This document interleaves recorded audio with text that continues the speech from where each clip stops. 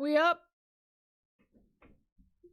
Ah, hello everyone. Good evening. Good evening. It's editing time. Oh, I forgot to get my music ready. It's come to my attention that I didn't make my little channel points thing that I wanted to make. So, you know what? I'll just make it while I work anyway. It's part of my work. Streaming's like half of my job at this point, so let me get the music up. This is embarrassing. I usually have it ready.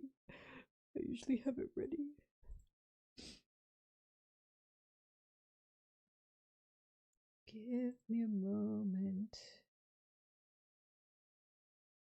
My green and blue.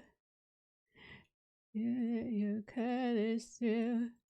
I, flamingo. That should be it.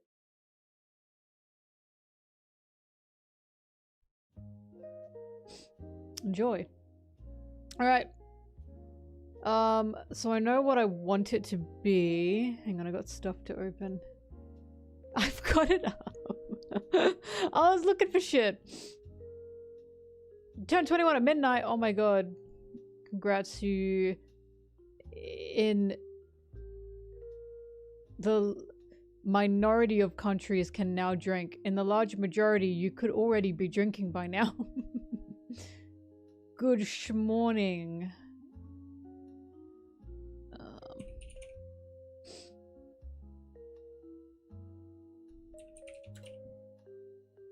Did I not save these? Give me a sec, I'm trying to find... Alright, you're Aussie. Good. That's what I like to hear.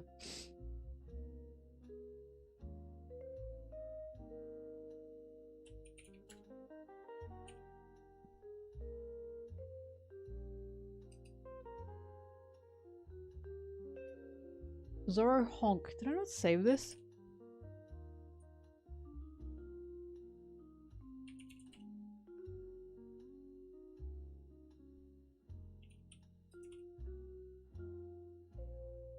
I guess I didn't.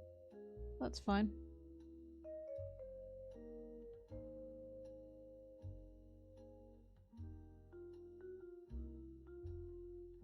Ooh.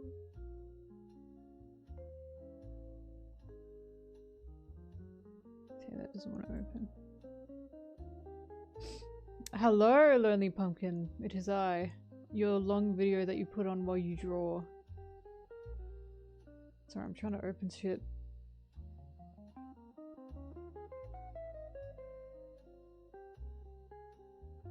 Drink since 18 but not buy. I think I like that rule. I think that's a good rule.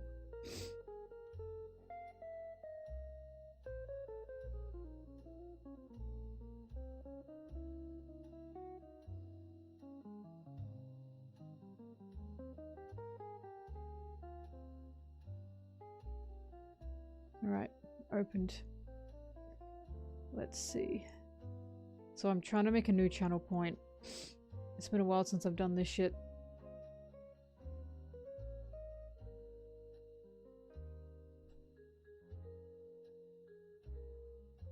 Okay.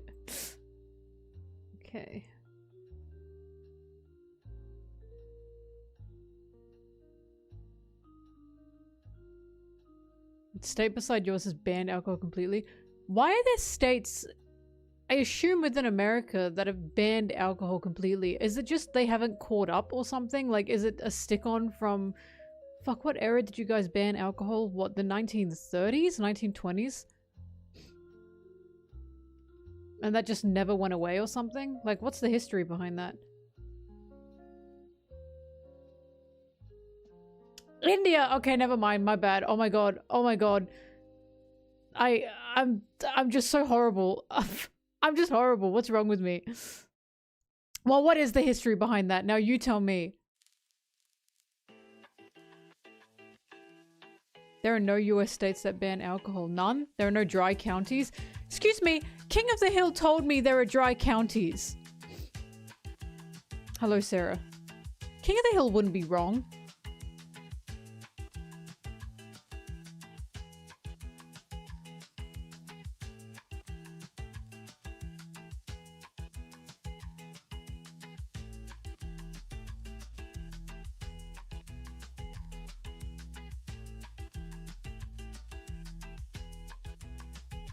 There are counties that are dry. Hello, Sarah.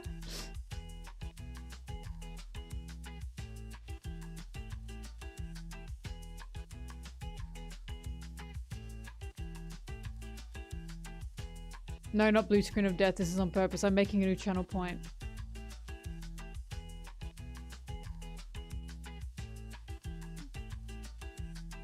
Sarah, I hate you. I like how this is the thing you're focusing on today.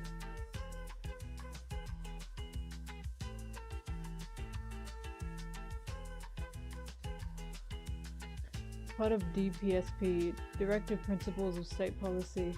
As in Beck of Gandhi, who said alcohol is bane of humanity. It became part of constitution where states should aspire to ban alcohol. So one guy said it's the bane of humanity and it became— wow, okay.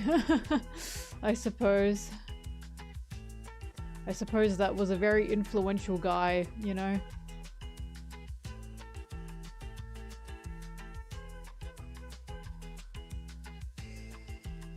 You never did enough illegal things as a teenager. Wow. Your mom was like, bro, be cool. Respectfully, with love. Okay, I'm looking for an episode, so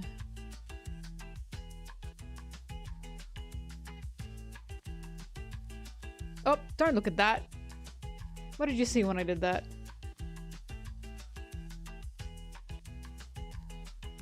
Literally nothing. Okay.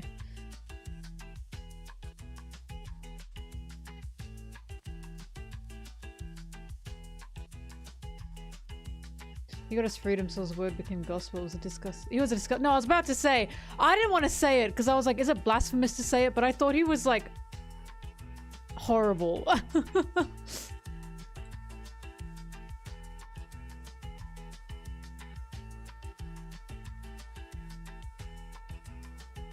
Oh, this is filler. I literally have 2 One Piece tattoos.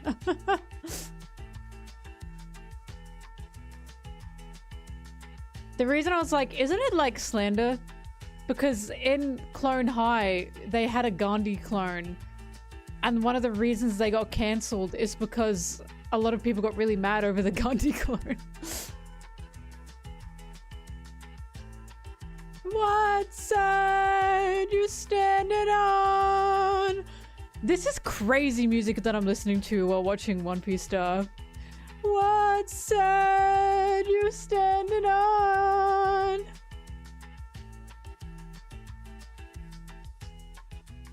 Oh, wait. Usopp does the thing with Sugar before Luffy makes it to the rooftop with Law. So it'd be in the 600s.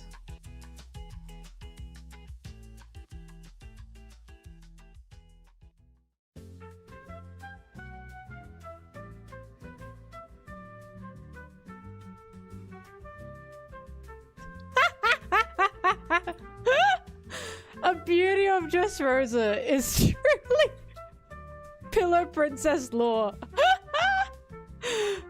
Fuck, it's funny. Oh fuck, he lost so much aura from this. I know he still thinks about it. Put me down. Passenger Princess. It fucking haunts him.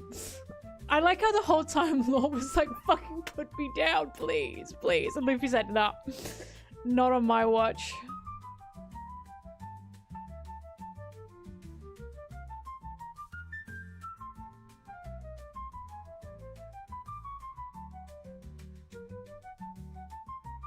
I just saw a diva. I'm not happy that he's a diva, but he's a diva. But I'm not happy about it. They're giving high fives under the table. What side you standing on? What side are you standing on? What side you standing on? Oh fuck, this is Law's PTSD. Oh, it's so good. It's so good. Fuck, Dressrosa's good. It's a mess, but it's my mess. Hello.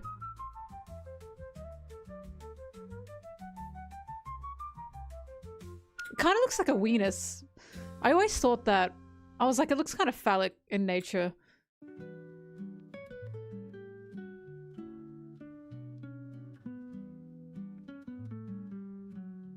More reaction shots. More. Okay, so the reason Doffy does the birdcage is because Usopp won against Sugar and everything went to shit and Doffy went, oh, fuck it! Fuck it! I'll just kill it. He pulled a Homelander. Doffy is so similar to Homelander now that I think about it. Fuck. He's better though.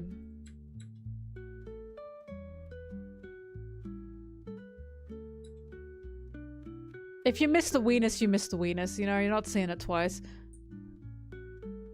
Okay, there it is. This is one of Usopp's best moments and I stand by it. When this happened, I was gagged. When he took his head, I was so gagged. I was like, oh. And then of course, gotcha because he's a sneaky shit.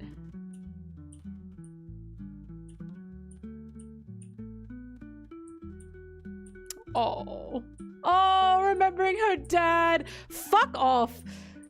God, Rebecca's story and Kairos' story is so Hi Sabo is so heartbreaking. Wait a minute. If Luffy's in the castle, then who's in the Colosseum?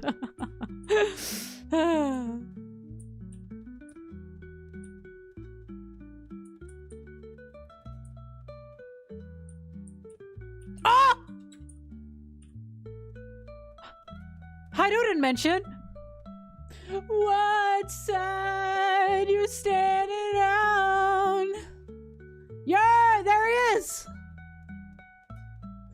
What's up? Fuck, he's got crazy pussy bones.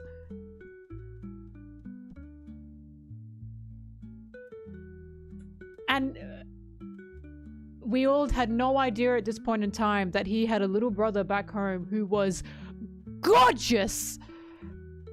Gorgeous and suffering. Fuck, I love One Piece. I feel crazy.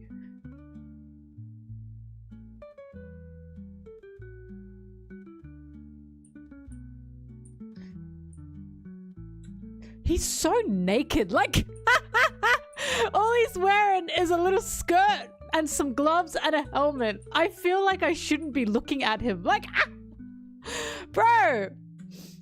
I feel like he's like, he's like, what side you standing on? I feel like I'm a pervert looking at him.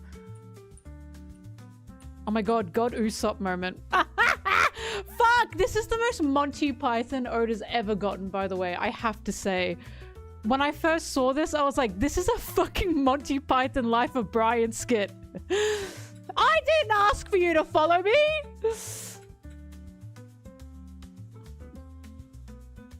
Tell us what to do! Go away! He speaks! He speaks! The Messiah! The Messiah! I'm not the Messiah! You will make me the Messiah!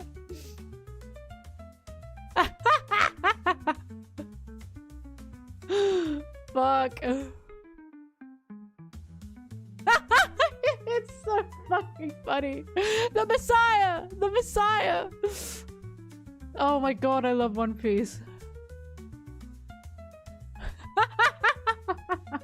It still makes me fucking belly laugh, guys.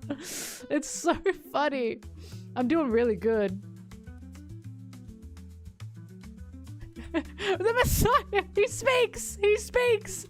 Oh god.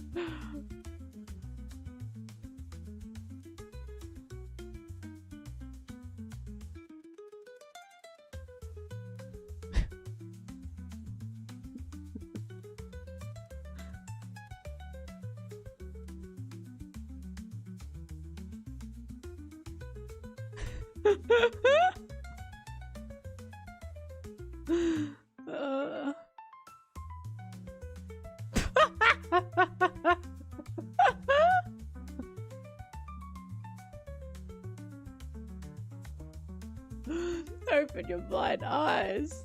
That definitely worked better in the manga. You people will be guided by me.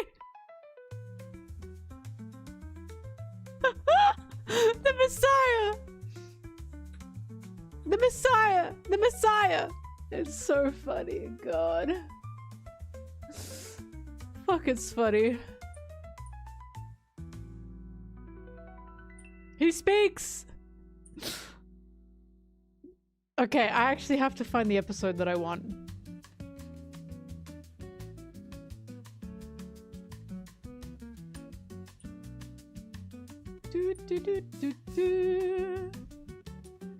Oh, Yowie. Always good to see.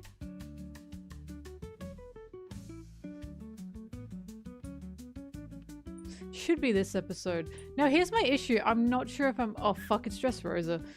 I want to find this face that Usopp does, but I'm not sure if I can find it in full.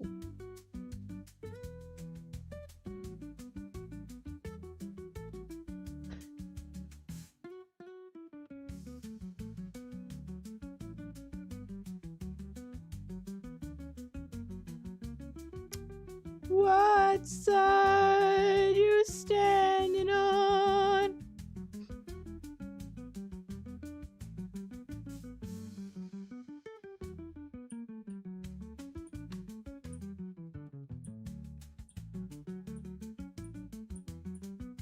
Bro, these are my fucking downloads. These are on my hard drive.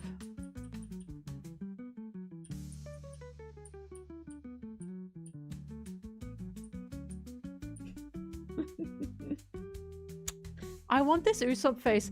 Is it fully shown in the manga? It is, isn't it? Because I was going to use this, but if I can't find it here, I'll just take the colored manga.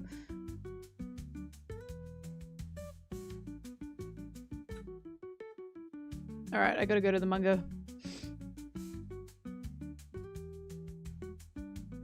It would make sense that it were. It's not like Oda can fucking pan up in the manga, can he? Let's see.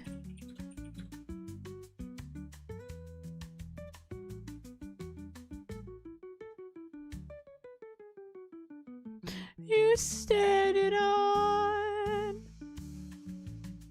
You standing on. So be in the 700s. It won't be in the 760s. What about the 740s? What happens in the 740s? Ah, it will be around the 740s. All right. Oh yeah, this is like one of my favorite moments. Lil saying the alliance is done. Set me free and I'll kill you. And Luffy's just not fucking listening to him. You're not even listening to me. I love this because this is also when I hate the alliance is finished. That's so selfish. Only I get to decide that. Only I get to decide that. You shut up. Who's being selfish now? This is why when people say you take advantage, like, oh, people could take advantage of Luffy. You fucking can't take advantage of Luffy. It is not possible. Because if he likes you, he likes you. So he'll do it because he wants to. If he doesn't like you, he doesn't like you. So he's not gonna fucking do it. It is not possible to take advantage of Luffy. It's not happening. Like, you can't do it. You can't trick him, because if he likes you, guess what? Even if you trick him, he still likes you. Do you know what I mean? Because people say that about, Kinemon's friend. Fuck. Kanjuro. But that wasn't Luffy, that was Kinemon. Luffy liked Kinemon, not Kanjuro. Right? So people go, well, he tricked Luffy. No, he tricked Kinemon. Luffy was just around because Kinemon liked him, right? That wasn't him. That was Kinemon. As we saw Kinemon have that final fight with. They were saying that about Loki during early Elbaf, and what did I fucking say? What did I fucking say? Trust Luffy. If Luffy likes someone, he likes someone. You can't trick Luffy if he likes you, because guess what? If you trick him, he goes, I still like you. It's not happening. And then he goes, you must be doing this for a reason, because I like you. And they go, maybe. It's 7:42. You found it?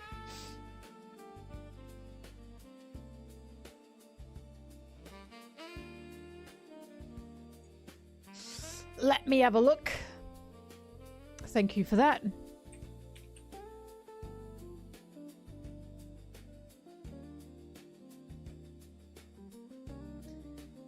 Yeah, Sanji Joestar. Everyone called him Elbap's antagonist except this fucking guy. I said, nope, Luffy likes him. That's not happening.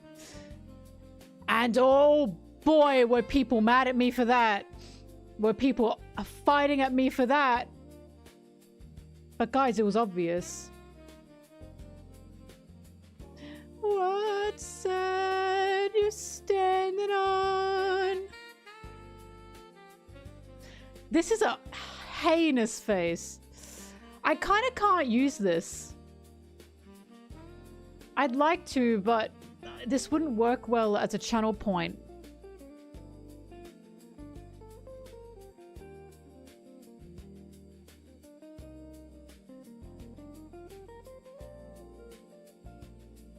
This is so heinous. Like, this is...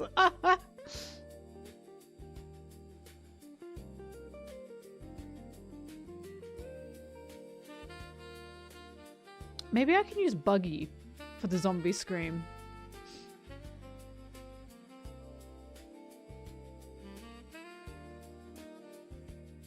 The second iteration? I was thinking that.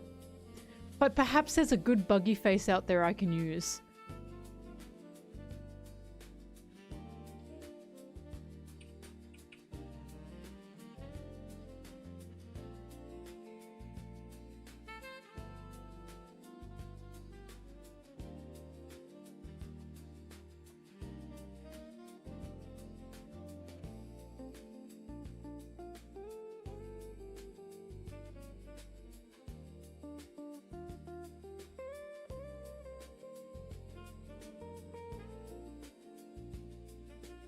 I need a reactionary screaming Buggy. I've been watching your stuff for a while. Keep up the awesome videos. Always love your analysis and thoughts. Thank you. I really appreciate that. I will do my best. I'm getting back on track with my work. It's been a hell of a past year. Impel down. It's true.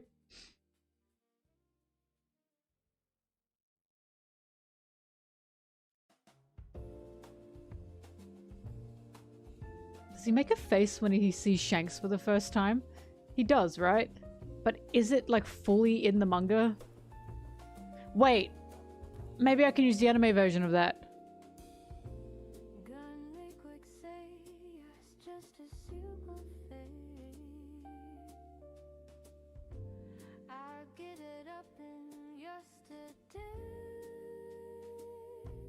Wait, I'm having ideas.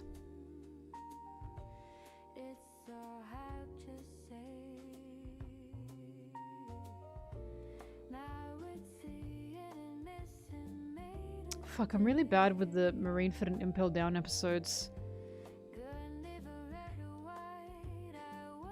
Where does he see Shanks? I've got Moses Buggy! Oh fuck, it's always funny.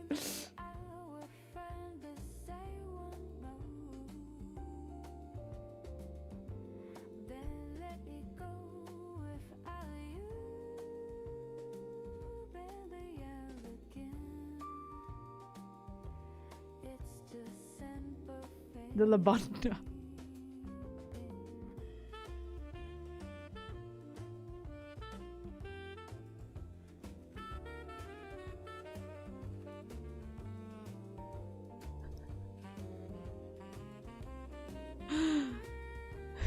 Even Luffy fell for it! Well, Luffy's not smart, but... God. I understand why Shanks likes him so much. I really do.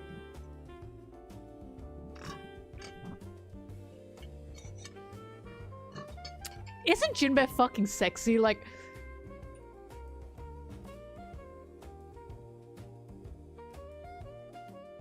Look at him working. Standing on business. Wow. Oh my god, and the beautiful Kamabaka candies are flying through as well. I love you, Jim Bear. He's got the ang, he does.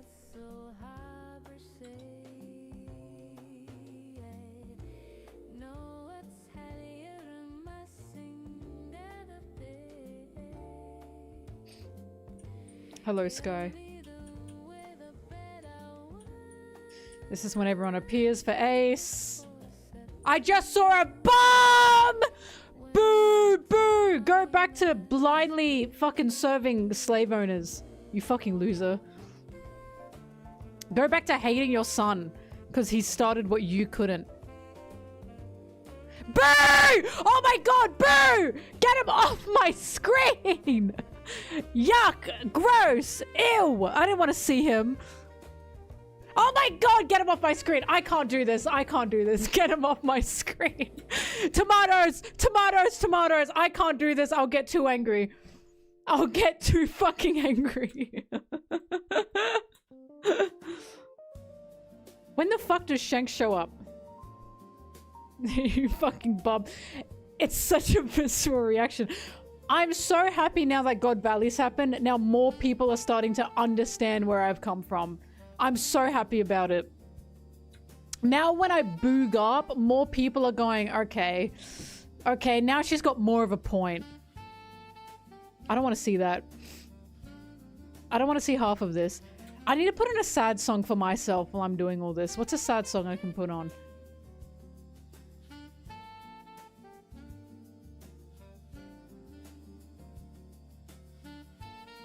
What are sad songs? Oh, The Winner Takes It All. That always makes me cry.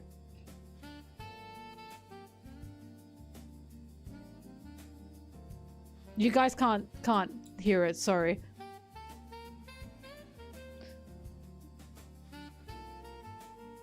Alright, Shanks inbound.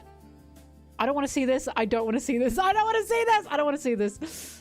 I don't want to see this. Oh, fuck off! I don't want to see this. Oh my god, it's pissing me off. It's pissing me off. I can't do this! No! He makes me too mad. I'm too sad. I'm too mad. I don't want to do this. This is fucked up. I don't want to see this. 489? Okay. Sengoku, hold me down! Hold me down! I might actually do something that isn't fucking spineless for once. Hold me down. God.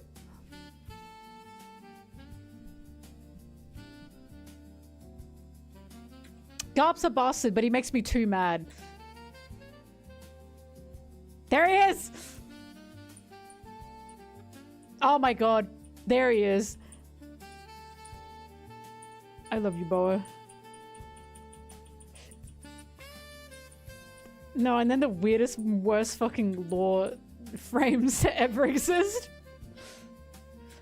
I am feeling incredibly fucking... You don't understand how... You don't understand. You don't understand. Listen. That is their dad's hat. That is their dad's hat. I'm feeling many emotions. So Shanks is holding Roger's hat. That was Shanks's hat. Oh, the pixels. Right? So he's holding Roger's hat. And he passes his hat to Buggy. For him to give to Luffy. And there's something so sweet about that, isn't it? Oh my god, I feel so much. I feel many emotions.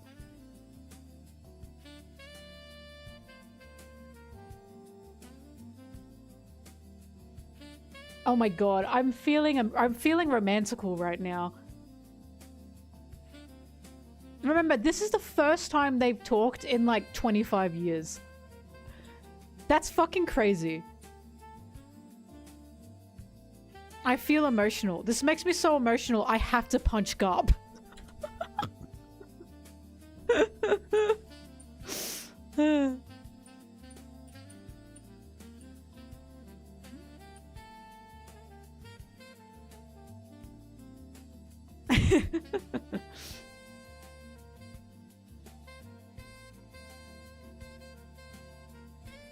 It's like Buggy has given Luffy his blessing as well, in a way. Because I think he has. I think Buggy is more tender towards Luffy now. Since Impel Down, anyway. That's beautiful. Death! Anyway, I'm not sure if I can use that frame. Wait, that might be a good one. No, I need like his full face.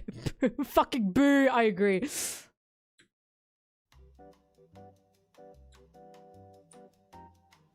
There's gotta be a good Buggy face. There has to be a good, like... Is there a Buggy face where his eyes pop out? I kind of want an eyes pop out.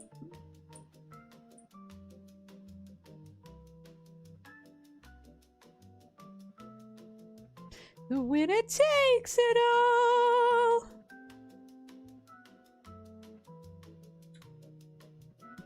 It's Buggy faces.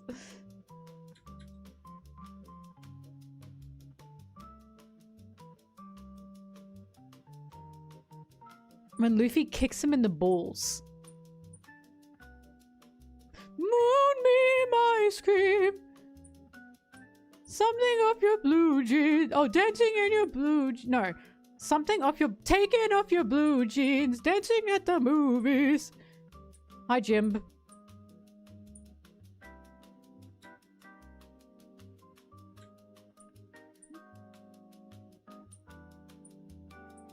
Look how ugly he is. I'm talking about Law right now. God, I'm telling you, this is a trans man who just, like, is still taking, like, tea, you know? I'm telling you, that's what this is. And that's why he looks better in the time skip. 2 extra years on tea.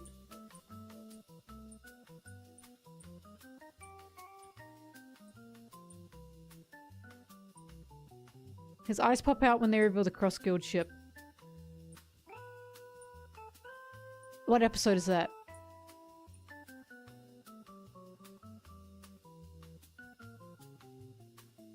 I love Law. He's my second favorite character. I hate him lovingly.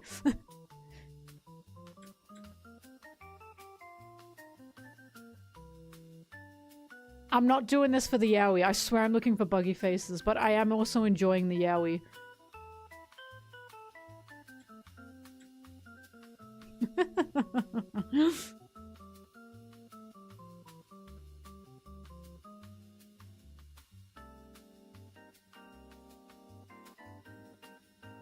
I'm emotional. Fuck, I'm emotional. I'm feeling emotional. First time in 25 years they've talked, and it's like nothing has changed.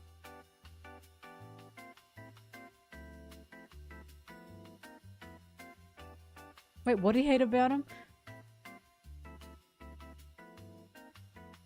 Thank you for that great reaction.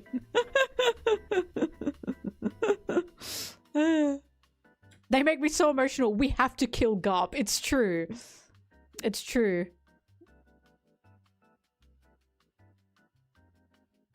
They're not the Sanji and Zoro of their generation because, like, Shanks, like, look, he argues with him, but he's, like, calmer about it. Sanji and Zoro are just, like, insane. Yo. Oh, fuck off. I was looking at Buggy's cunty little waist there. Why's he got a cunty little waist? Oh my god, this is fucking despicable and disgusting, isn't it? Do you see what I mean? And then this is when Mihawk is like, I'm not fighting this fucking guy. I'm leaving. I don't want to be fucking part of this.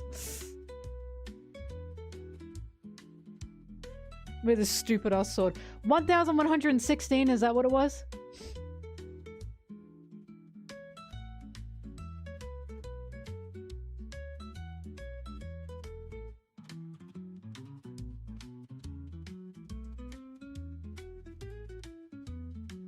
There he is.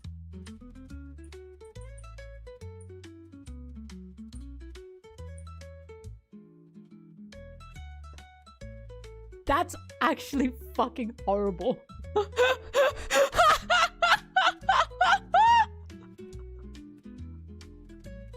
That's so horrible.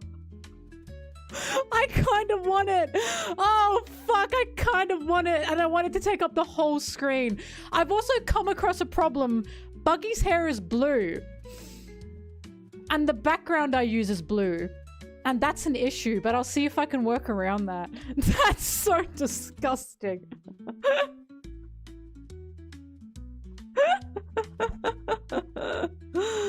Oh, I kind of want it. I kind of want it. This is going to be a high channel point. It's not going to be as high as, Duffy jump scare, but it'll be high.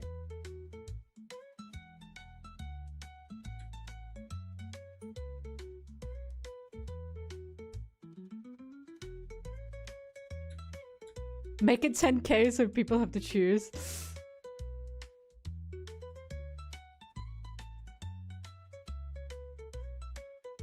Okay, I think I'll take this one instead. I'll figure out a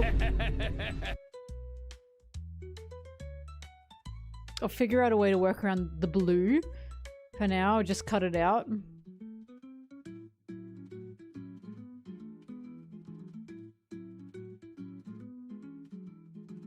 That's so horrific. It's fun fact, the reason I made the background blue is because Zora's fucking hair is green.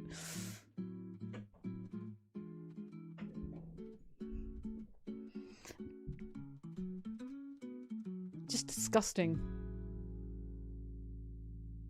But it's not the same blue. Who knows? Maybe I can get around it. It's a different blue. Let me save this.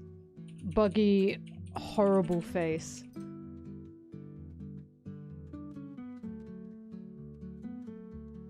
Now, there's many things.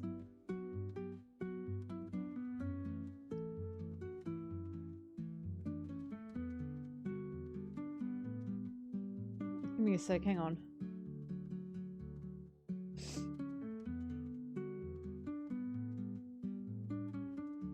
And it comes unstuck. Running out to the riptide. Dark side.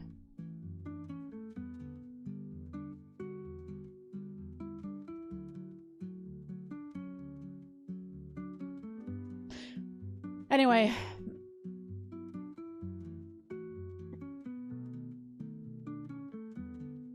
This is such a horrible face. I'm actually kind of scared.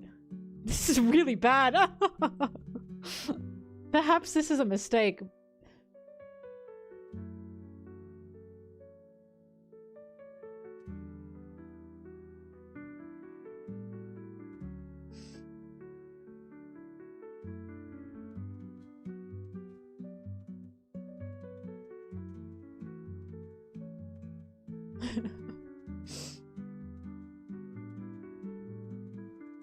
A two-parter emote, someone said. I don't even know how to do that.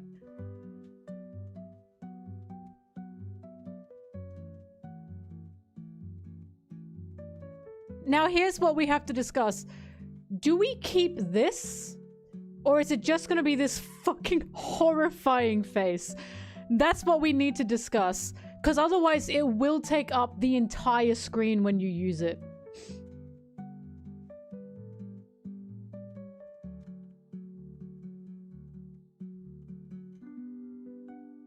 Keep them all, alright.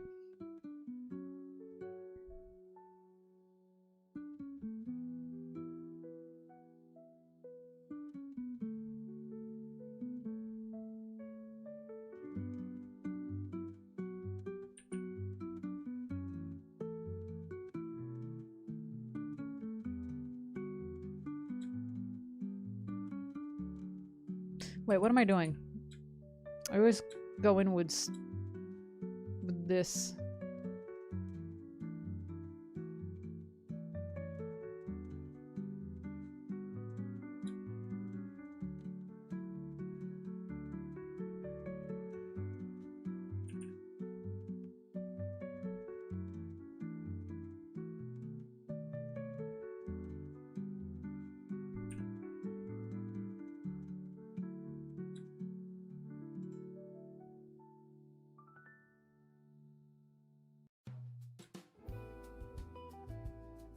We are approaching the tongue.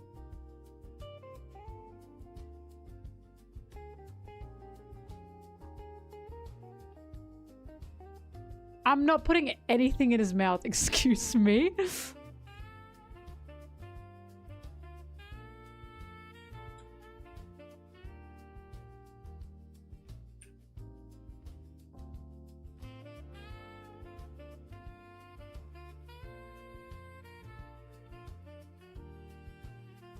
This one will be called Buggy Jump Scare.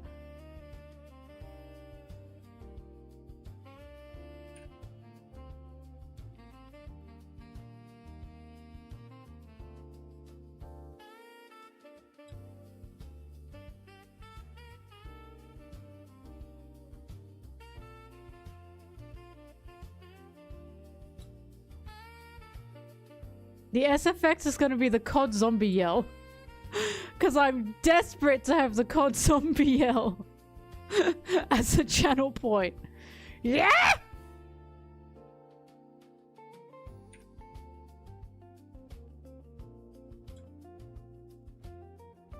The famous one. Yeah! Trust me, you know it. It's like the one everyone knows. What side you're standing on?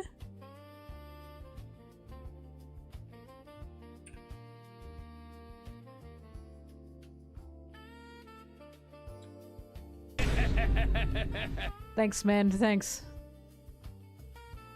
There will be two options.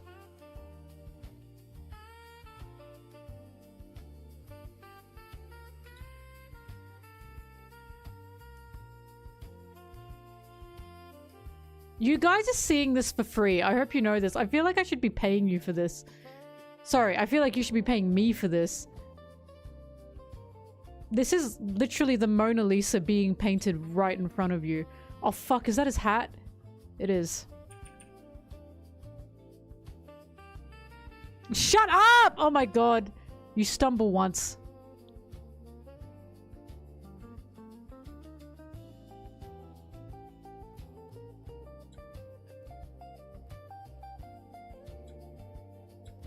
This music is way too calm for what I'm doing.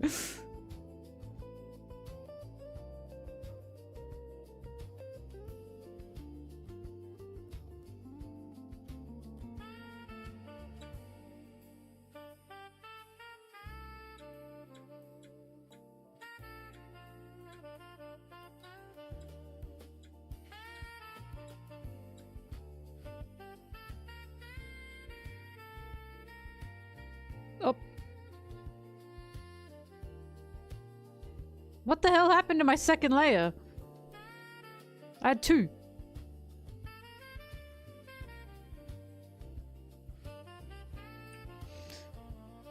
That is horrific.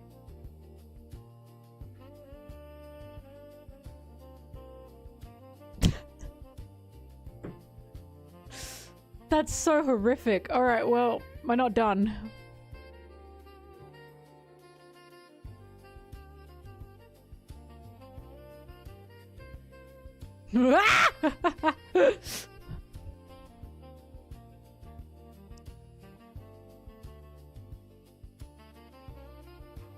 What makes me mournful is if Buggy and Shanks stayed together, they together would have been Luffy's like fun gay uncles. But they did not stay together, so now Luffy's got an uncle that's a drunk and an uncle that fucking hates him. And he hates him back. Instead, he's got his fucking divorced uncles.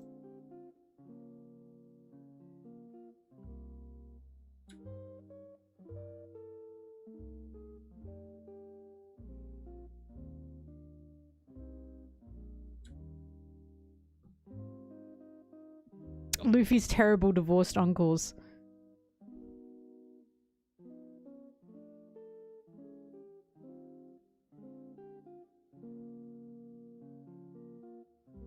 Sorry, I'm listening to my own music and I didn't like the song that I had on.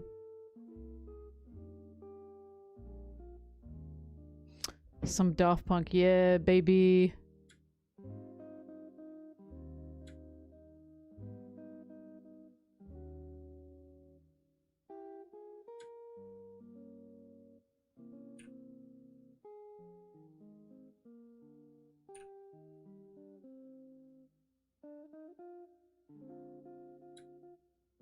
I was gonna say, and I know for a fact, if Shanks and Buggy stayed together, Uta would not have had that happen to her. Shanks being like, the best decision is to just leave her here. Buggy would say, we are not doing that, you fucking idiot.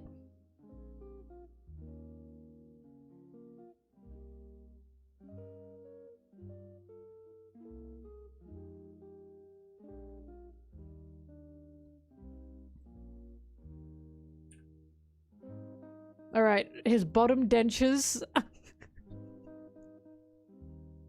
are done. I need 2 more layers. Now time for his nose and his top denture.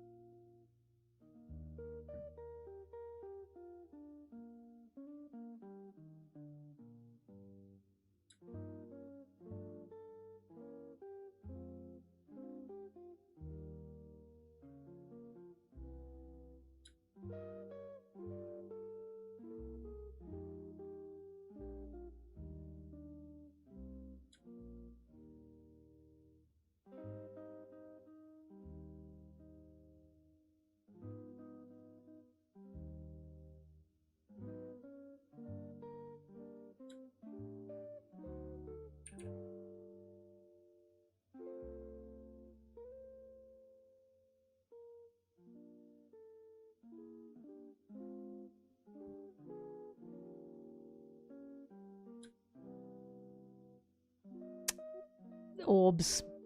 My enemy.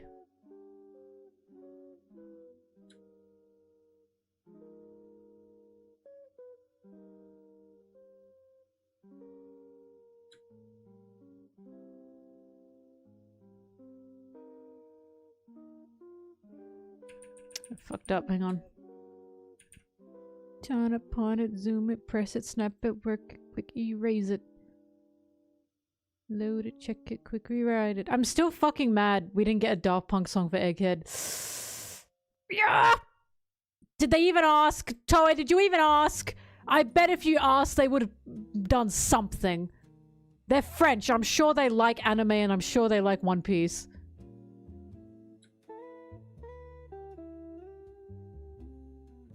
I bet they didn't even fucking ask.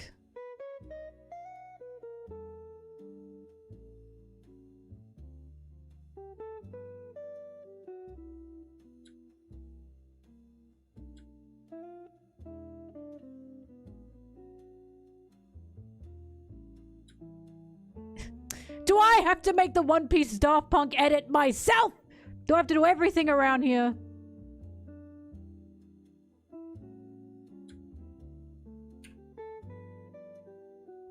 Because the collapsing of Egghead with the song Aerodynamic would be fucking awesome.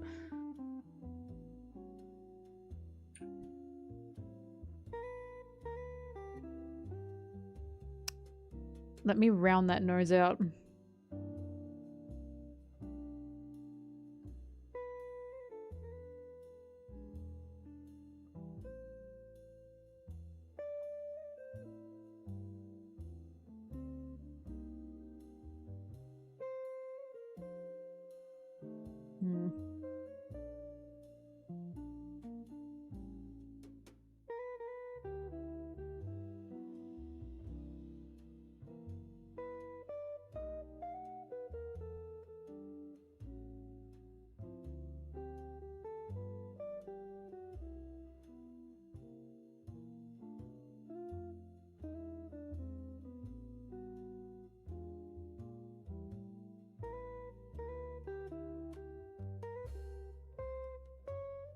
I'm taking way too much off his nose.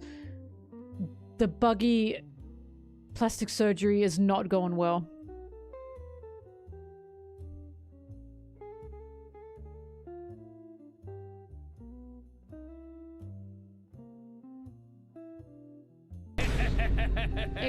I fucking love Daft Punk. Daft Punk is one of my favorite, like, artists ever. They're what got me onto, like, electronic sounding music in the first place. Anything that sounds vaguely like Daft Punk, I'm like, yes. Because synth noises make my brain feel good.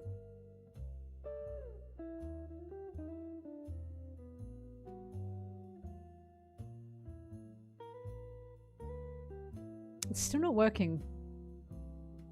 Maybe I'm thinking too hard about it. Maybe that looks fine. I think that looks okay. It's just when I zoom out.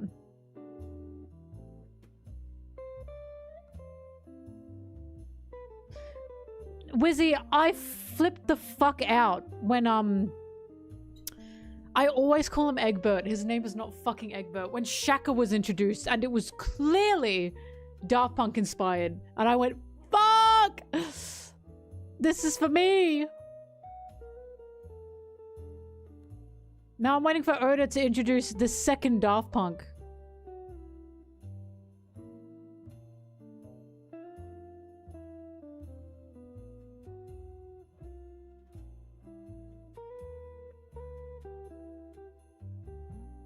They stole the damn helmet. Listen, in the creative field, you say inspired. That's how you don't get in trouble.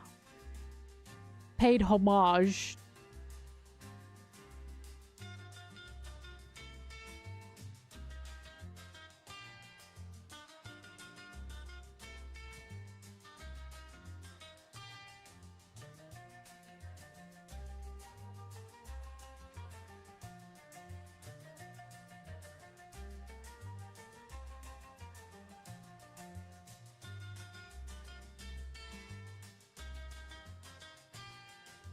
I think that looks better.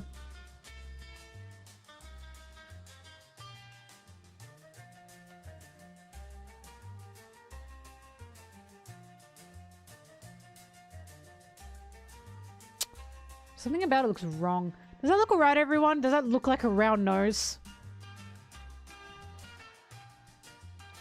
Is it just my perfectionist eyes? Alright, good. We got we got 2 left. Oh fuck, they're both orbs. Wait, surely I can...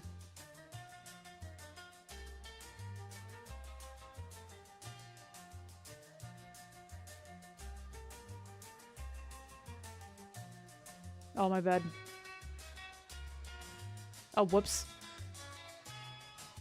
Wait, don't do that.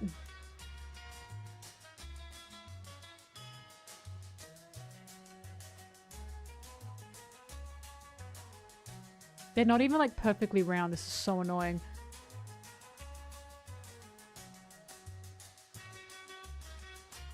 I might have to suck it up. I might have to suck it up. Unless...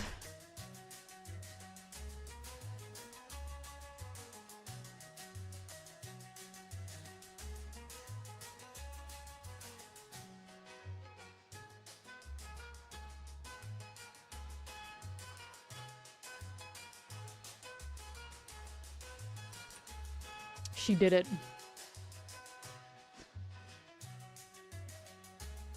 She did it and it's horrible.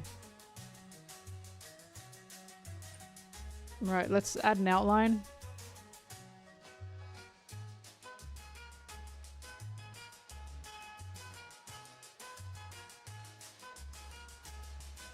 Wait, you know what I could do?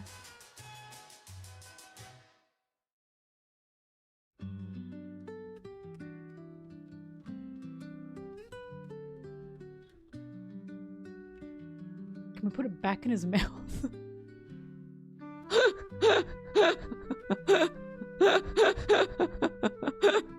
No, we cannot put it back in his mouth.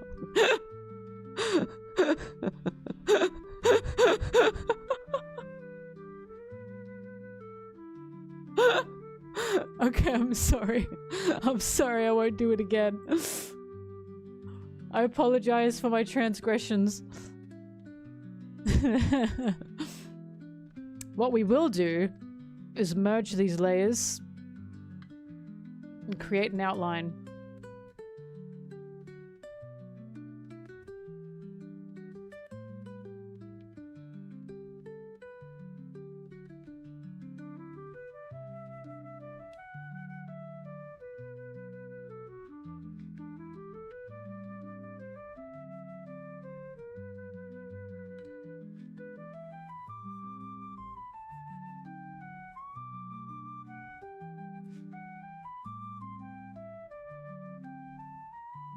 Alright.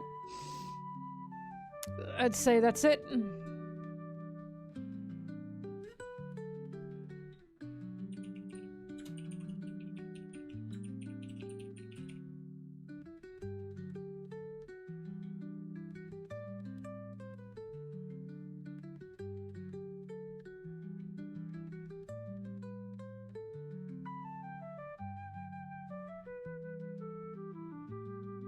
There he is.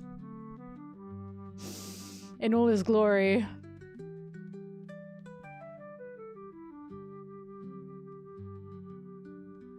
Now, to figure out this blue... But see what I can do. Because I use... Wait, how did I do this?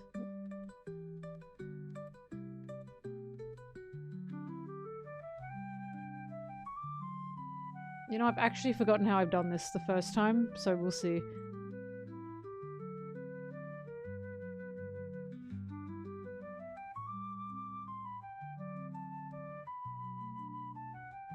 And I gotta make him shake.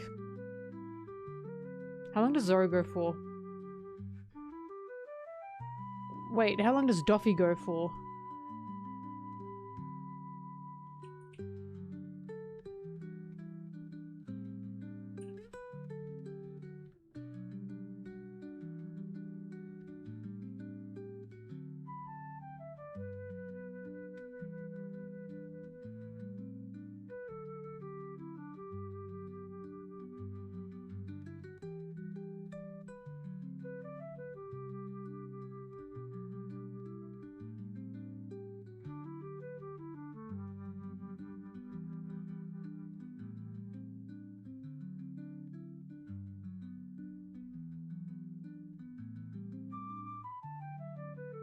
What's with that line?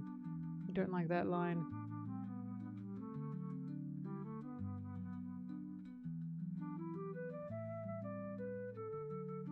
Oh, I know what that is. Don't reflect, you bastard. Oh, hang on.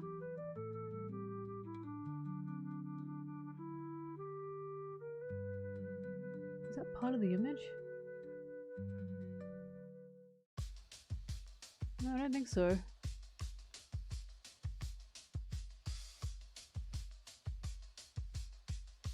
What the hell? Give me a second.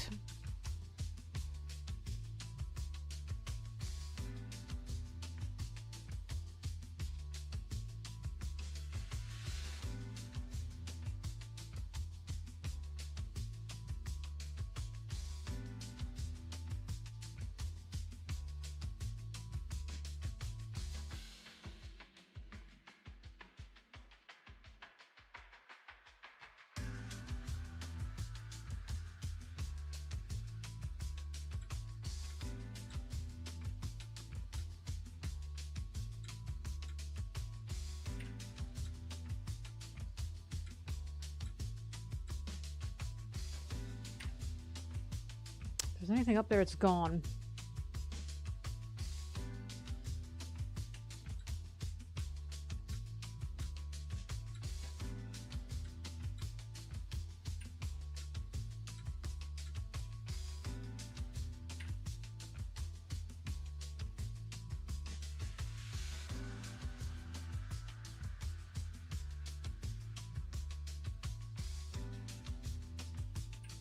It's gonna be moving.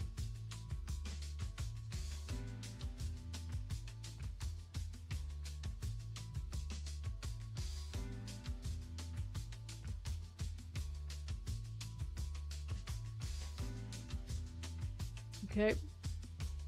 The line it had is gone. That was gone for a second.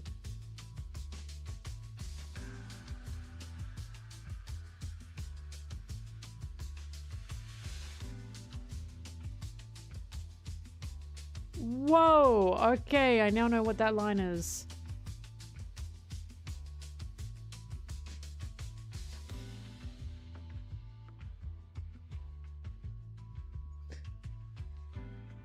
As horrifying as it should be, I think.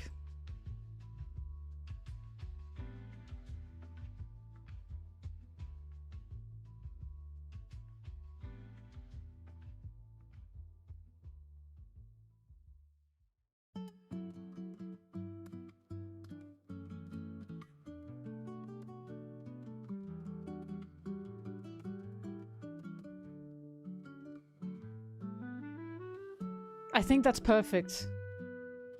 Not moving like that. What do you mean, Carly? How else can it move? Do you want it to like...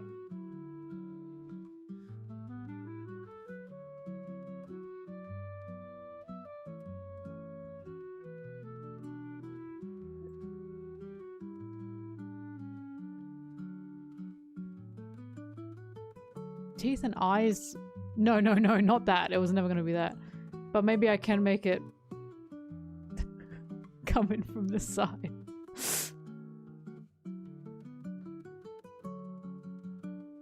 That's just a bit too slow.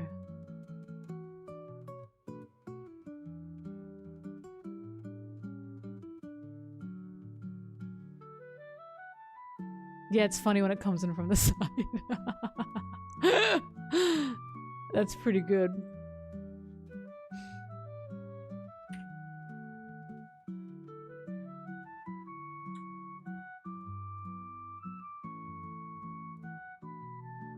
Yeah, Doffy lingers for a little bit. Cause I'm in so deep! And that's what I want.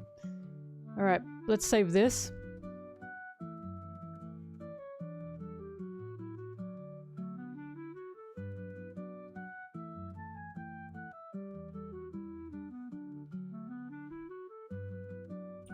Oh wait, hang on.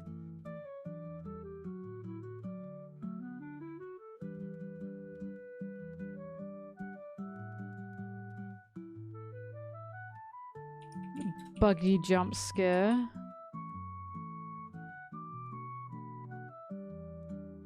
Nah, that's too much effort for a channel point. Shaking is fine.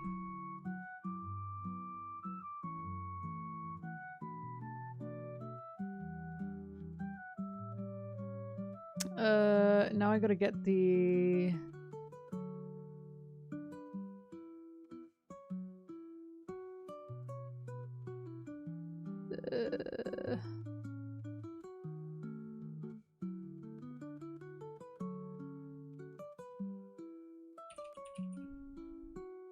No, it's a points thing. This is so you can harass me.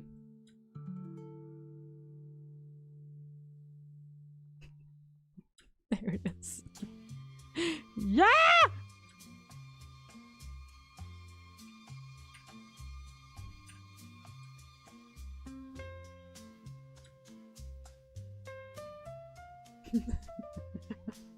It's so perfect. Wow. Okay. Luffy Sanji being a big brother to Bonnie. Me too, bitch. Me too. I love it. COD zombie yell. Okay.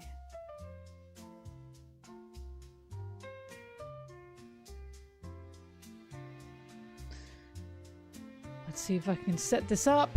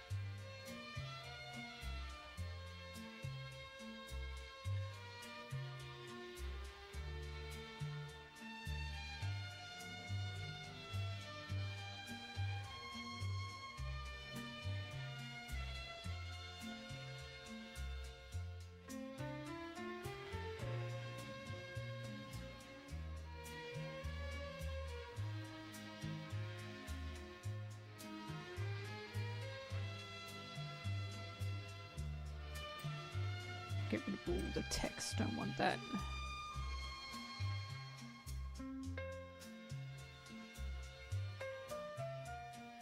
Okay, so general settings.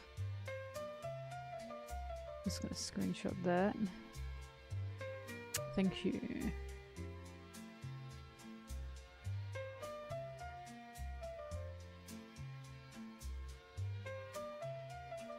Buggy point scare.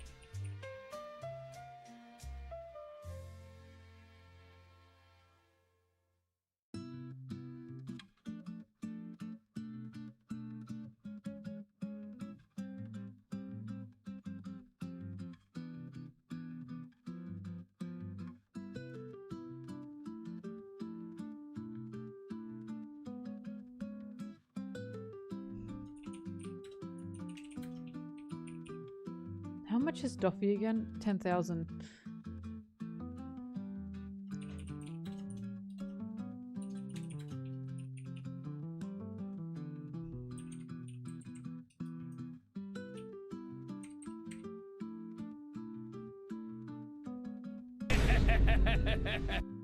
Thank you.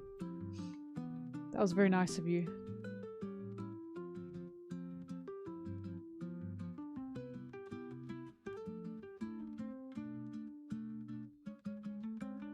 Fuck, there's more work to do. Hang on.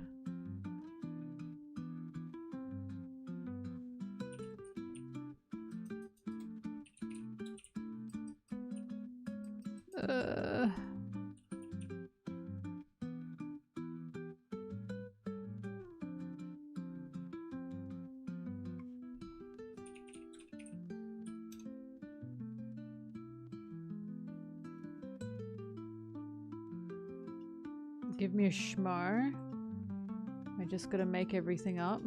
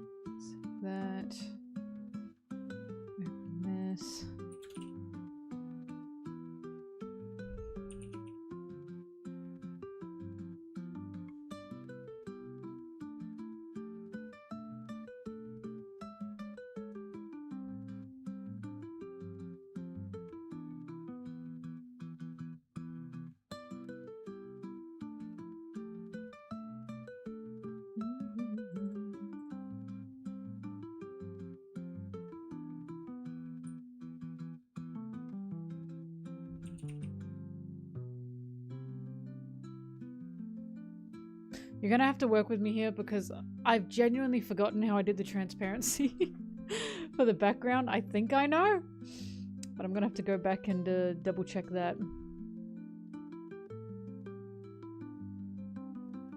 Oh, it's filters. That's right. Okay. Now I know.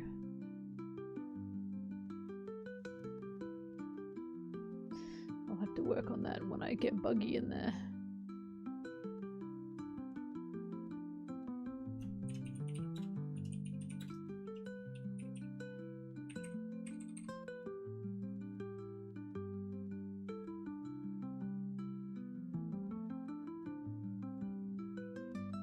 I'm trying to make the damn buggy point scare.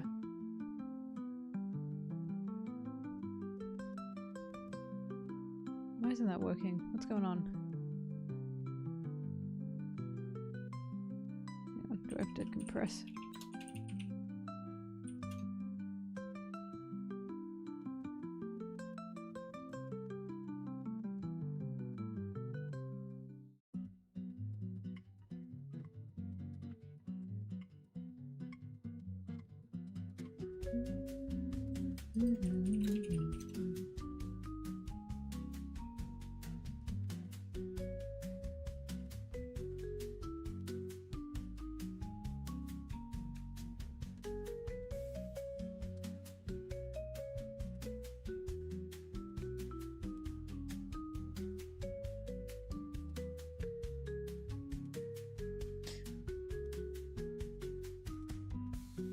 Sorry, I just compressed an image and then it said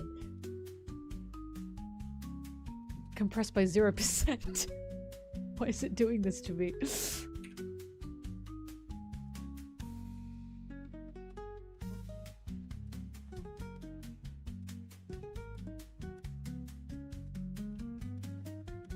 It went through a process, I can say that much.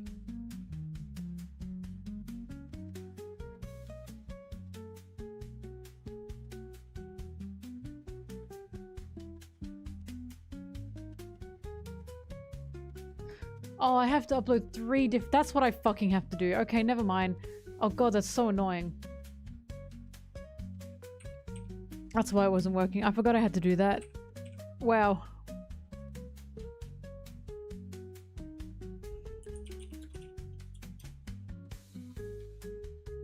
It wants you to upload 3 different sizes.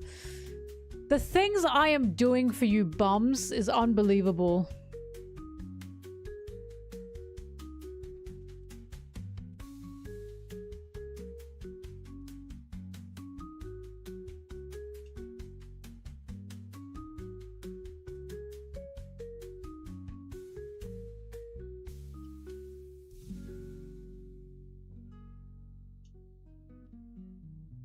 Can quite happily say the most pixelated buggy I've ever seen in my damn life. Do you want us to look at what I'm looking at right now?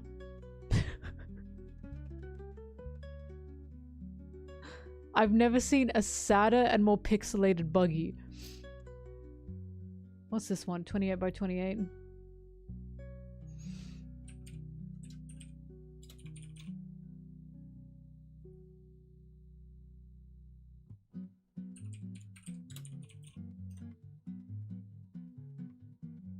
I know why the sizes are there, I just hate it. I hate doing it. What's the other size I need? 56 by 56.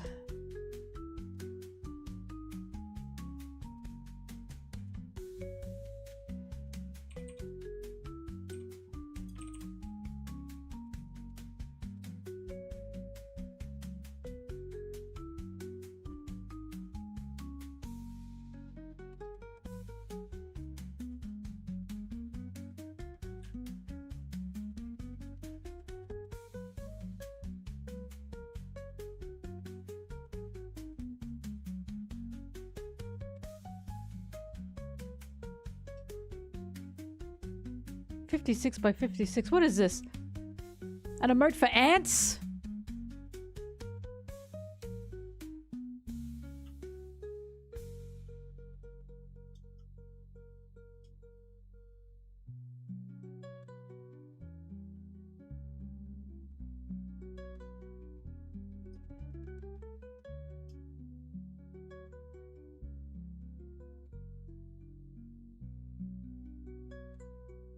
Okay, buggy 56 times 56.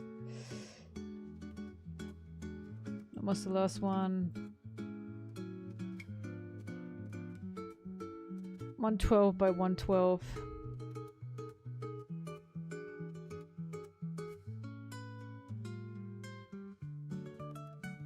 Tontata buggy. Mm-hmm.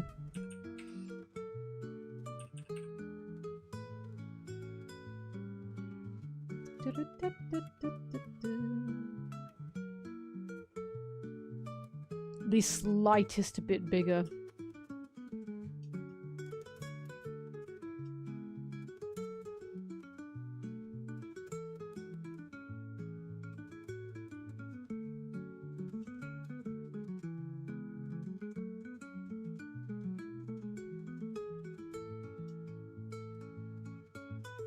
Okay. Sorry, just saw a flash.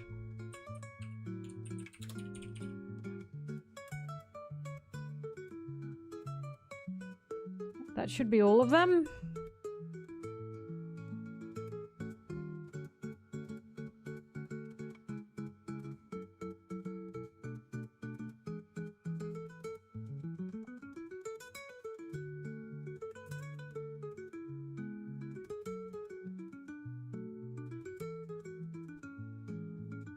Oh my god, my coffee is moving through me. Oh my, I'm so sorry. I'll be back in a second.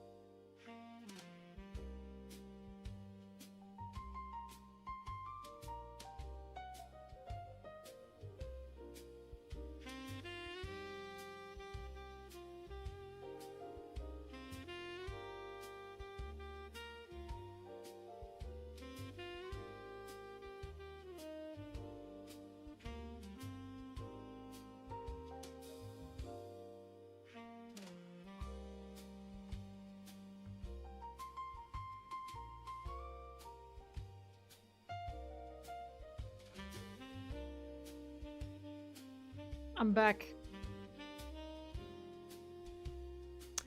Sorry everyone. I was genuinely fighting for my life. But that's okay.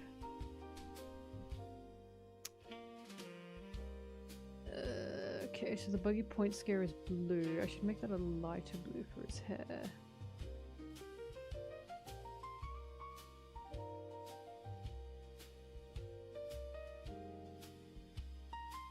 I am indeed safe.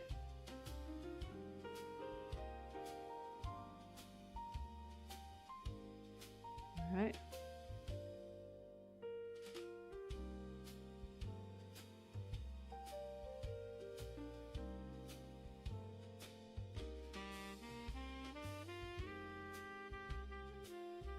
Now to finish this.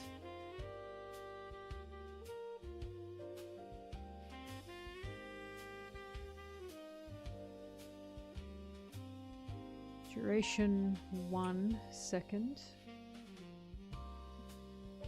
Fade out.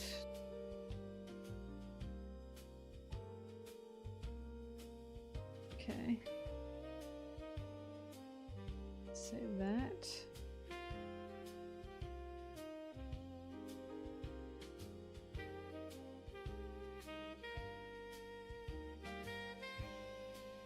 That's the layout. Padding 16, gap 16. Yeah, that's all the same.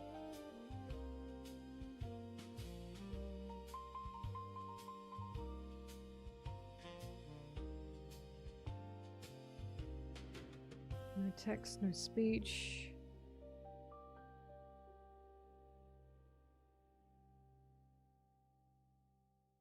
Fly me to the moon.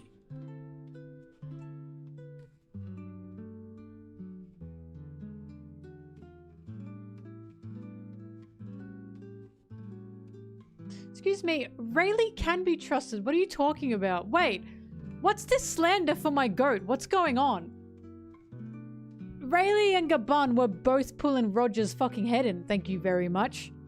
There's a reason Shaki liked— excuse me, I just saw Rayleigh wouldn't wash his hands. Shaki would not like a man that doesn't wash his hands. Let's not start this. The reason Shaki likes Rayleigh is because Rayleigh is beautiful like a woman. There are other reasons. But it's because he's beautiful like a woman. Thank you very much. Rayleigh seems incredibly clean to me. What a horrible thing to say. Roger was the bum that wasn't showering. I'm befuddled. I'm actually like, I can't believe this. I know Shanks doesn't. Shanks doesn't because of fucking Roger. Rayleigh had semi-long hair. He was washing that shit.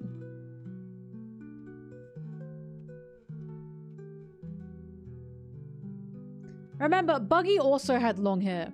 You know who would have been washing Buggy's hair? Gabon and Rayleigh, helping him. Not fucking Roger. Roger stank. Roger's greasy.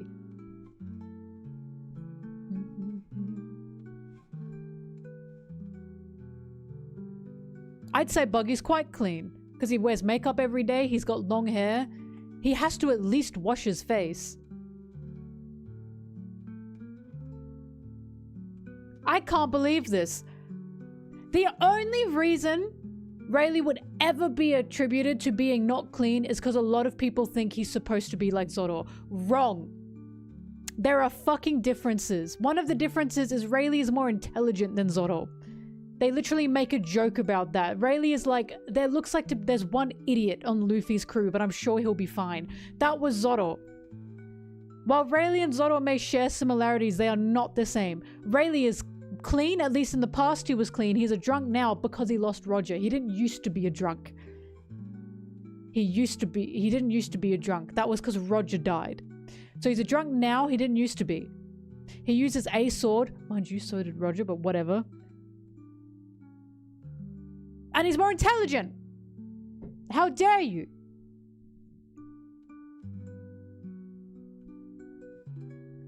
Taking a leak off the side of the ship.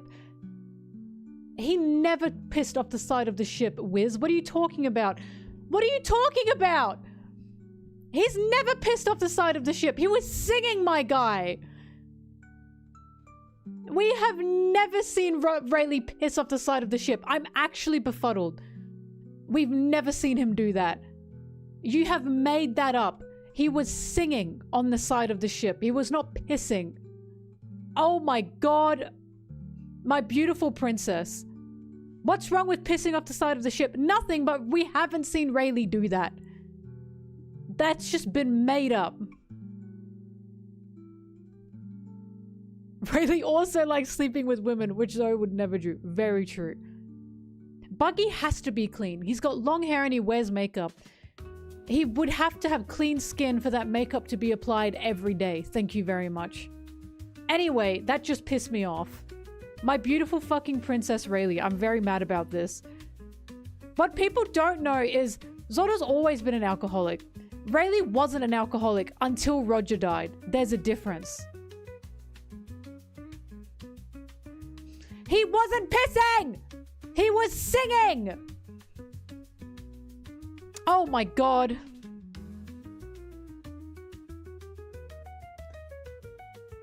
The Straw Hat guys like to piss off the Mary, and you know what I say to that? I think they all do except for Sanji. And you wanna know why I say Sanji doesn't do that? Because he would never do that in front of the ladies. In his suit. He'd fucking never do that in front of the ladies. He literally sees Kiku in Wano and puts his shirt back on because he's modest. He's modest. He's like, I can't look immodest in front of the women. He'd fucking never do that. Maybe if there were all men around, he might piss off the edge of the ship, but I also want to say he wouldn't do that because he's got restaurant etiquette. There's no way. I think he's got too much etiquette to do that. Like, Sanji is someone who is not spitting on the sidewalk and he's not pissing off the side of ships. Unless he really has to, I don't think it's happening.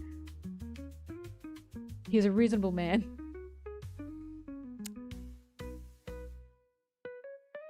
He's clean. Sanji is the only guy on the ship that showers every day. Every day. He is not pissing off the side of the ship.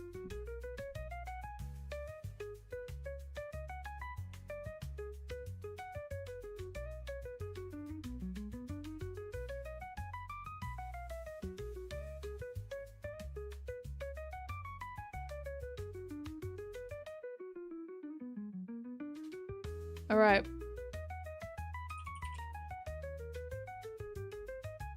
He'd stink like cigarettes, but he wouldn't smell like fucking BO and sweat. And that's something.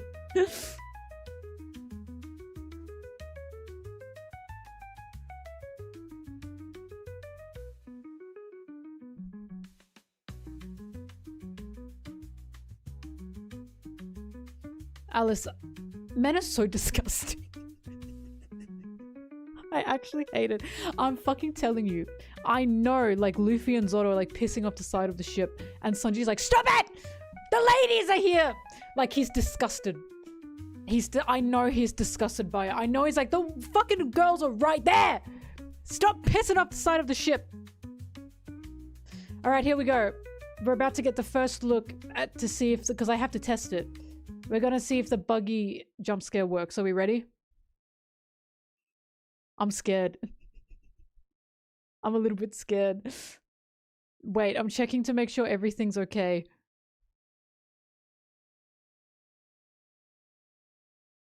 All right. Yeah! His hair was gone!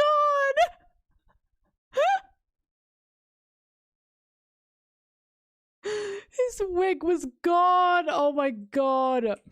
Wait. I have to fix this. Yeah! Why does he stop shaking? Why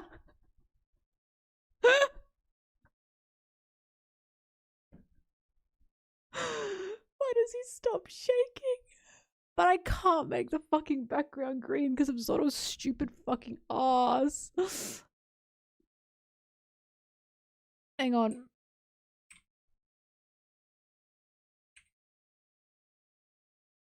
How do I... He stopped shaking. I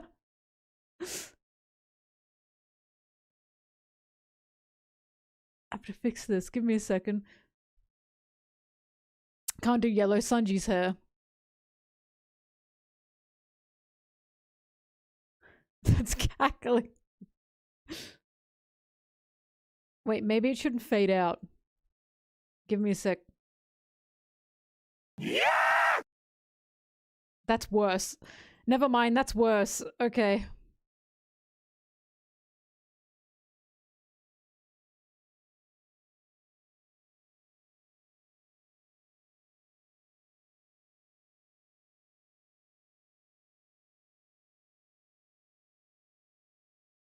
Do I have to make...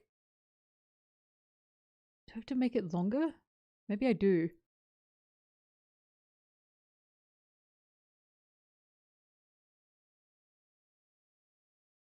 Hang on, there's ways I can fix this. First, I'm gonna see if I can fix the hair problem.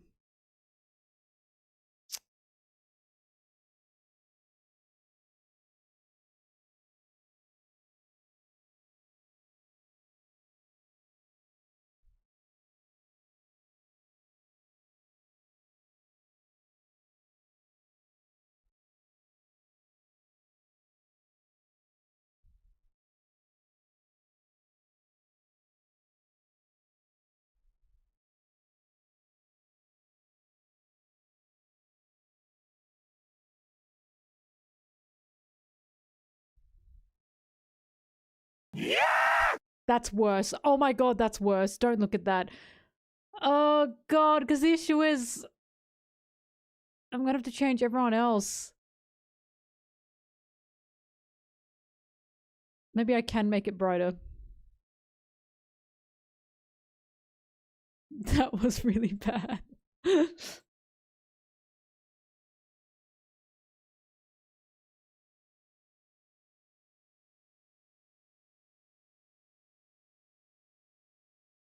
Wait.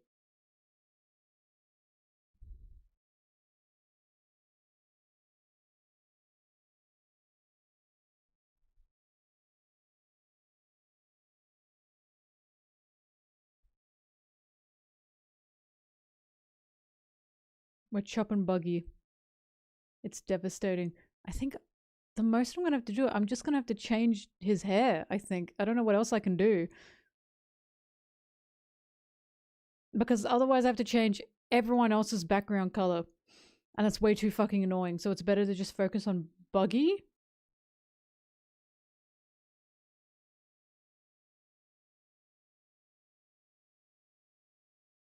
Yeah! It perfectly gets his hair though, I'll say that much. Alright, let me see how I can change the bug.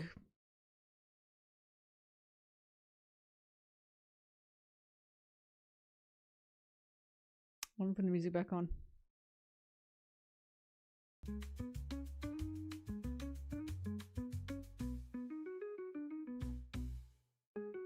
What I should have used is shaking Sanji for this. Because I literally make him shake. Hang on, let me see how I made it so shaking Sanji doesn't... I just made it longer. Yep, that makes sense.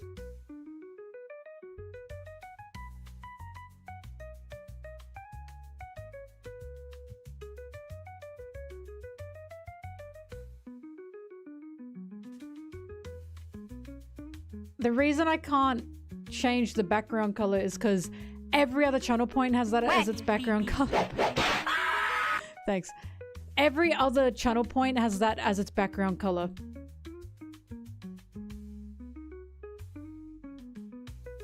But that's okay, I'll figure this out.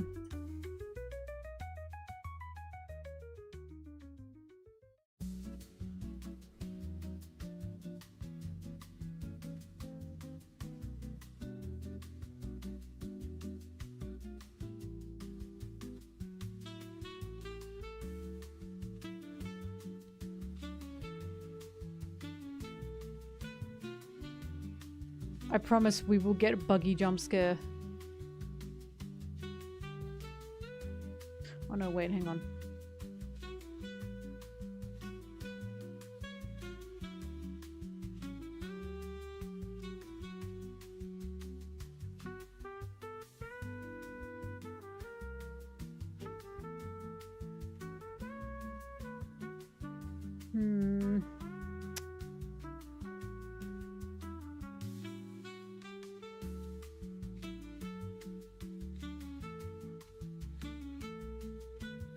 I feel like no matter what blue I pick...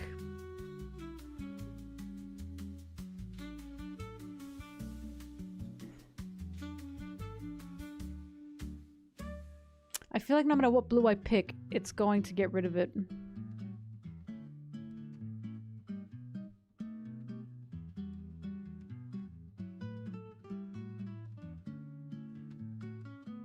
Give me a sec.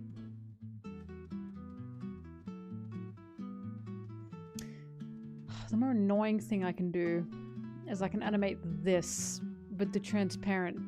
Oh no, wait, I can't do that. Because I've already got everything else as blue.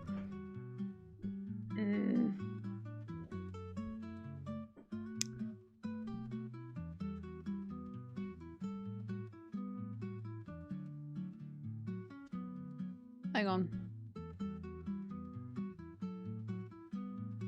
So it's come to my attention. Give me a second. I'm doing this in the stupidest fucking way possible.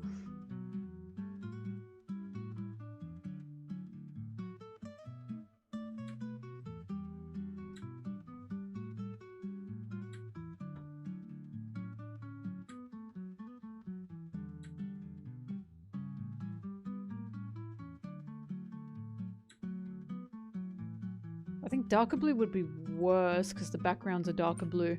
I think our best bet is lighter.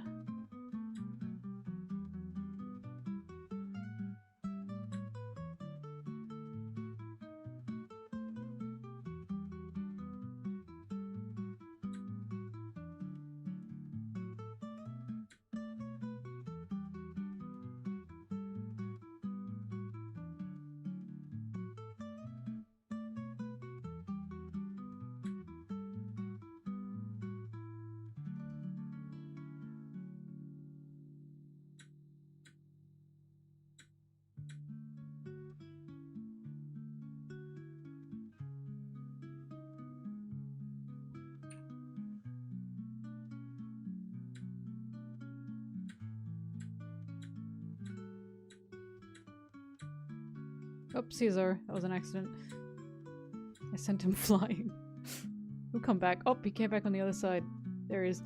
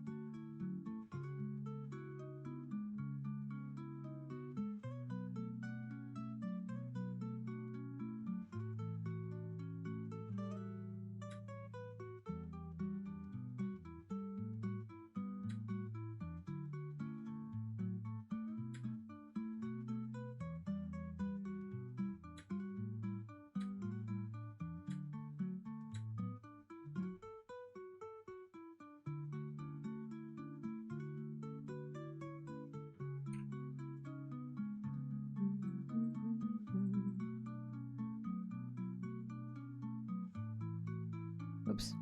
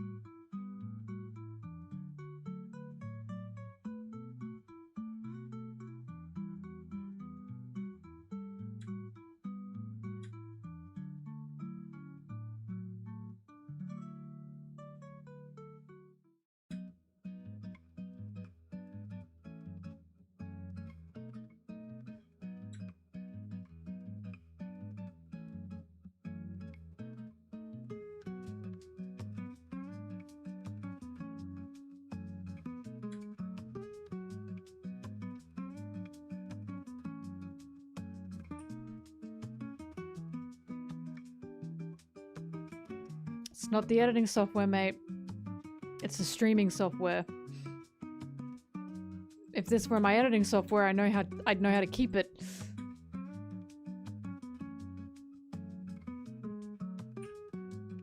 There we are. Trust me, I know how to use my editing software. but the streaming software is quite limited. All right. Let's merge these.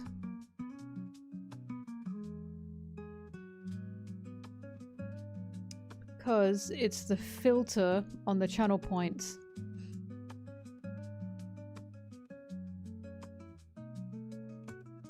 Unless there is something I can fiddle with here. So hang on. The only issue is when I do this shit,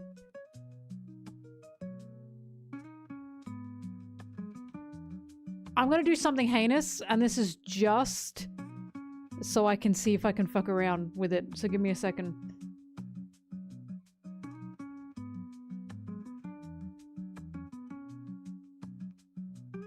He's gonna be on screen for a bit before I see if I have to change any colors around. It'll be bad, alright?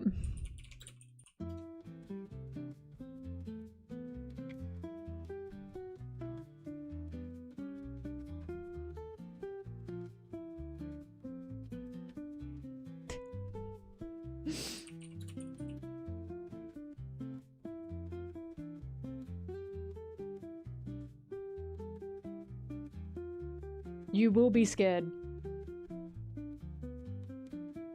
Usually I do this off stream, but I've decided for some reason you can all watch. So there he is. Now let's see how I can fiddle with this.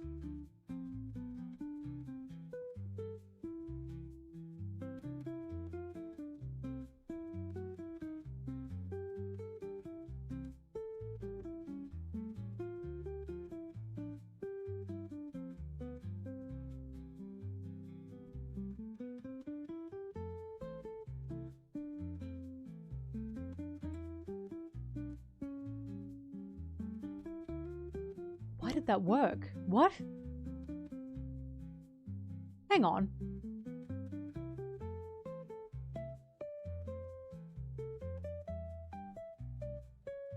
Why did that work? Give me a second.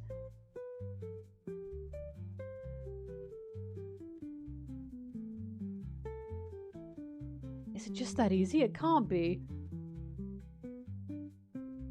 Something must be going wrong with another one of them. If that was that easy. This cannot be.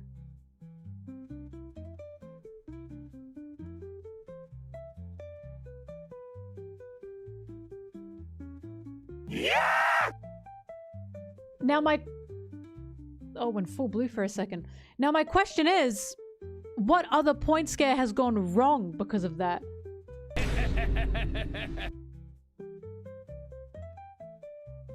Whack his pee-pee.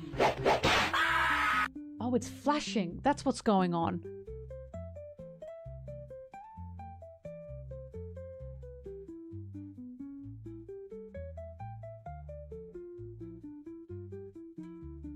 No, it's okay, it's okay. We can work around this.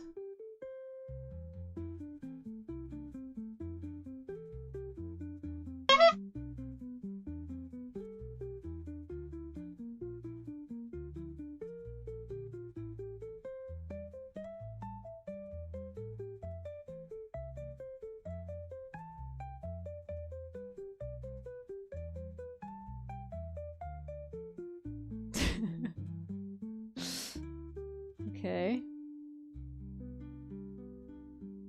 So 435. Hang on, I'm screenshotting my settings for this.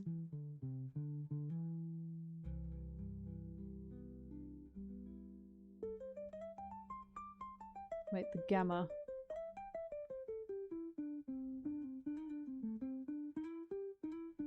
This is a good use of my time, I think.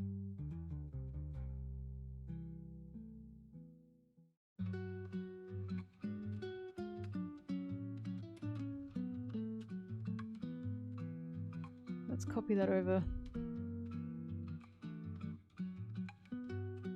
Looks like he's chomping my head. Well, it is what it is. Okay, 435.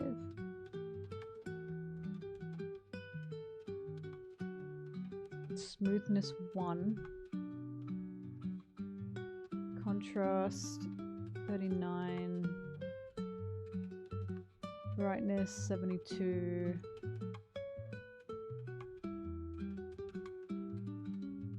Like a hint of brightness, wow. Gamma -2. Okay. Where's the buggy blue? Yeah! Oh, there was a slight flashing blue there. Wacky pee-pee. Fuck.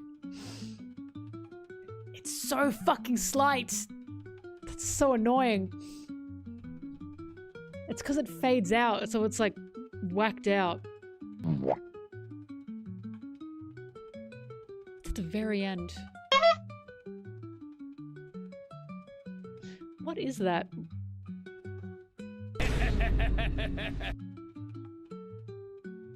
It's not there for Doffy.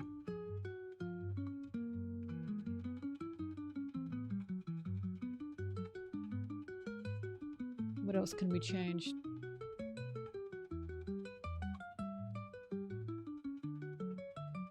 Maybe that smoothness can go up just a little bit. I don't want to steal his wig too much.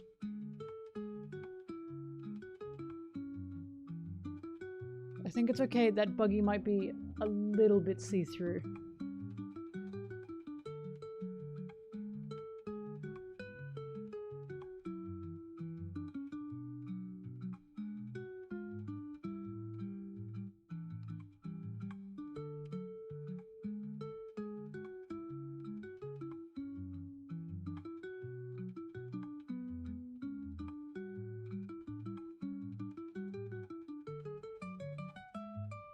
That's right, this was the problem I was having. And the only way I could fix it was turning up a lot of shit.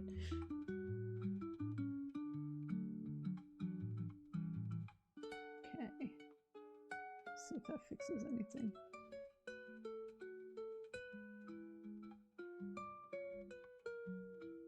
$452. Smoothness 77. Contrast. Put that up to 50.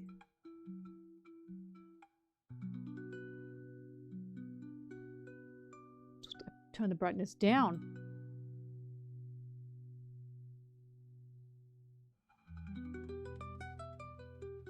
-145 gamma. And turn the gamma up to 4. Okay. How's the buggy looking? Yeah! Did you see that?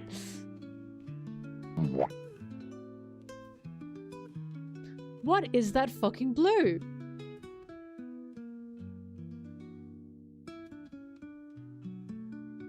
Wacky pee-pee. Now it's at the start as well. Wacky pee-pee.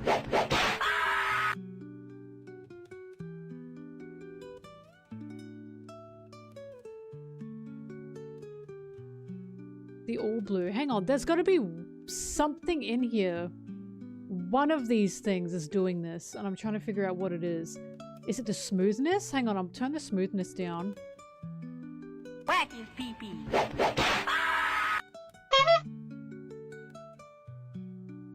Wacky pee-pee. It's not the smoothness.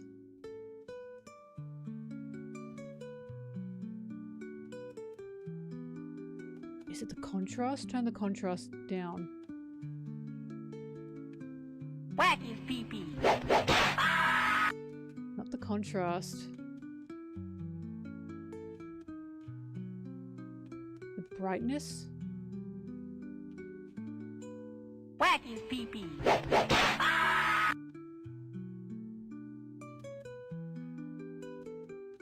It might be the similarity. I'm not liking that. Turn that gamma down. Wacky pee-pee.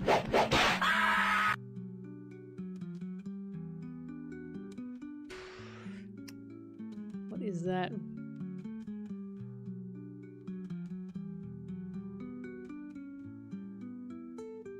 defaults back on.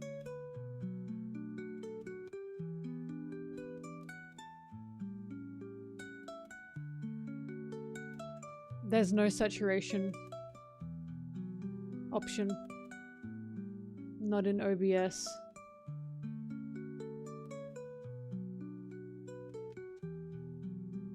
Whack his pee-pee. Is it the fucking similarity? If it is, I'm gonna be mad.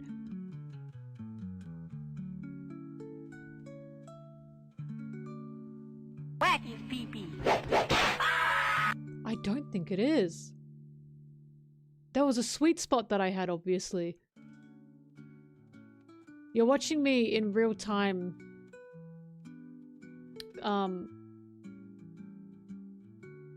Troubleshoot. Whack his pee-pee. Fuck, it's the similarity. That's the issue that I had with Buggy before.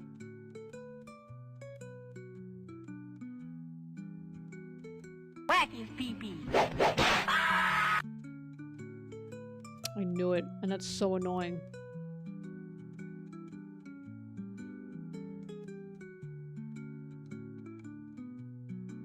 Hang on.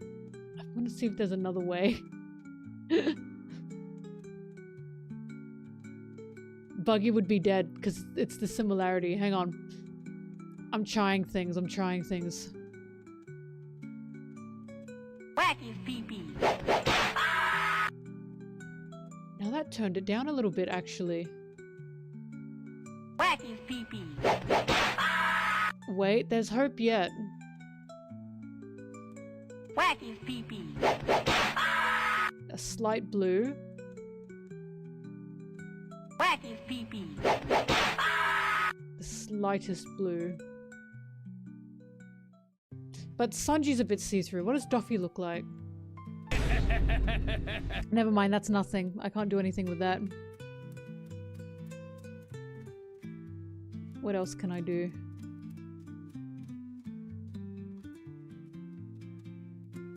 Whack his pee-pee. Where did I go? Whack his pee-pee. Oh my god. Abysmal. What the hell? Damn, I think I might have to suck it up.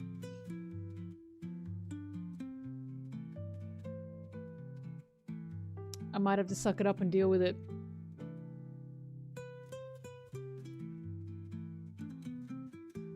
Hang on, I'm going back to defaults. Custom. That blue tinge. There's gotta be a way to get rid of that though without having to do all this shit. I don't know why it does that. Is it because it's got like only the blue on the screen? Is that why it does that?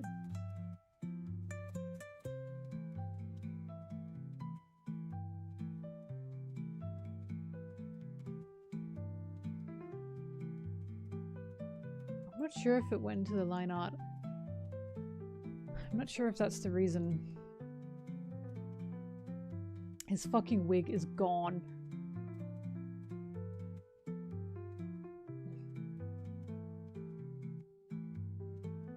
$484. Yeah, hang on. OBS color key leaves a color flash.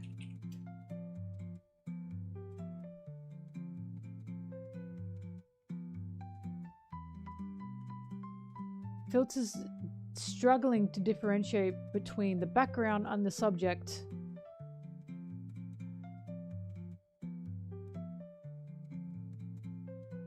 Do I need a harsher outline? Is that what it wants? Perhaps. I'd have to fucking redo all of them though if I were gonna do that. Which is so annoying.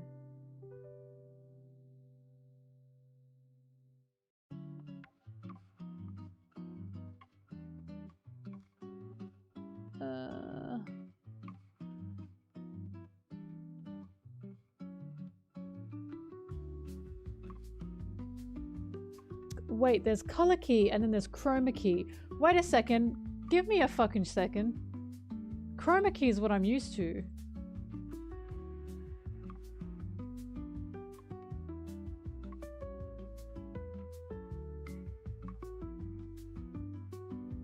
He's gone.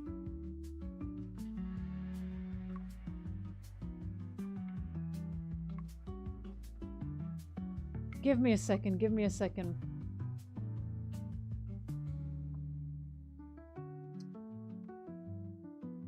That's what I'm used to. Chroma key. Maybe that will fix it.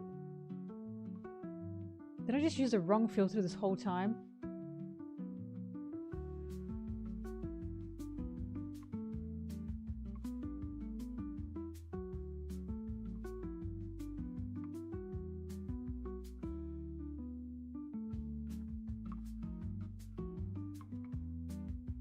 Back is PP. That's still not working. Yeah! Why is it doing that? Is it the color reduction? I was really excited. I thought that was gonna work.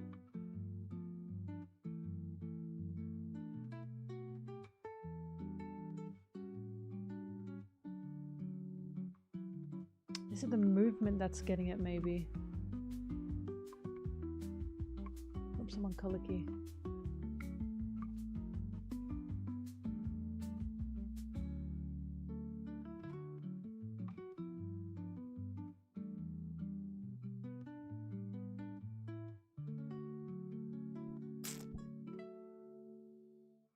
Smoothness 307, key color spill 235. I know this is like a future Mel problem, but I want to fix it now. It's pissing me off. Sorry, this has now become a text stream. I apologize. Properties, no, filters.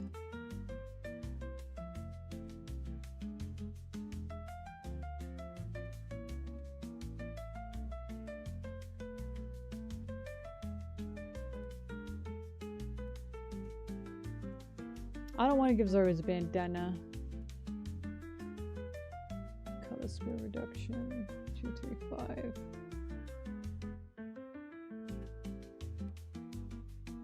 Look, I'll just change Buggy's hair if this doesn't work. Perhaps you can get a blonde Buggy.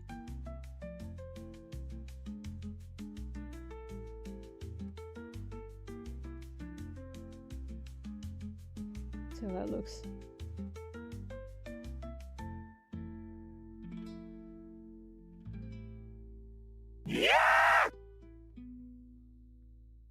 Oh!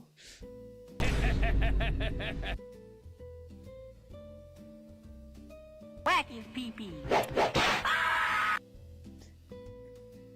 It's the movement, I think, that's doing it.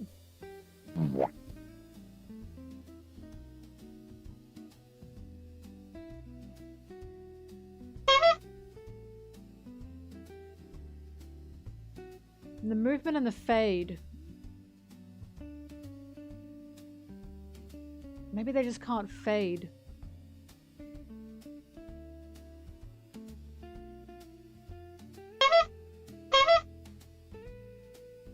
You can see it flickering. Can you see it flickering?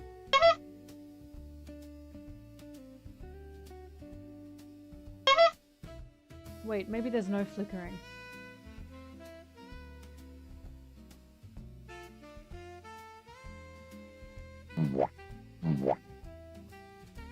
It is the fade. That's so interesting.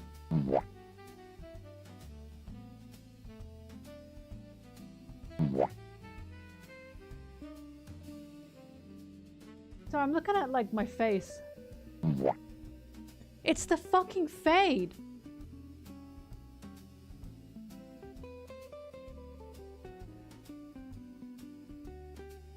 Whack is PP.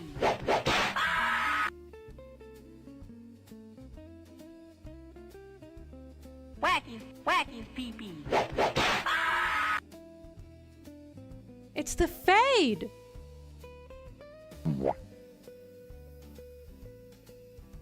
I've never changed Sanji's shirt.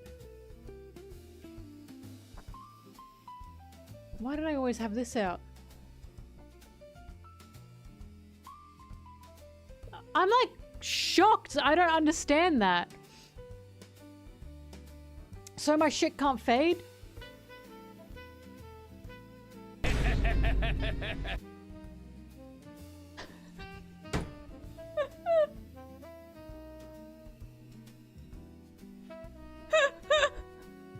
That is unbelievably stupid. Yeah! Yeah!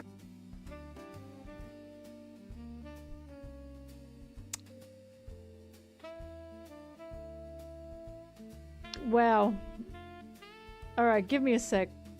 Now I can actually just do this for real. Ah, the wonders of technology, yes. Let's set everything back to its default.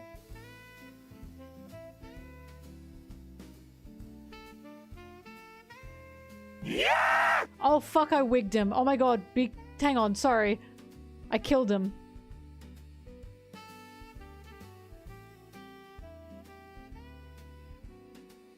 This just means I have to change a few things.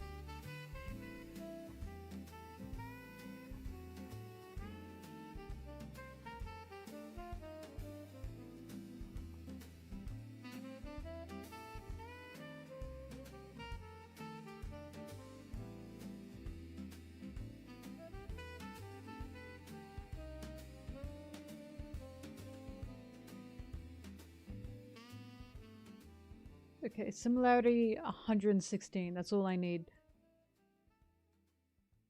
And I'm not transparent. Good.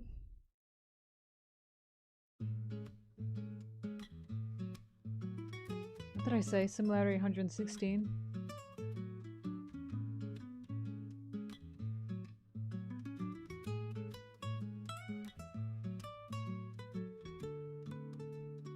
Yeah! I'm actually like mad about it. Wait, what's this out? What's this? Wait, I can do things. Yeah!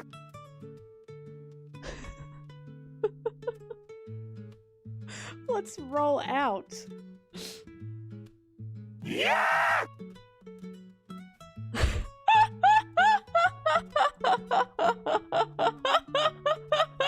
Wait! I want to try it on Duffy!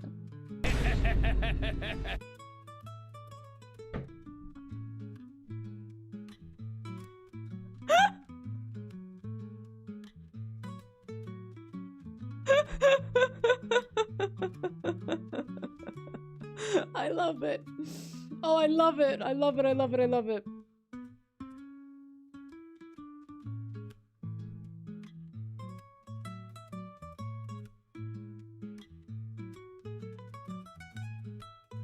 Whack his pee-pee.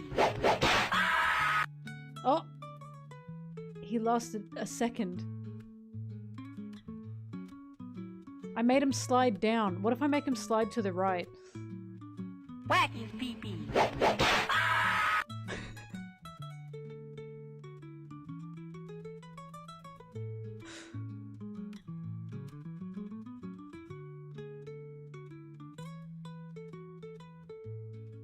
Down is good. I think I have to make him last a little bit longer.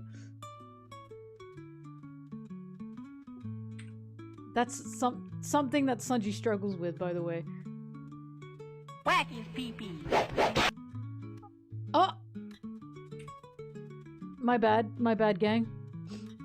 Sorry, let's make the duration a little bit longer. Whack his pee-pee.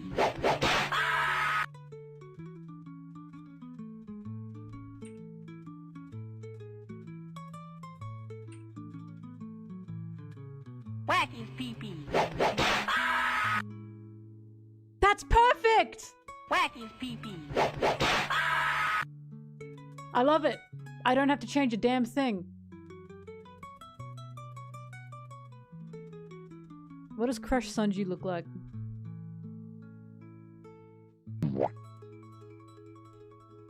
Maybe we can make that one slide to the left, perhaps.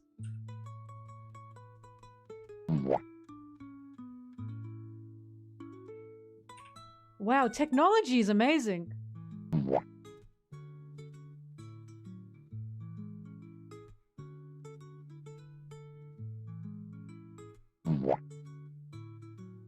Perhaps he should slide down.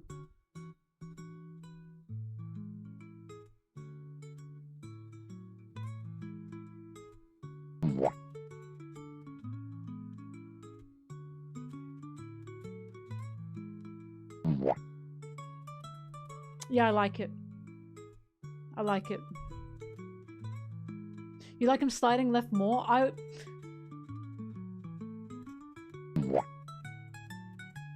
Yeah, it's like he's being like crushed and pulled away. I like that one. And how does Zoro look?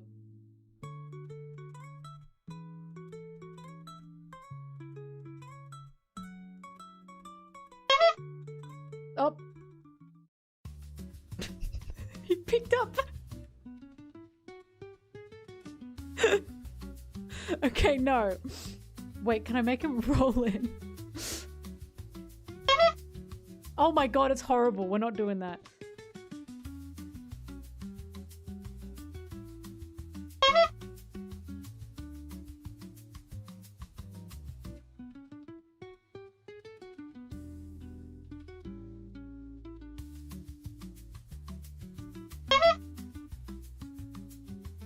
I can't believe it's the fade out this whole fucking time. Well, Zoro's either sliding to the left or sliding to the right. What do we want? Sorry, sliding down. I think he should just go down. I think he should leave. Or I can do nothing and he can just sit there awkwardly and stare at us. You know what? I think he can do nothing. I think nothing is fine. I think he can just stand still. I think that's good enough. It's like he's being dragged by the nipple. Wait.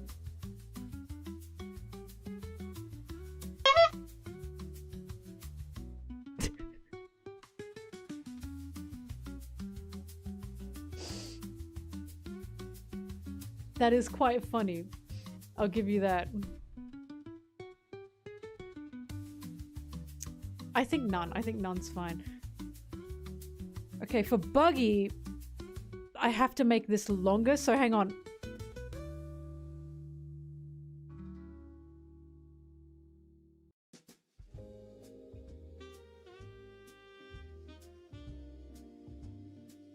We're nearly done. We're nearly there. I have done no editing work today. Buggy scare.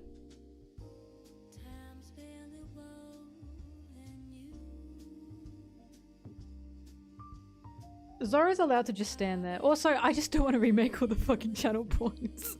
But this is fun.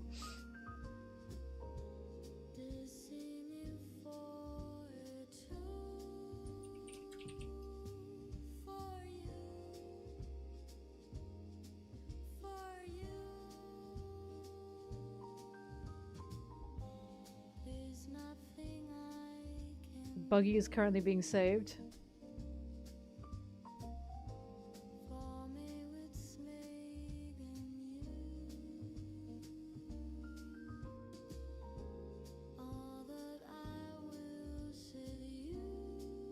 Okay. Yeah! He just lasts ages! I told it to last a second. Does that look like a second to you? Yeah! That is not a second. Don't fuck with me.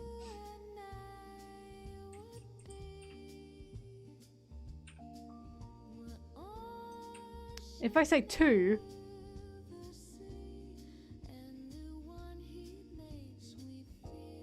Yeah! Made the sound. Yeah. That is not a second. That's awful. Okay, I guess I gotta make it leave.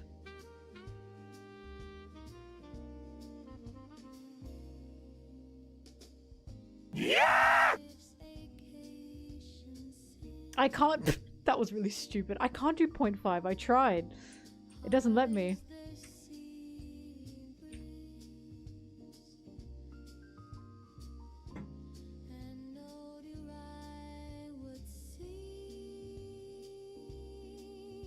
Animation in seconds, bro.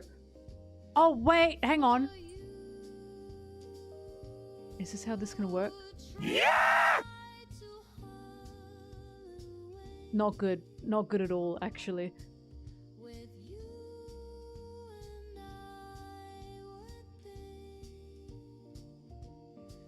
Yeah! It just lasts too long. How do I get it out of here?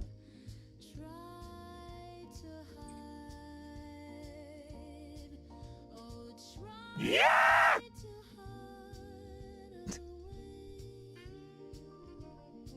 I want him gone. Get rid of him. Yeah! This...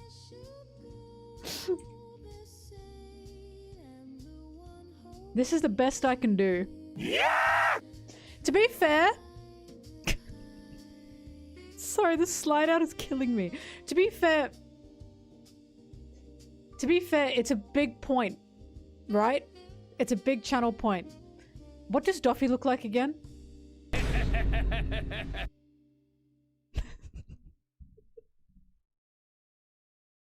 I'm really fond of Duffys.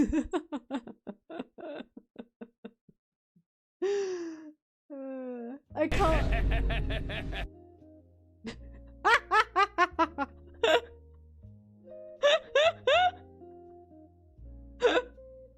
I'm really fond of Duffys. Fuck, it's perfect. It's the perfect length.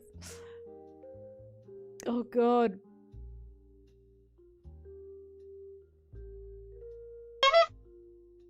Hang on. Maybe I can improve Buggy. Hang on. We'll see if this works.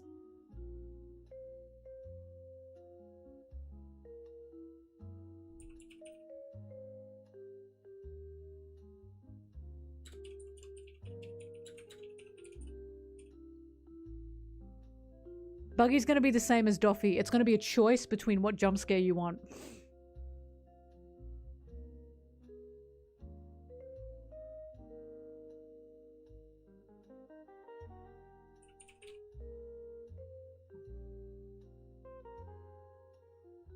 Hang on, I'm seeing if I can fix anything here. Because Duffy is quite timely. He does not overstay his welcome in the way Buggy does. Yeah! But the shaking stops. That's the annoying part.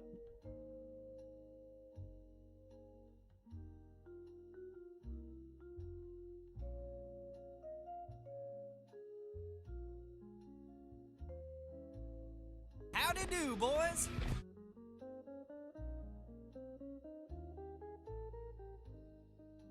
What does Duffy look like? Everything's a 1, duration 1.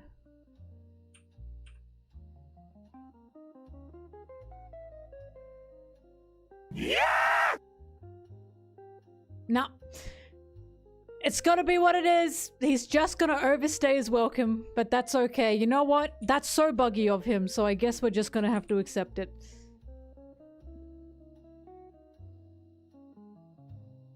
Fuck, which one is the long video? I've got so many Buggy files now.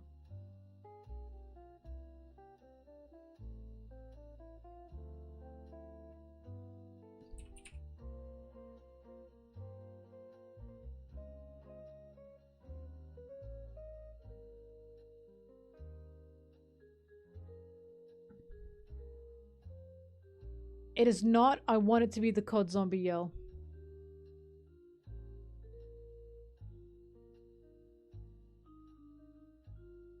The small to big transition on Buggy.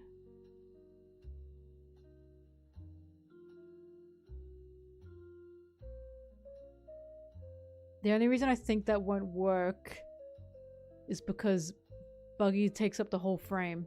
Yeah! No, wait, that was wrong. That was very wrong. What the hell was that?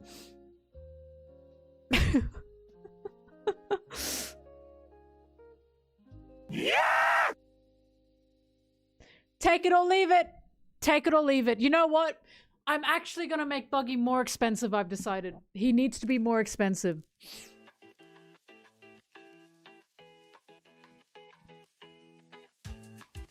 No, we're making him 15k. He lasts too long, so I can't risk a spam.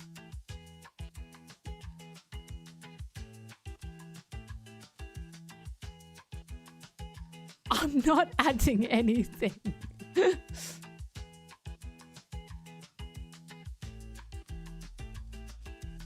Now I'm gonna check to make sure everyone else, all the other channel points are working still.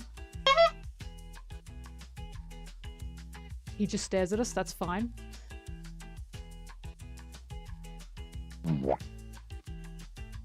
Very nice. Whack his pee-pee. Whack his pee-pee. What I don't like is the line goes with him. Whack his pee-pee.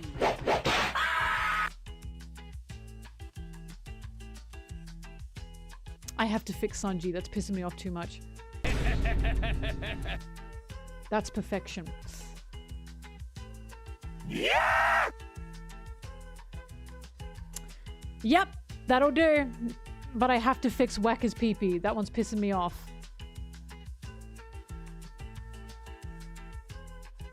Hang on. I'll set up Buggy's point system now.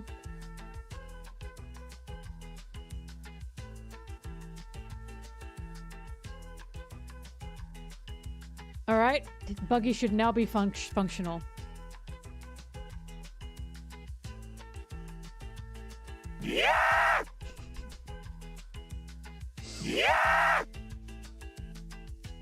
He's over the chat box. I've just realized. Wait, he's got to go down one.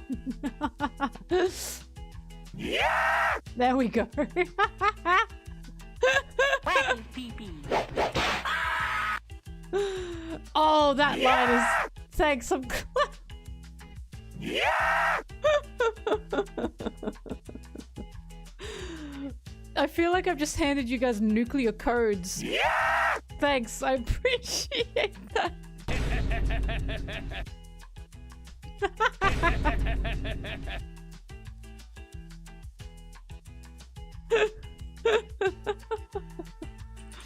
All right. I'm saving that file.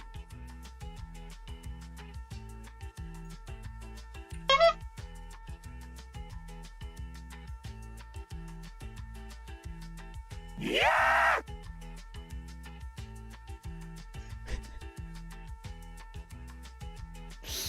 Oh god. Was this a mistake?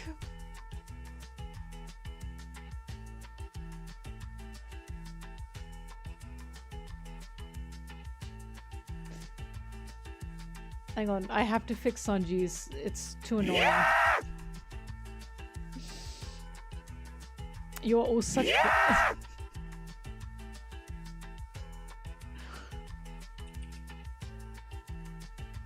Thank god I've got Sanji's whack PP saved.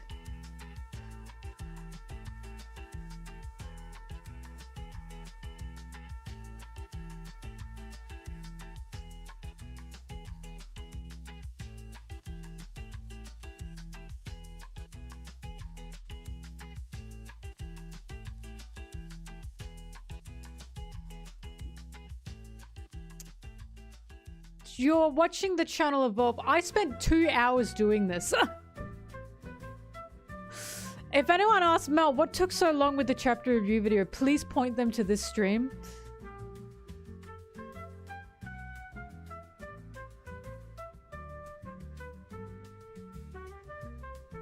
Now I've got an idea on how to fix Sanji's.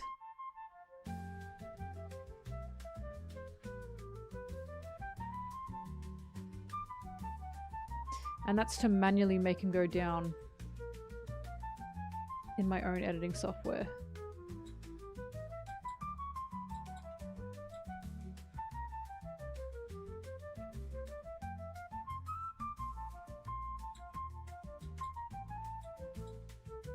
Wait, that's how I could fix Buggy. I just realized I can make him vanish on my own.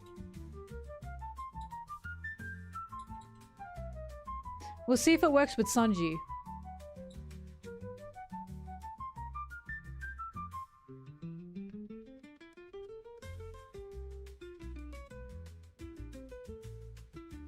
Really pisses off the side of the boat. Sanji Whack Pee Pee Long. That's a good name, I think. That's a good name for him.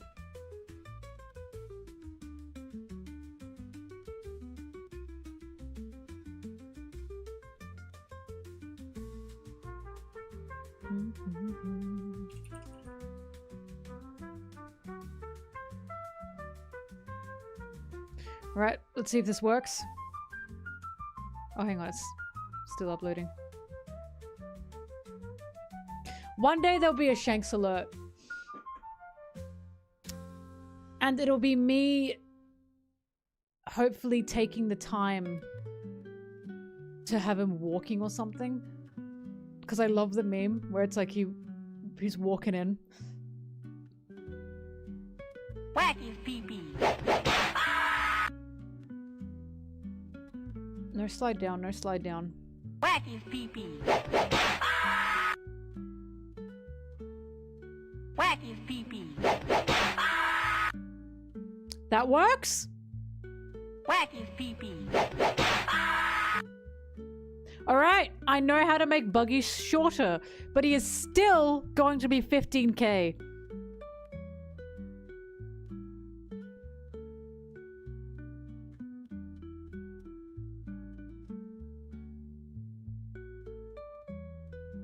I've already got Buggy open. My bad. Of course I do.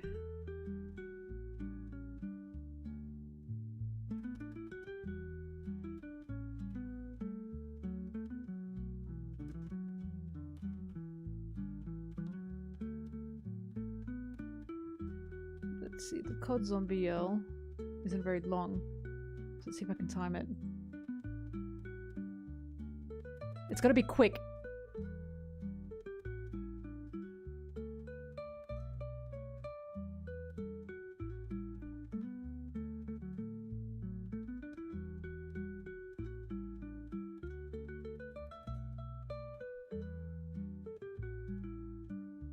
I think I've got it down to a science.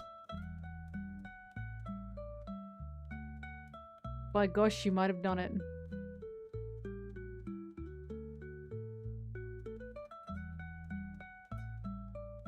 Okay.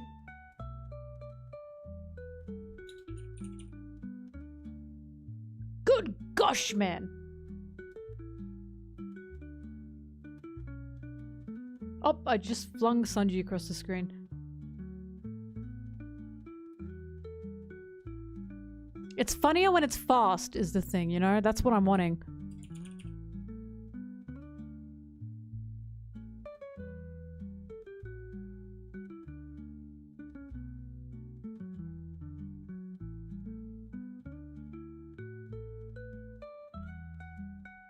Yeah! Yeah! The zombie scream is doubled! I've just fucking realized. Because Yeah! the original fucking video had it. Yeah! But I think it works. And you know what? I need to turn it up a little bit. Yeah! Yep. Yeah! That's exactly what I wanted. Yeah! Good. That's what I wanted. And Doffy looks like this. And he's gone. And Wacker's pee-pee looks like this. Whack his pee-pee. Crash Sanji looks like this. That lasts a little bit longer because it has to. And Zoro will just stare at you. Why does it fucking last so long? Maybe I can fix Zoro while I'm here, you know? It's just too awkward. It needs to be quicker than that.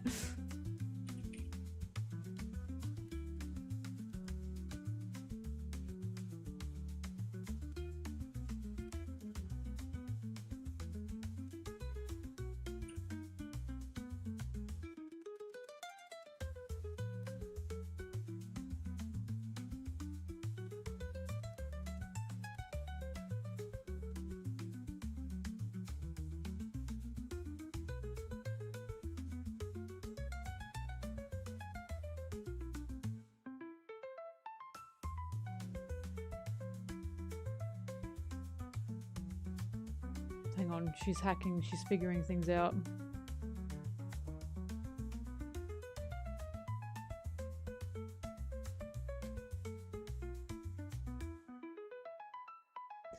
Okay.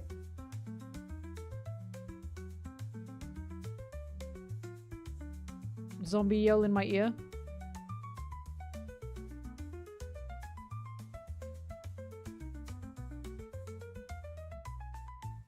Okay, I know why he stares. It's because the original video is not even a second long. So it's extending it on its own.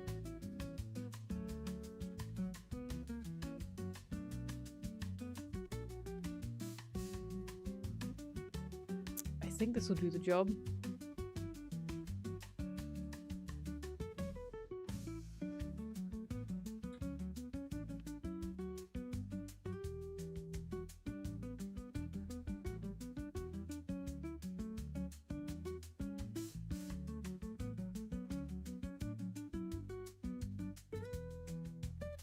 We'll call this Zoro Honk. For a hot second, I thought I was going to say you've really got a file by this name. The original name for this file, I've just noticed, is Zoro Honk Squeeze Shorter. The things I do to this man.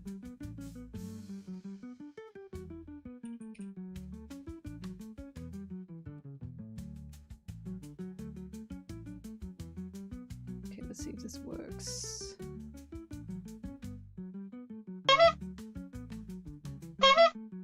That's the perfect amount of time, because it's like, what just happened? What was that? Who was that?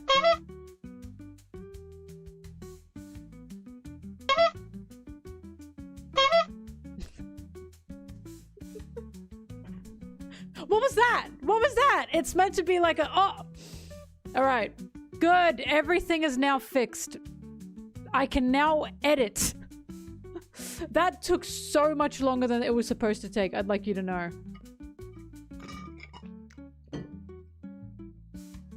Buggy is up.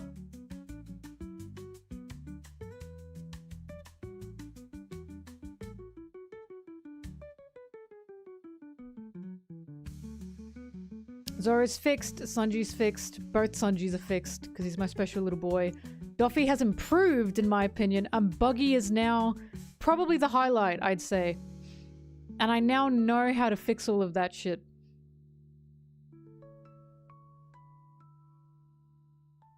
Will I play Mario? I have to do some editing. I have to do some editing. Please, people are mad at me. I keep getting DMs. Mel, when's the next video? Mel, when's the next video? Bitch, I'm sorry. I'm playing Mario Party with my audience. I nearly said fans. Oh my god, you guys are not fans. I refuse to call you that. You are my audience.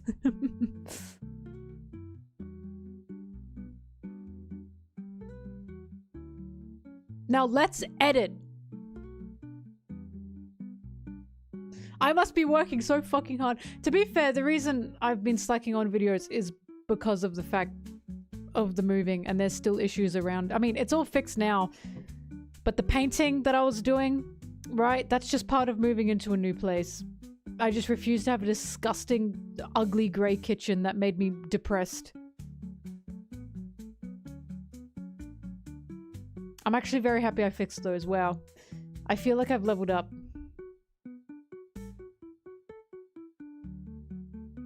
I can't believe it was the fade. Well, you've all learned a lesson here, haven't you? If you're chroma keying, do not fade. It won't work. Next video I say, so I have to catch up with the chapters. So after this chapter review, we've got another chapter review. And then the next video I say is going to be a review on a comic that I got Patreon requested a very long time ago, and I'm finally going to do that. And then after that, Alabaster is what will be worked on. And between the Alabaster videos, I will be doing the chapter review videos in between. I think that'll be a good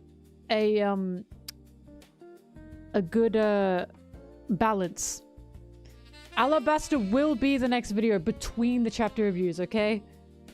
Or the chapter reviews will be between the Alabaster video. I promise, because everyone's begging me for it.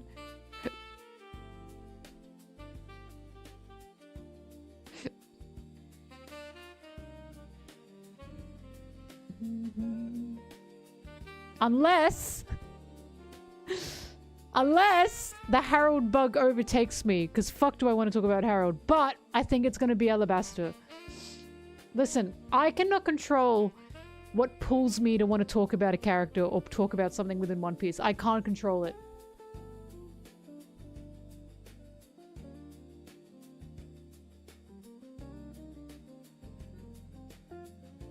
I gotta get rid of the Bucky Blue now.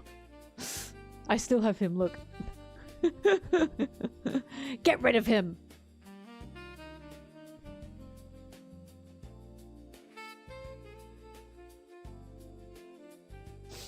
Dragon being a single mother. Alright.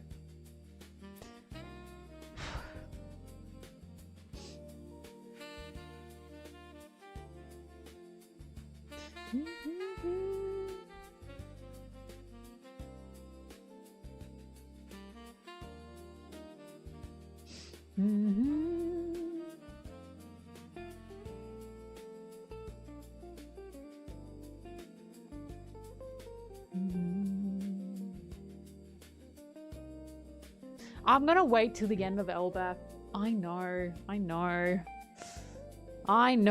okay, I know. Shut up, I know.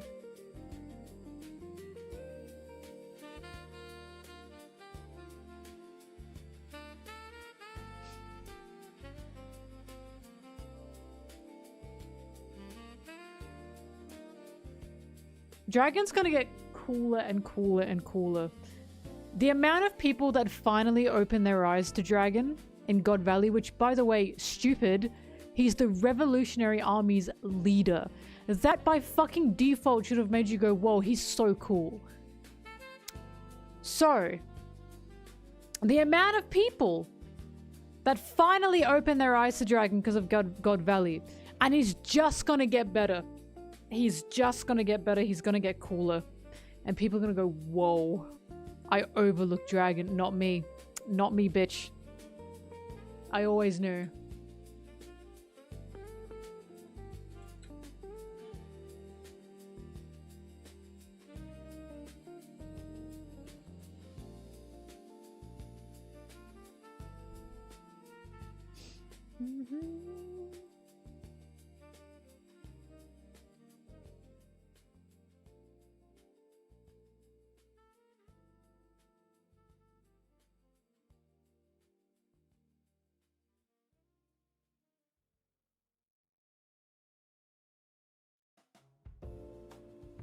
Mr. Prince, I say this with all the love in the world.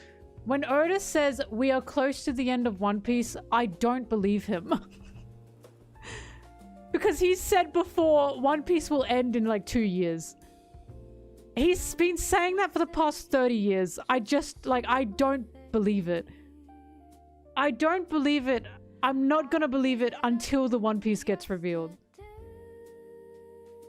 He said it for a very long time. He says it every time. It's like a joke at this point. Yeah! Thanks. That actually made me jump a little bit. The 20-year home stretch. But like, this is why when like, he said that like fucking 2 years ago again, and it freaked people the fuck out. No, don't believe him. Don't believe him. Every time he says we're close to the end, you have to take that with a grain of salt. He's said that so many times. Oda saying we're close to the end of One Piece is like Miyazaki retiring. It doesn't happen. It doesn't happen. Because, and this is something I've realized, Oda loves his story way too much. Like, he is obsessed with his own story. And he can't help adding things, and he can't help talking about things. He just can't help it. And that's why One Piece is as long as it is, because he goes, wait, and thank fucking God for that. Truly. We're close to the Alabaster video. Just you fucking wait. Just you fucking wait. When I start working on it again, oh boy. Oh boy. You'll eat your fucking words. I think this time we're really in the final stretch. You are of many people who said that like 5 years ago. Because here's the thing. The reason a lot of people are saying that is because we don't know what's coming after Alabaster. Sorry, Alabaster, lol. After Elbaf. I guarantee you there's going to be more between Elbaf. Of course there's going to be more between Elbaf. And of course we've had Imma revealed to us, but remember, we had Imma revealed to us a few years ago. Just as a silhouette. Which is why it's like, I think the reason people are saying this, oh god, we've got Elbaf, we don't know what's coming next. Now we've got Immu's demon form. Hello? There's a lot more that we still don't know. We're going to Laugh Tale. When? When are we going to Laugh Tale? We technically went to Laugh Tale with the Roger Pirates. We're in the latter third, but I don't believe him.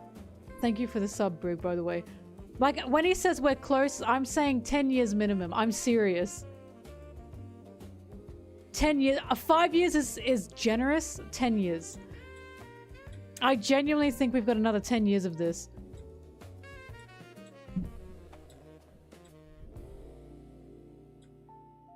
We don't even have the last poneglyph. We haven't even met the man in the fucking flames yet. And didn't he say we'd meet him this year? The burn marks?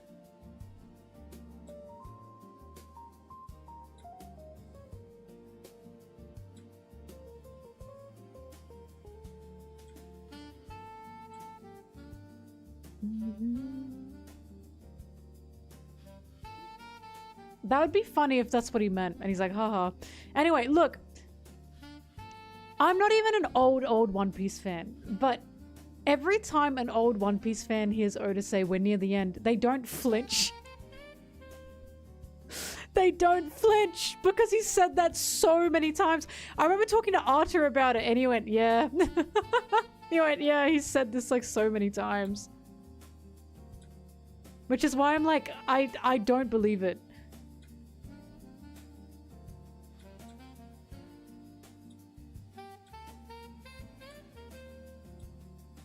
"510 chapters at most in 10 years.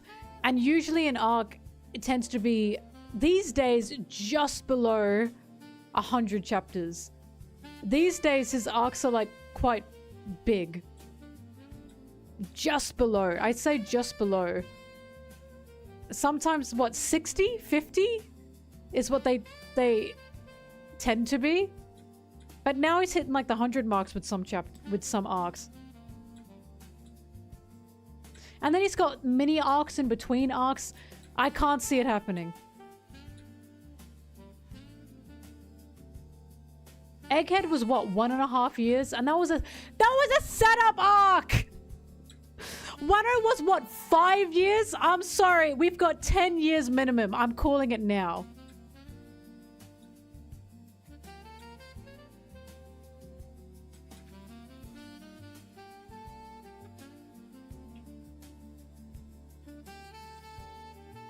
A lot of these arcs are setup arcs is what's this. That's the scary thing. Egghead and Elbaf are technically setup arcs. That's what's getting me. That's why they're shorter.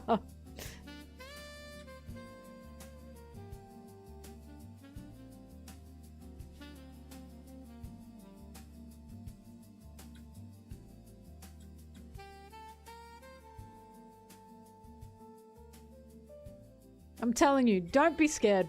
Don't be scared.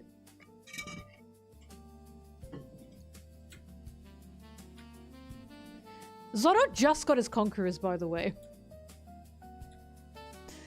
He just got his Conquerors, and he's not mastering it anytime soon. I think we've got 10 years minimum. I think we've got 10 years minimum.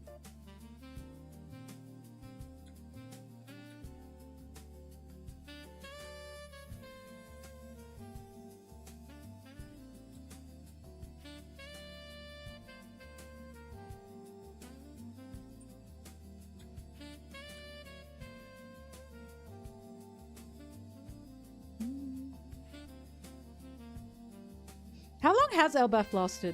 When did Elbaf start? 2025?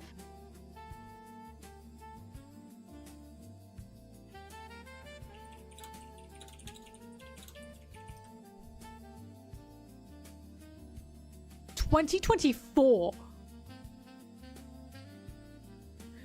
You guys, we are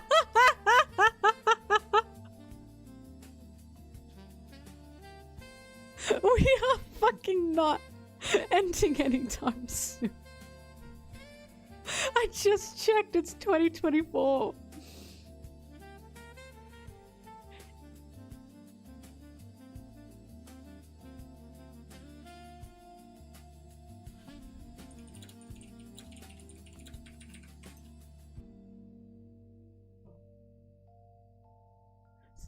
June 3rd, 2024.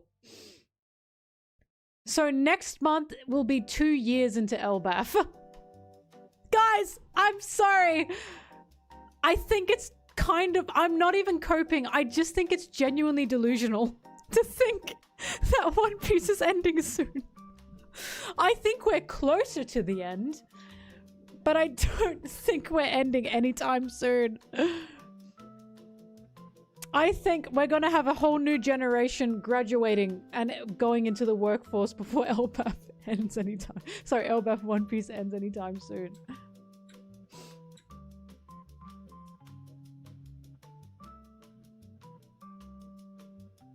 Fuck, I genuinely felt like LBAF had only been a year and a half. It's been nearly 2 years. It's gonna be 2 years by next month. Half of the LBAF arc was God Valley. Yeah, but that's still the LBAF arc.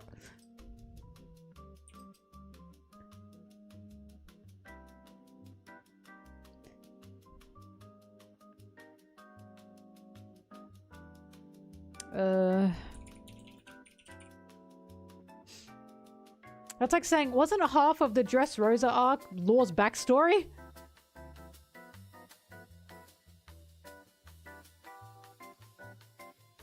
Mate, you're gonna have a job when One Piece ends, trust me.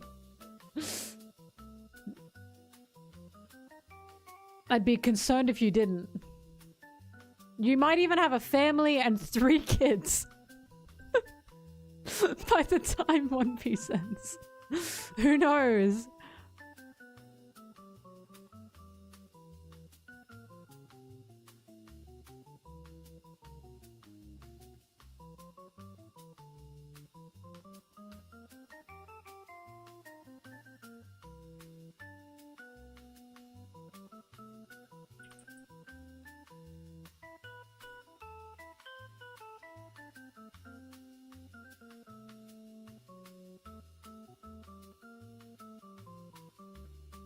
Well, again, I understand the mangaka lifespan is like shorter because of overwork. Hence why I'm like, it's good that he takes breaks. But a lot of people talk about Oda like he's fucking old. And I remember like he turned 50 and I was like, he's 50? People talked about him like he was 70 and I was like, what the fuck? I remember being so shocked. I was like, he's 50 years old. He is not like a 70-year-old, 80-year-old dying man. Exactly! You wouldn't even know! You wouldn't even know that he's 50 because people talk about him like he's like got 1 foot in the grave. I understand the concern because he's a manga author. I get it. But so long as he's now looking after his health, I'm sure he can make it very easily to 60.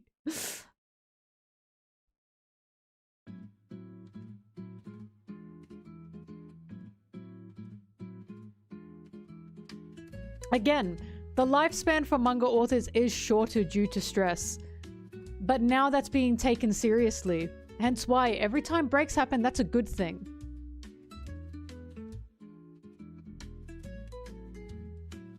Yeah, Narina, I think the weird mistakes at the beginning of LBAF were the fucking live action. I'm serious. Because he was putting a lot of work into the live action. And I'm sorry, it pisses me off. It pisses me off because it's like, I want to believe he's happy, but they're not listening to him. And we know they're not listening to him. So I think it's just extra stress. This isn't me hating the live action. It's me reading between the lines and them admitting, oh yeah, we just didn't do what he said. Okay. I'll never forget the letter where he was like, I keep telling them to change things for season 2. And they keep going, what? And he said, what happened? I thought we'd all become friends. Man. He even said it was stressful. Like, I genuinely think the mistakes were, all those mistakes were around the live action time. And I'm like, I think he was just overworked.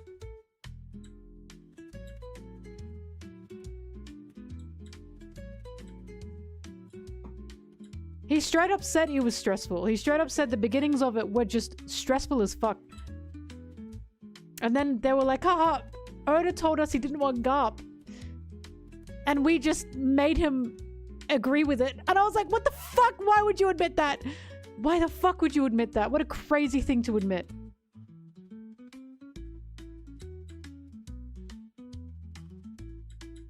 I still can't believe they admitted that. I keep telling people the only reason we don't know what Oda said no to is because they won't say. Because they know if they say it, then people will jump on it and say, yeah, I didn't like that. Because that's what happened. The second it was revealed that Oda didn't want Garp in the live action, suddenly everyone came out of the woodworks and went, oh yeah, actually, I didn't like Garp in it either.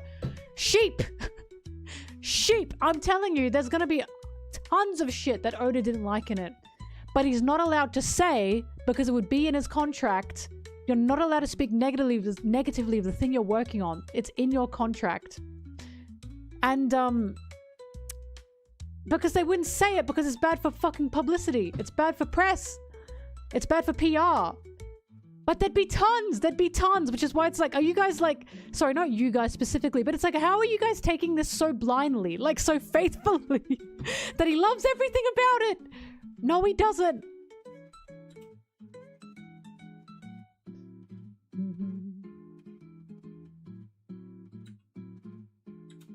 It's just not how Hollywood works is what gets me. It's not how they work. It's not how Netflix works. That's why I was like, why am I being gaslit right now?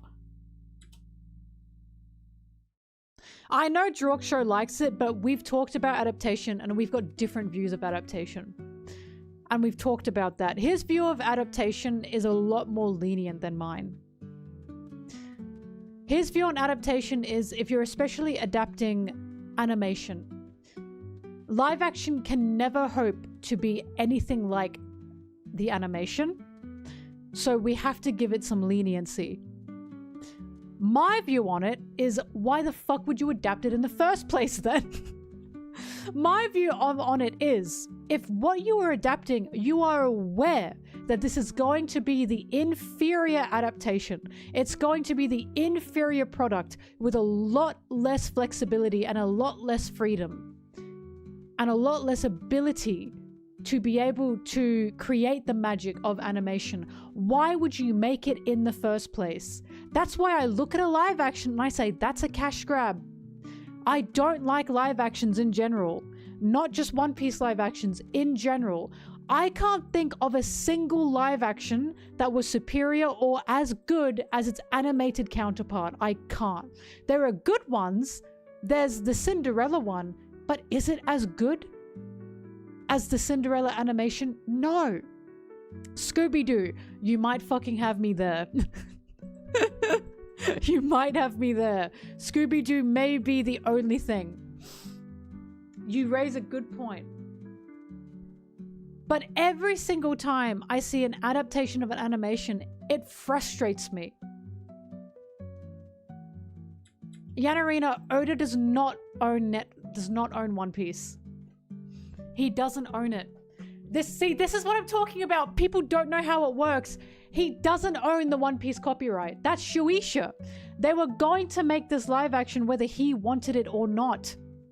It's the same with the anime. Do you think they were given Oda's go-ahead to make the anime? No, they were going to make it whether he wanted that or not. Cowboy Bebop. They made the Cowboy Bebop live action whether the creator wanted to or not. I don't know how to tell you that, oh, we're only going to make it if Oda allowed it. That's fucking marketing. That's marketing. They were going to make it whether he wanted that or not. Because he doesn't own the copyright to it. Shueisha own it. He's never owned it. Creators have never owned copyrights to their creations for a very long time. For a very long time. The reason they have Oda on board with the live action is because they saw the mistakes they made with the Cowboy Bebop one. Right? They saw those mistakes. And they went, fuck, we need the creator on board with it. Otherwise, no one's gonna like it. I'm telling you, it's fucking beat for beat. This is not a conspiracy. They simply needed a way to market this. Otherwise, they knew people were gonna not like it from the beginning. And the reason I know this is because, one, the Cowboy Bebop live action totally flopped because the creator outright said, I tried to be a part of it. I didn't like what they were doing with it, so they kicked me out. And it doesn't feel like my creation, right?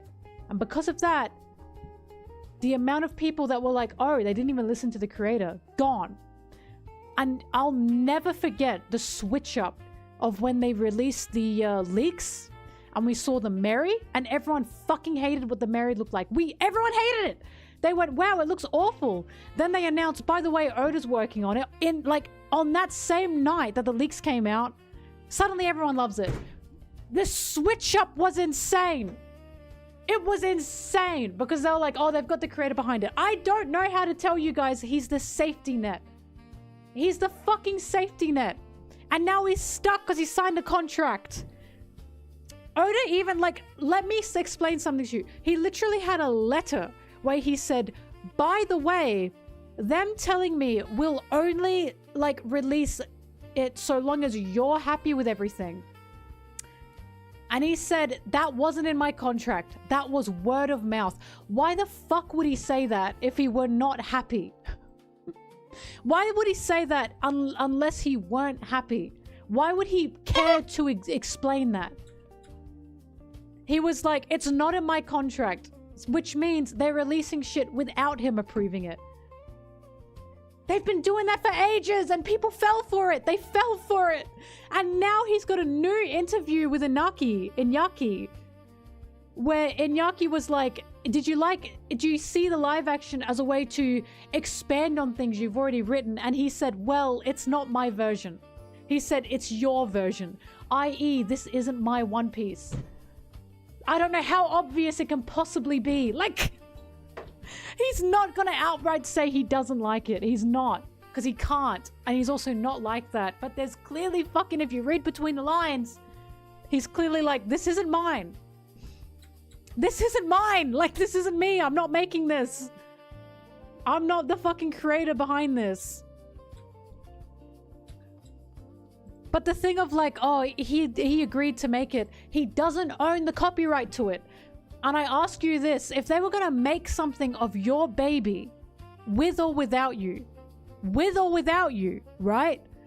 Would you try and stay on that burning ship and try to fix things, or would you let it burn? What would you do? Of course you'd try. You'd try to fix things. You'd want to try. Which is why I'm genuinely is he going to stay for season 3? I don't know. Something definitely happened, by the way, with season 2. It definitely happened because the letter came out.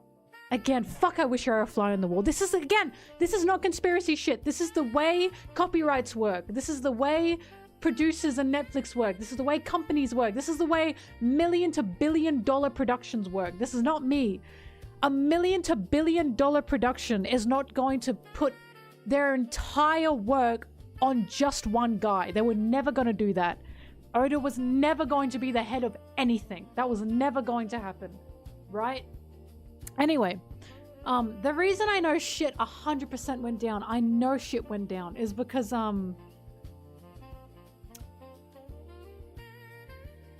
listen, I don't want to yuck anyone's yum. Anyway, the reason I know shit went down, because I kept up with all the interviews, is, Oda released that letter that was he was complaining.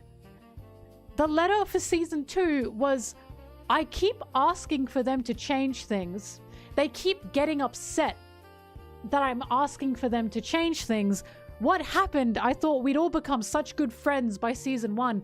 And in that same letter is when he said, by the way, them telling me they're not going to release anything unless I approve it was just word of mouth. It wasn't in the contract. Don't get me wrong. By the end of that, he says, how great of them. How great. Wow, they're really working hard. But again, why would he say that? So it's the same letter that he said, by the way, it's not in the contract. It's just word of mouth, i.e. they can still do things that I don't like. He released that letter at the beginning of the season 2 production, which again, it seemed he was kind of ticked. Then Matt Owens, the showrunner, quit. He fucking quit. And he said he's taken a vacation. He's not coming back.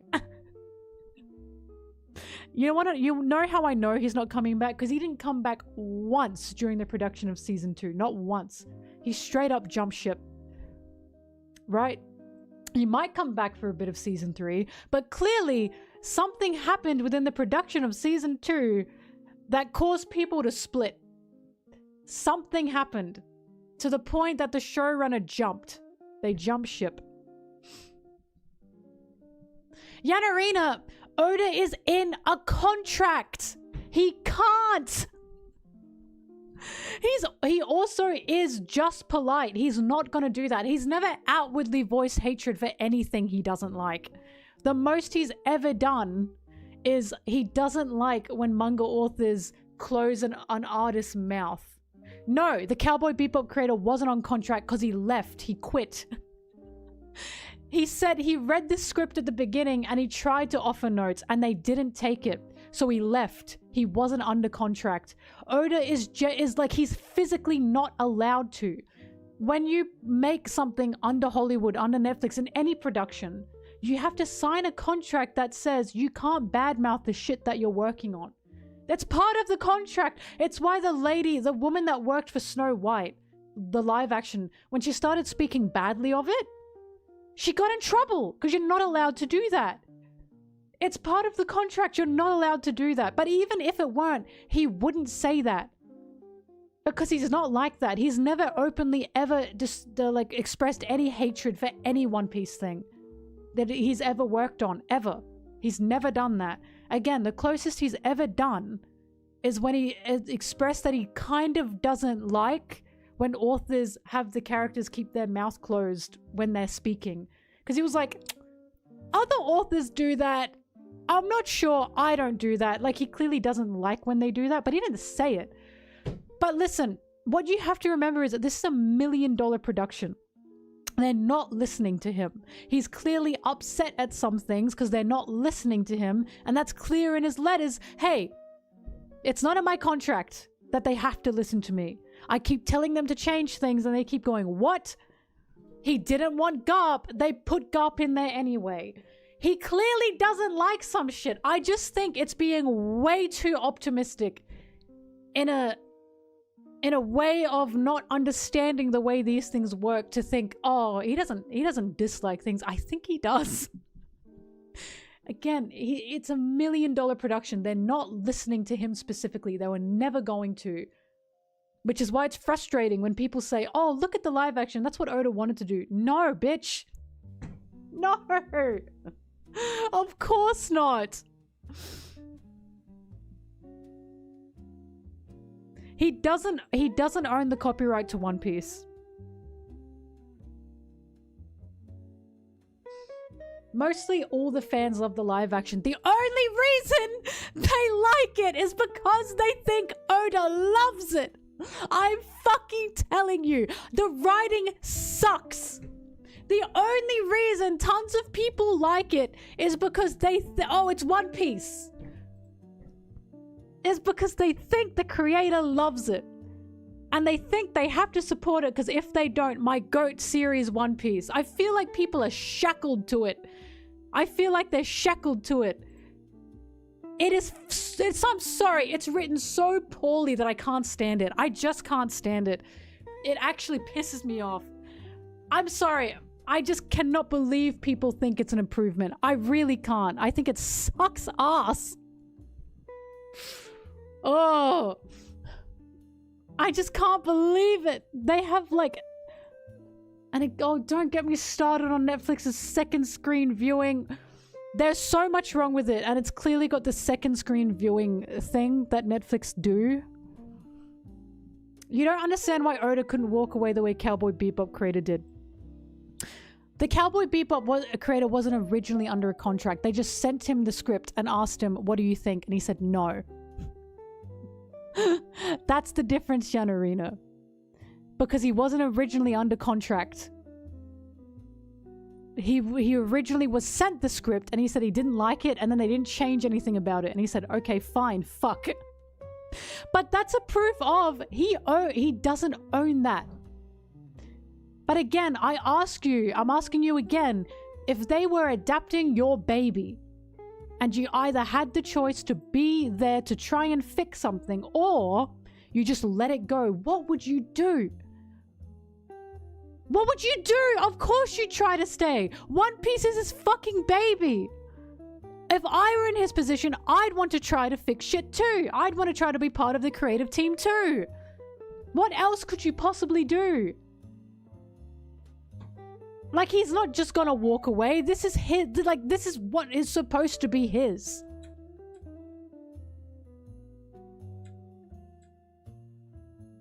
Yep. Again, Oda's like, I don't put all my fucking eggs in Oda's basket. I don't like him majority of the time. But he's clearly not someone that speaks shit of people. He's clearly not something that openly expresses his distaste. He clearly doesn't do that. He's never done that. Also, money. That's another thing, right? He'd get money from it. There are many projects that creators have worked on that they didn't like that they did because they get money from it. Again, I think it's quite clear to me that he's frustrated. And I'm not coping. Why the fuck would he say it's not in the contract? Perhaps. But the fact that he even said, this is your version, does that not speak volumes? Does that not speak volumes?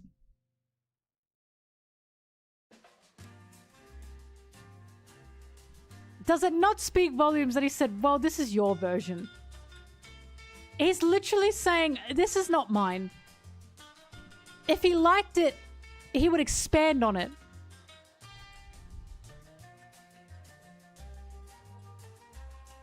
It's passive aggression, it is! I fucking so wish I was a fly on the wall. I want to know why Matt Owens left. Something happened. Something definitely happened, and I would love to know why he left. Because he did not come back at all. So I'm like, what happened?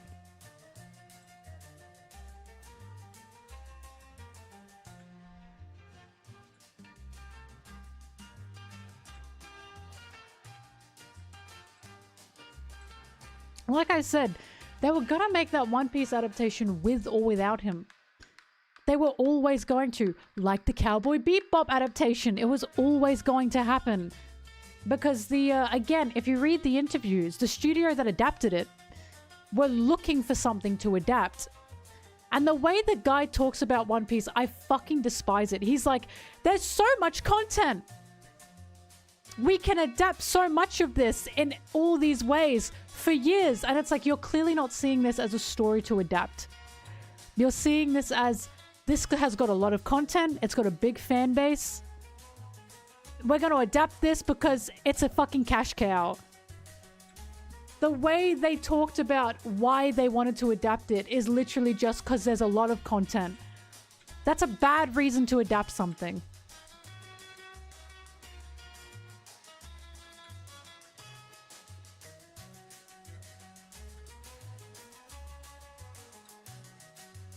Well, the fact that we've stopped, aside from me, the fact that we stopped talking about the live action after March passed, I don't fucking see it anywhere anymore. Thank God. People only talk about it when it comes back with a new season. It doesn't have a lot of relevancy. It only has relevancy when the new season is released. After that, kind of no one cares anymore. And I'm glad. I'm glad. I'm very glad about that.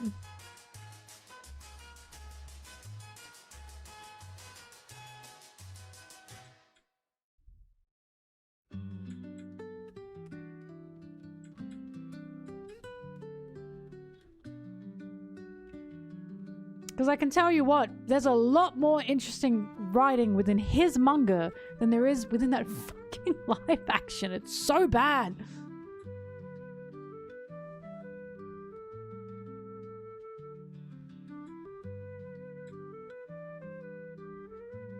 The content thing.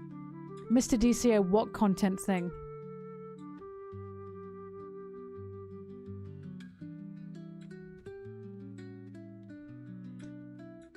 With the content thing, do you mean GARP?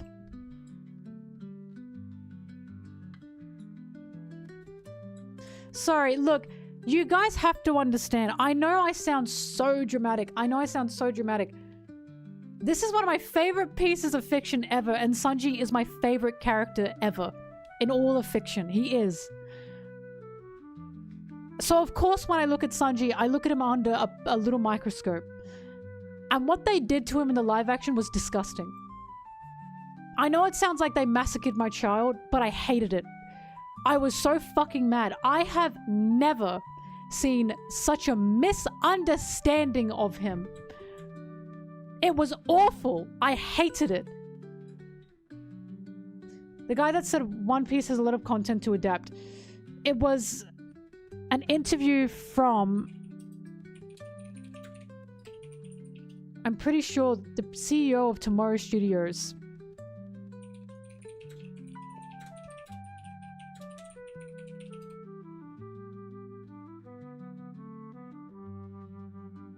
Why One Piece is a dream show for Tomorrow Studios? Look up Tomorrow Studios One Piece interviews. I can't look for it now because I've done a lot, but any of those interviews, you'll see a lot. You'll see also how they've just straight up lied. One of the original first interviews was, we don't plan to change anything. What we want to do is bring the manga to the screen.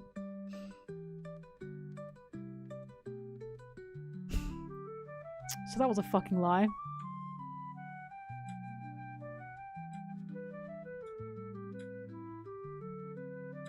I was keeping up with the interviews and that's why it was pissing me off.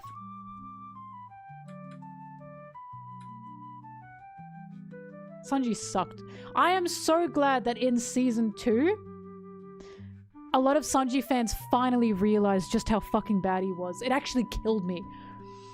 It killed me that in season 1, people were like, I guess it's okay. Bitch, they were horrible with him. They were awful with him. His arc wasn't even his arc. He was nothing. He was a background character in his own arc, in his own story. They turned his backstory into a lesson for Luffy that he tells Luffy. For no reason. My blood was boiling. My blood was fucking boiling. I was like, they've massacred my boy. I could not believe that people just were not like looking at that and going, this sucks. It finally took them season 2 to go, actually, Sanji is not Sanji. Thank you. Took a while, but we got there. The people that say season 2 Sanji is better are the people that don't like Sanji. I'm sorry. I'm sorry. If they think Sanji has been fixed or they think Sanji is better, they didn't like him. Because even the argument of he doesn't have his pervert gags anymore. He has maybe one perv gag pre-time skip before Thriller Bark, between the East Blue to Alabasta. And it's fucking barely there. So when people use the, oh, but he's not a perv anymore. He like has barely any perv gags. Any of them. From the East Blue to Alabasta. So I don't know what people are talking about. Where? Like, I don't know what they're talking about. And of course, what they're talking about is when he gives Nami hard eyes. And he's like reciting like, oh my god, this sea has brought me a beauty. That's not being a perv. That's being a romantic. And that's endearing. And they got rid of that. And I hated it. I just hated it. They turned him into a fuckboy. And I hate it. I despise it. I just despise it. I hate it. I'm sorry I hate it. I hate it. I just hate it. If you think Sanji is equal or better in the live action to his manga counterpart, I don't respect you. I find it hard to respect you. It wasn't even about the perv shit as well. Literally, the amount of Sanji fans that were arguing why we don't like him in the live action, and we mentioned nothing about the perv shit. And they were like, oh, you just wanted to be a perv. He's literally a nothing character that does nothing and is no one. Don't piss me off.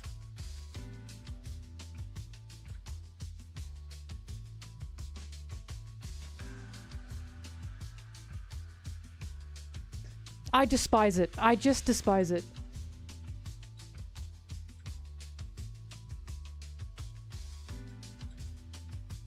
They all suck. I've had a stream where I have described why Zoro's introduction was bad in the live action. I described it scene for scene, shot for shot, why it didn't make sense and why it wasn't Zoro. And I remember when I did that, the amount of people that went, oh, I didn't like actually think about like that. And I was like, I know. I know. Because you're not angry like I am. Because you're not a bit pissed off like I am.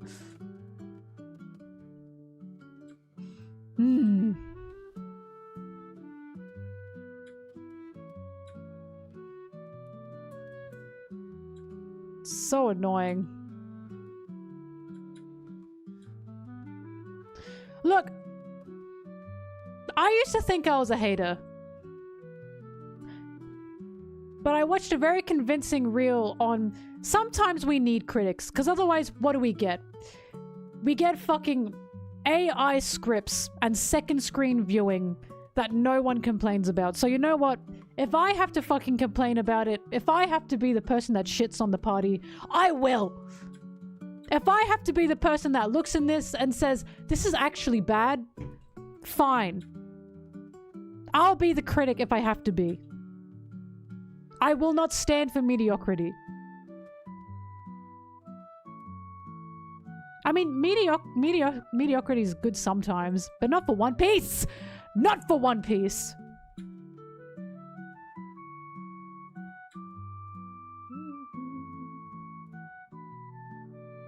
Yanarina, some people defend that. They defend it, or they come around to it, and I'm like, don't cave. Don't cave to the shit writing. I can't believe it.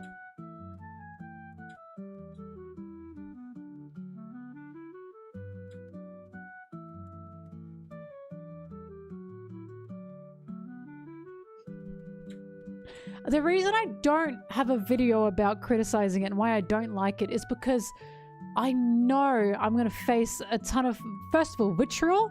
Second of all, I don't want to be the fucking YouTuber that just hates on things and gets views for hating on things. I don't want to be that person. I don't want to be that person. I can tell you now, if I did make a video on it, it'd be a lot calmer. It'd be a lot calmer than this. It'd be a lot more understandable. I wouldn't say I hate it, but I would say I strongly dislike it. And here's my reasons why.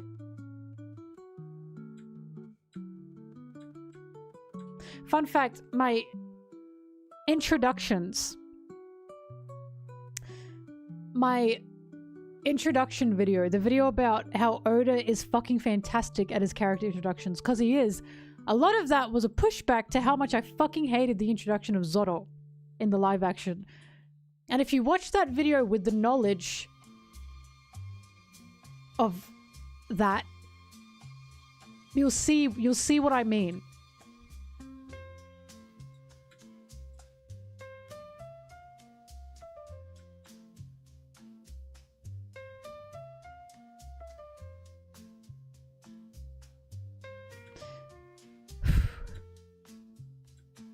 My boy, they massacred him.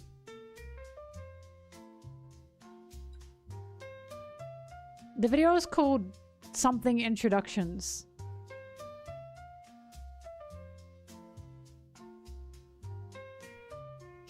I'm very calm on my videos.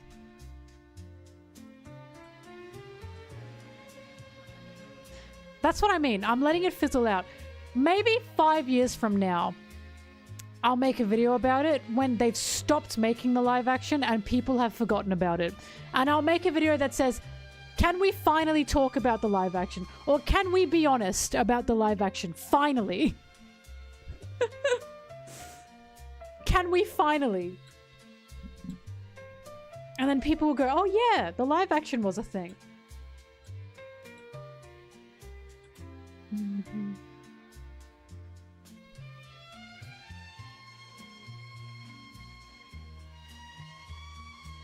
I'm normal again. I'm so mad. I'm so mad I need to kill Garp.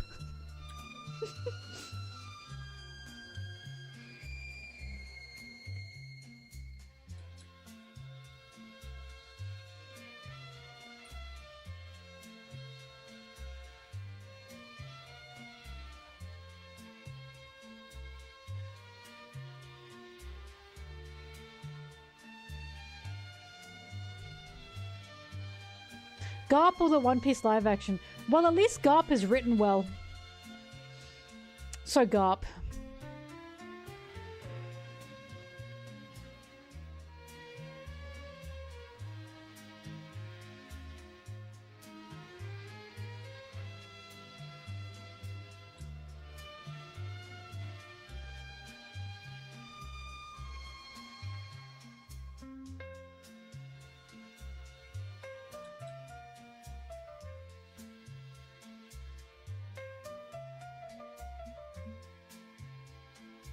Listen.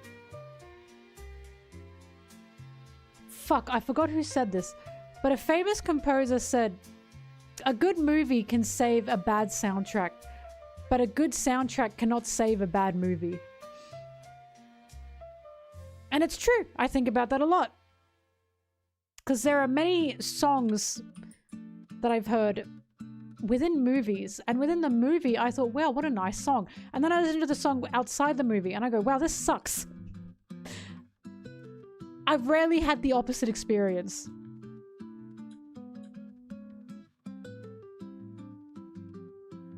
Good animation can save a bad plot.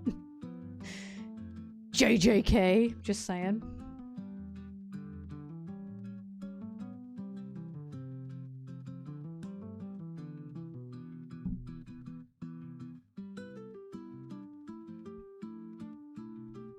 I would not say the soundtrack for Euphoria saved it.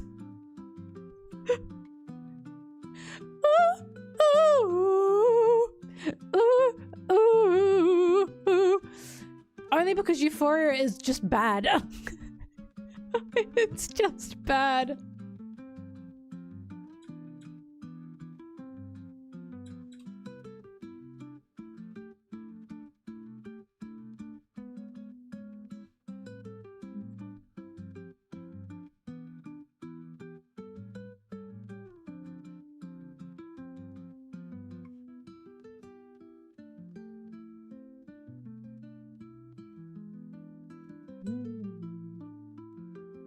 I'm not watching Riverdale.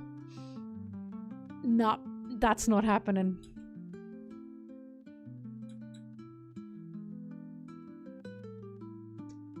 I remember I once called, and I still call, I call the One Piece live action the Riverdale version of One Piece. And sometimes when I say that, it clicks for some people. And they go, oh! And I hope it just clicked for some of you.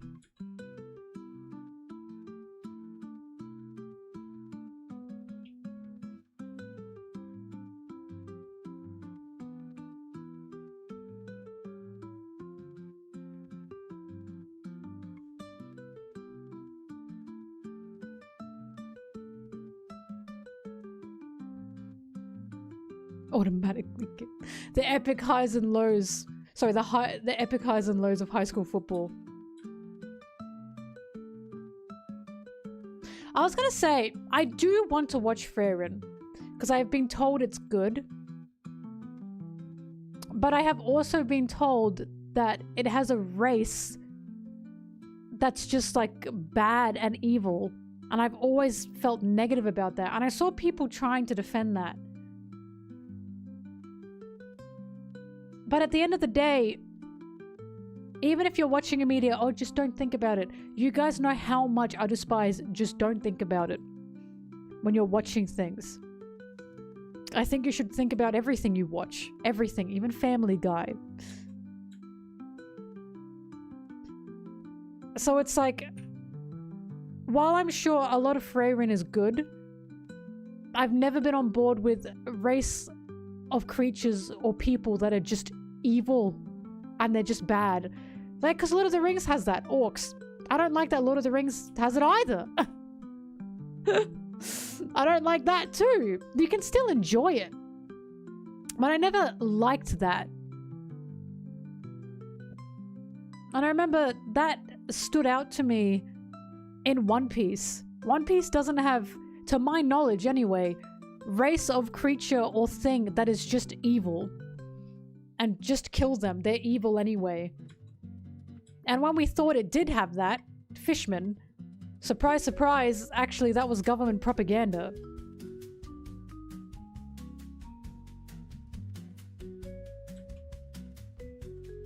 But celestial dragons aren't even looking to be that either. Also, celestial dragons aren't a race, they are a class. They are a wealth class.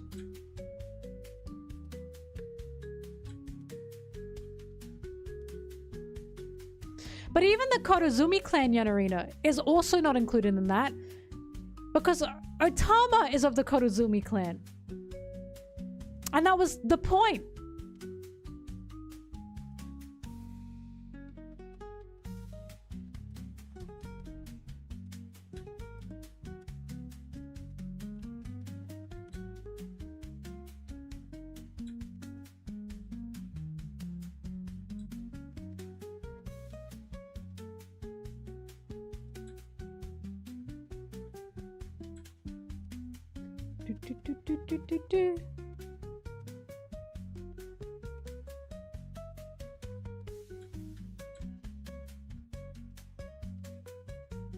Yanarina, why is that explicitly stated?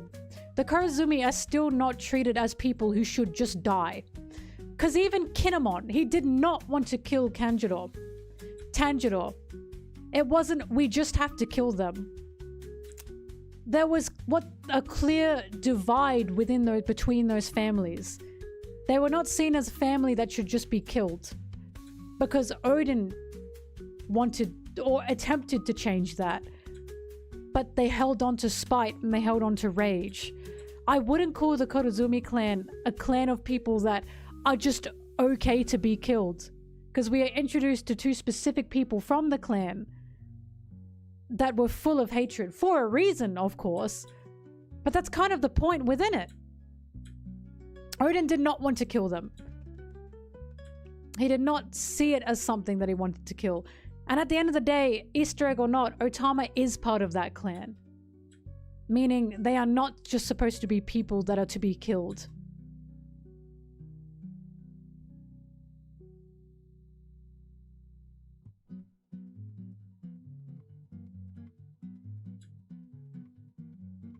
Right, why don't it need progress? Exactly.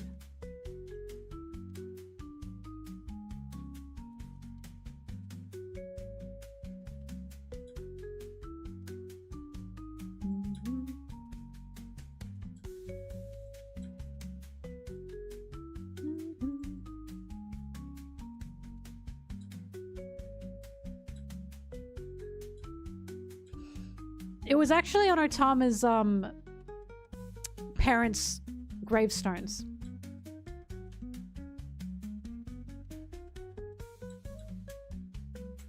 And then Oda clarified, yeah, that said Korozumi.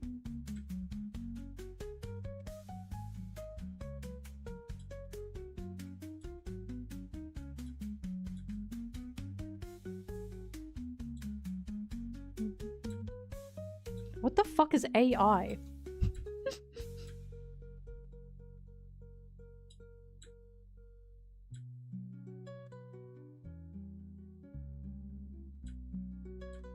Either way, I would not consider the Kurozomi clan the same as like orcs. Because Odin also was like not for fucking killing them, and neither was Kinemon. It was just two very uncomfortable people that they had to face. And now they have Otama.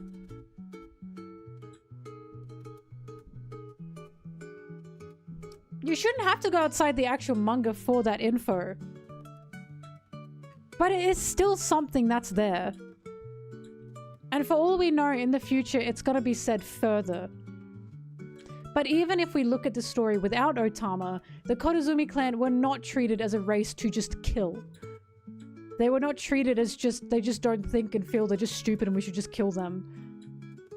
Again, it was specifically Orochi and Tanjiro. And Kinemon did not want to kill Tanjiro. Kinemon was like begging. Again, it was people that were overtaken by their revenge and by their rage. It wasn't specifically the clan itself.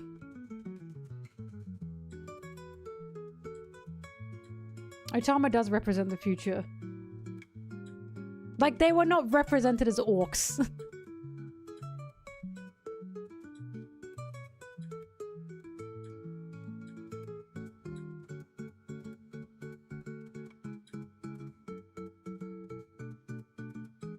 Right, race and clans and family status are not the same. But from my rereading of the manga, from what I remember, the killing of the Korizumi clan wasn't just because they were Korizumis. Some of them were, don't get me wrong. But it was because they tried to originally poison them. Poison the original, shoguns. And they went, the fuck? And that started the feud. It was not- but there were still Korizumis that got killed. But that was because of the hatred that was pushed by the families. It wasn't because they were just a race of, don't worry, we can just kill them. They were not like orcs. Hence why a new dawn will come. We'll have peace yet. The Korizumi are clearly not treated as people who should just be fucking gone, right? Not now, not in the current story.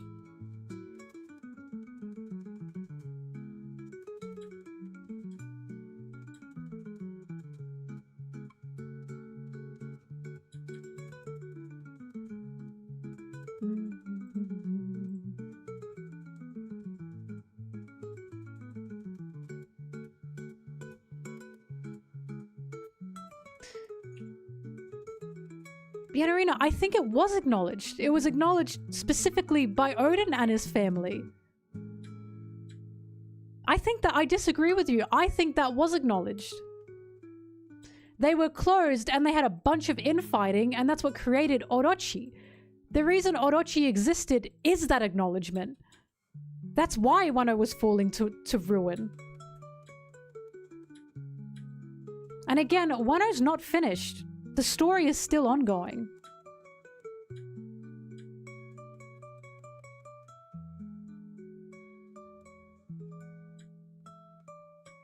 It was acknowledged because you had Tanjiro and Kinemon. Tanjiro and Kinemon's dynamic even existing was acknowledgement. And of course it was Kinemon, why does it have to be like this? And Tanjiro, because what fucking happened to my family, the way my clans were treated? Everyone gained a fucking, like, retrospective after that. They 100% created their own demons. That is acknowledged. Otherwise Orochi wouldn't exist. It would have just been Kaido, no?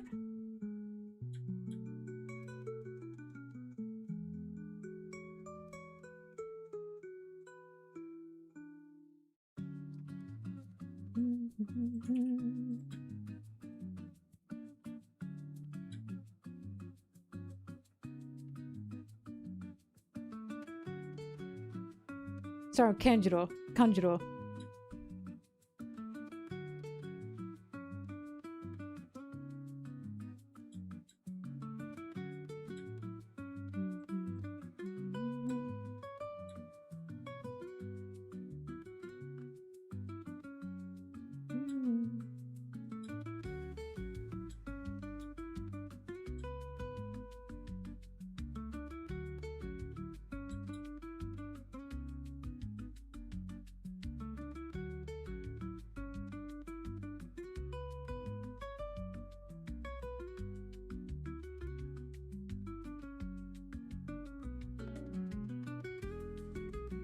Yanarina, that was not about the Korozumi.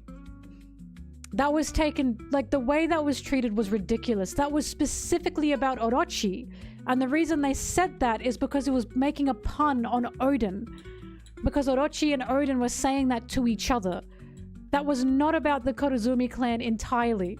That was Hiyori saying what Orochi and Odin were saying.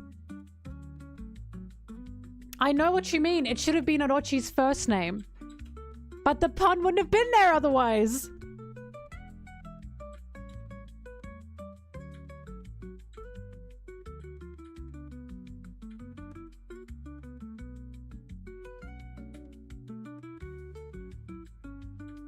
Hence why Orochi burned. He turned to ash.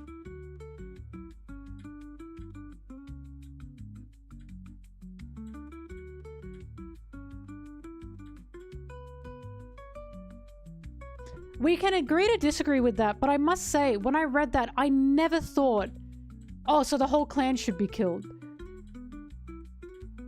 Because there was an acceptance at the end of the day that they did have. That was in the end used against them due to the revenge that was held onto. But of course, it was the pun.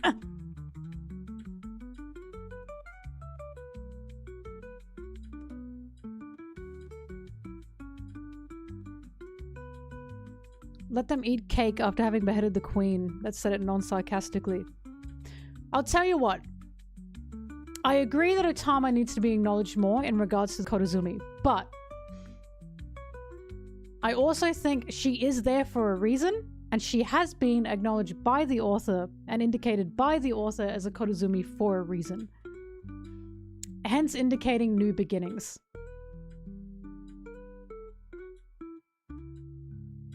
So, I agree that she needs to be acknowledged more, but I do not agree on the Korozumi just being the clan that is just like gone.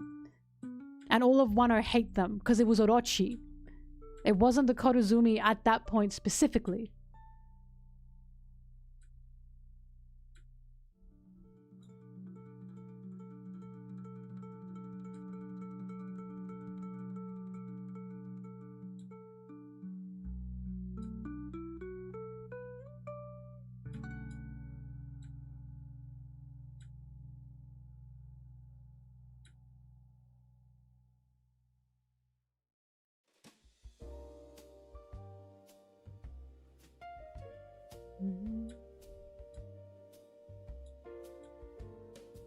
But at the same time, I know I'm biased because I love Hiyori's speech at the end. After she watched Orochi burn in front of her to ash, I'm afraid I loved her speech at the end. Which is why I'm like, I don't think he fumbled that because I felt a lot of emotions from that. But I didn't come out of that thinking, yes, she's saying all of them should die.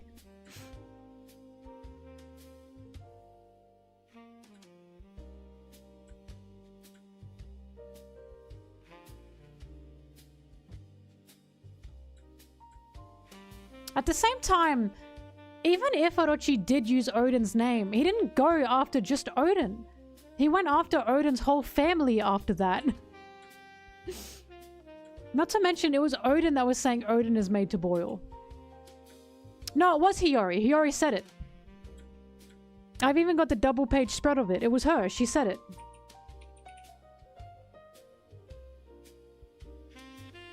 See? Also, this translation, like, sucks. The translation in the official is a lot clearer. I'd say this was also a translation difference, I want to be honest.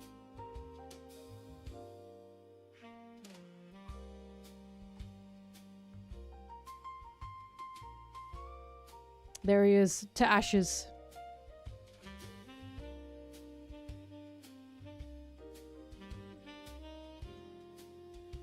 She said it. It was Orochi. She was saying it to Orochi specifically.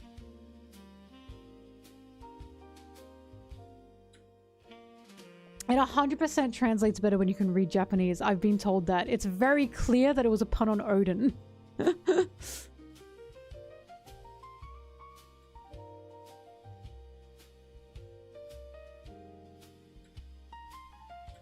Look, what we know is, and what I'm saying and what I'm confident on is, if a Korozumi did appear that wasn't just Otama, they would not be immediately fucking killed anymore at this point in time. Not in the way that happened back in the day. Not in the way that happened to Tanjiro, not in the way that happened to Orochi. Because now Momonosuke is there, and now he's the future. And he would now put a stop to that. Same with Hiyori, same with Otama, same with Yamato. They are the future of Wano. They certainly would not just take down the Korozumi because they're Korozumi. Kinemon as well.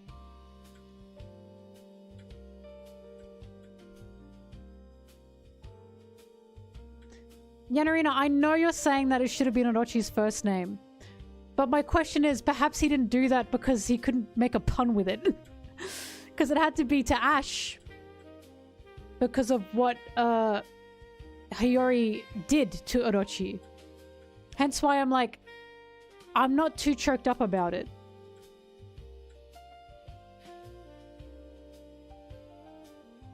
Kanjiro. I keep saying fucking Tanjiro. Yeah, Kanjiro.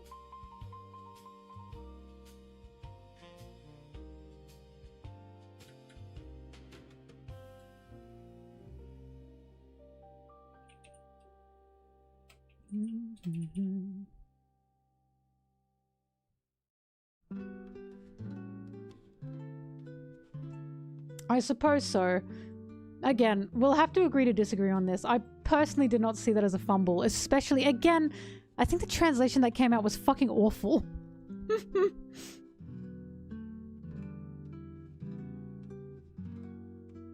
Yeah, Liz, they're not criticizing the pun. They're criticizing that it should have been Orochi's first name the way it was Odin's first name. But of course, my point there is, but it was Odin's first name, and then he went after Odin's family anyway. Which is why I'm saying I personally don't think which name it is mattered. Because no matter what, Odin's family and his clan was treated poorly anyway. It didn't matter what name was used there.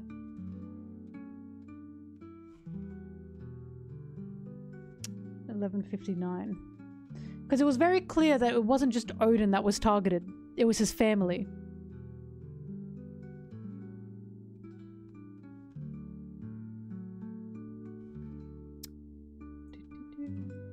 I need Shaki. I need Shaki in the cage.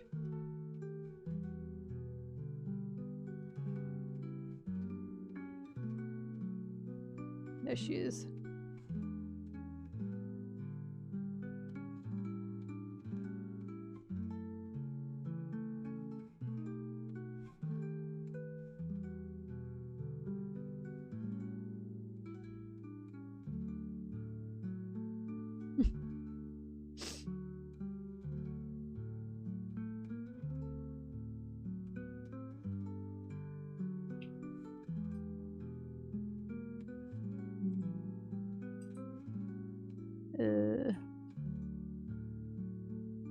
That translation did fucking suck though. It fucking sucked. When that first came out, it was a horrible translation. Again, I'm sorry. There's a reason I don't like the leaks and I don't like their translations, because the way it divides people is horrible. I feel like when I talk about intention behind a character, and you'll get a different conversation on who read what translation. Because I don't blame people for reading the leaked translation and thinking, Hiyori, what the fuck? Because it does sound bad. Because in the official translation, it was a lot clearer that this was clearly a pun on Odin. And not just Hiyori being a weird fascist.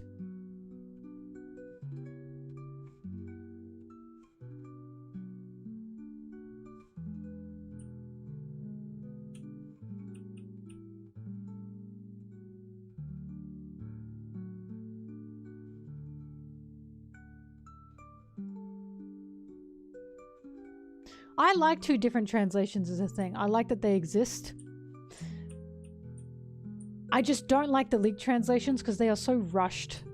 And it's very clear that they're quite rushed. And there's bias in everything, but I'll never get over them adding Zoro saying to Usopp, shut up. I'll never get over that.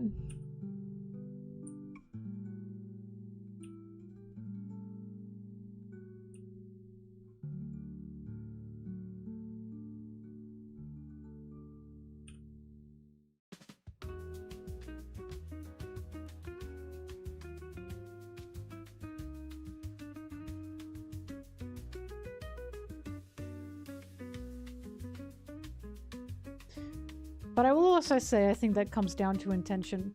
Because when I read that part of Hiyori saying that, I didn't think she just means in general the clan should die. I never thought that, because I was like, well, she wouldn't think like that. She wouldn't believe that. Not only that, I do not believe Oda would make a story like that.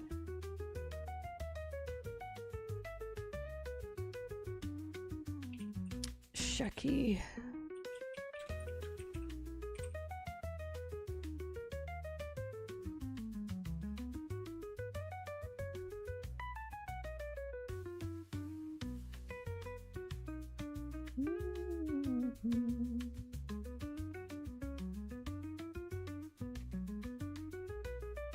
The only reason I fuck with...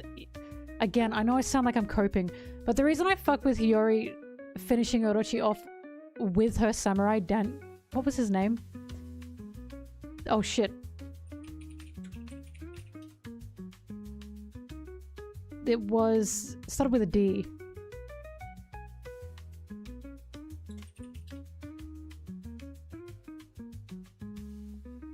It was Denjiro. I was like...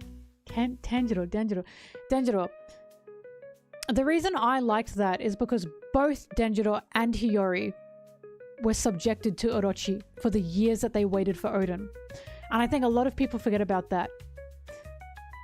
Hiyori had to work and be under Orochi for 20 years. Denjiro also had to work and be under Orochi for 20 years. Together, they had to suffer under Orochi.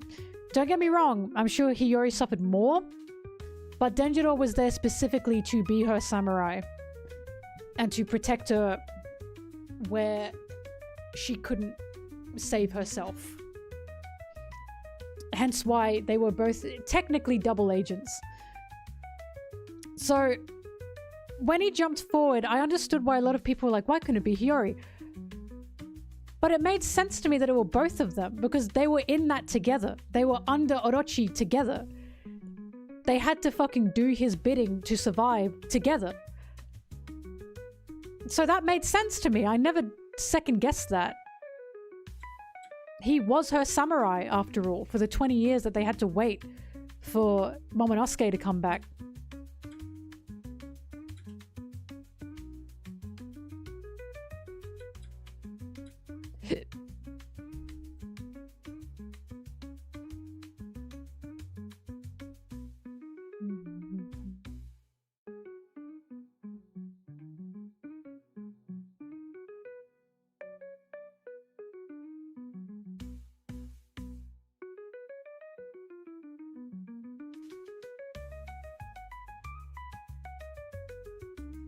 Where is when the Marines say, stop thinking individually?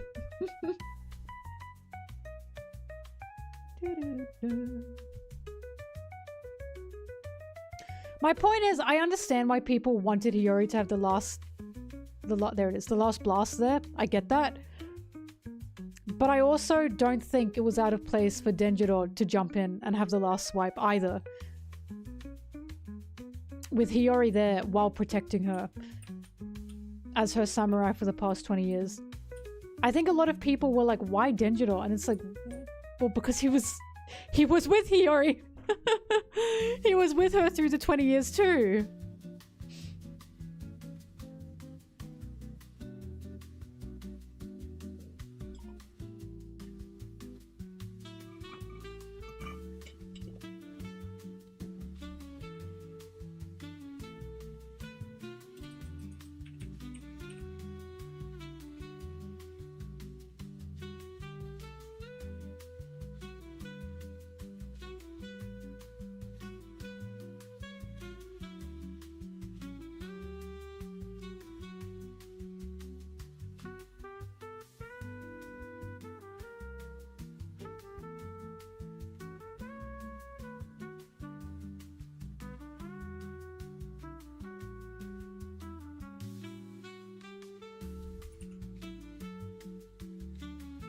$11.59.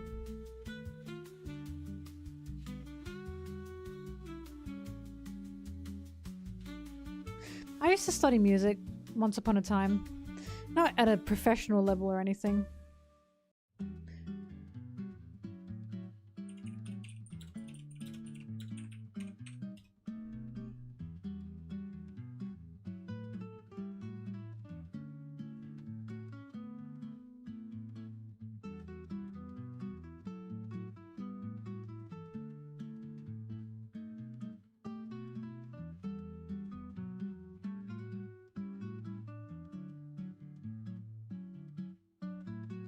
Wonder and Carrot with Pedos Pedos was dumb. Yep. They should have won that. Because who took out Pedos Pedos in the end? Wasn't it one of the fucking big mink fellas?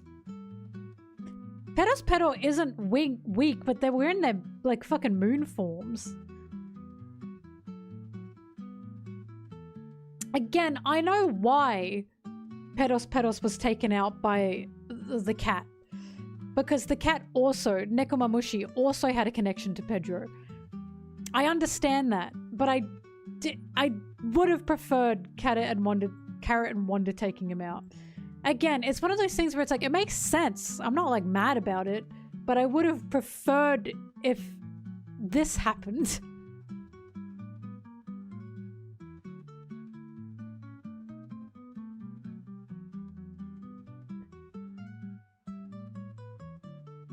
No, I agree. But again, it does make sense because Nekomamushi was also one of Pedro's closest friends. Pedro was like Nekomamushi's like one knight and bodyguard. That's how they knew each other. Because the thing with Carrot is Carrot was an in-betweener, right? That's what made Carrot so special. Pedro specifically was Nekomamushi's. Hence why Nekomamushi was like, that was my fucking guy. Again, Yanarina, I agree with you. Again, it's one of those things where it's like, it made sense, but I do wish it were different. I'm not saying Oda's not sexist.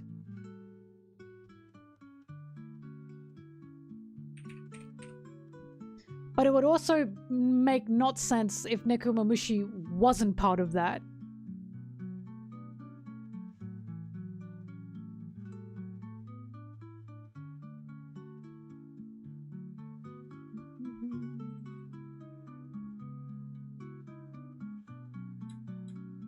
It would have been good if Nekomamushi was up against Pedos Pedo and Nekomamushi or Wanda and Nekomamushi and they were losing and Carrot jumped forward. But it is what it is. Men are still men.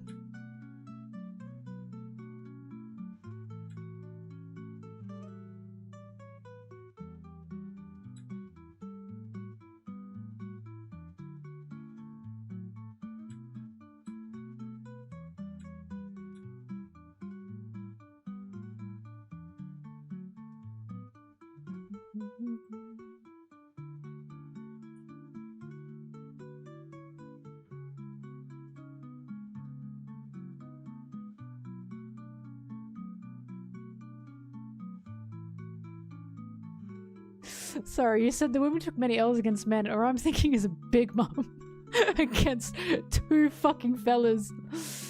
I like that.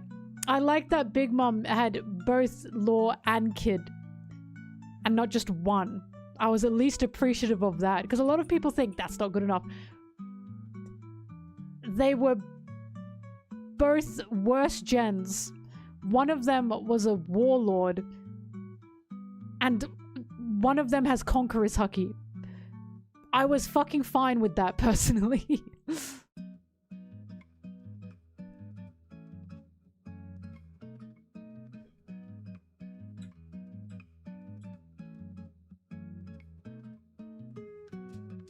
And she's probably still alive. I truly do not believe she's dead. Well, Yanarina, it depends if she's dead or not. I don't think she's dead. Again, we're talking about a story that's not finished. So we can only say so much. I really don't think she's dead. She went out saying, I'll fucking remember this. I'd be shocked if she were dead.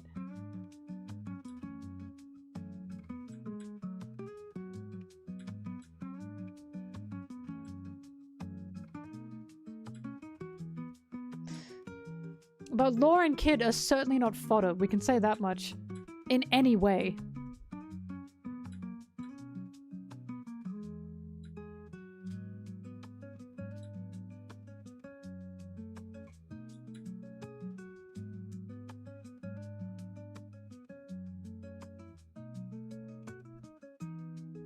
Well, Yanarina, Big Mom can very easily come back with a power-up.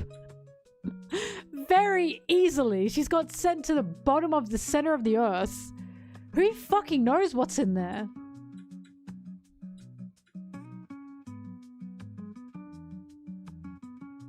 I say this with all the love in my heart. I think you might be a bit pessimistic about it. Because I would say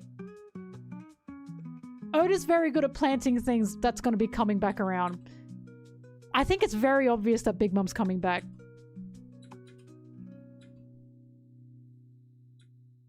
And I think the only time Big Mom was handled poorly was when she got amnesia. I do not believe she was handled poorly at any other time.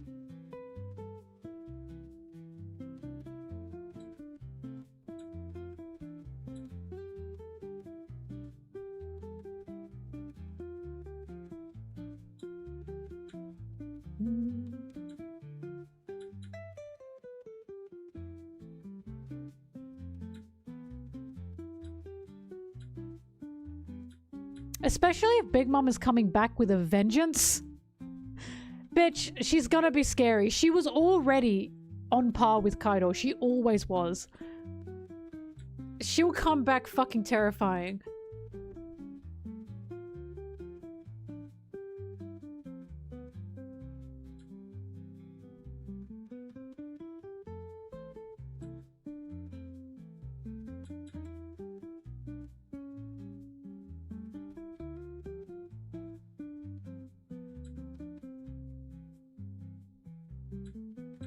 Soul Queen Big Mom.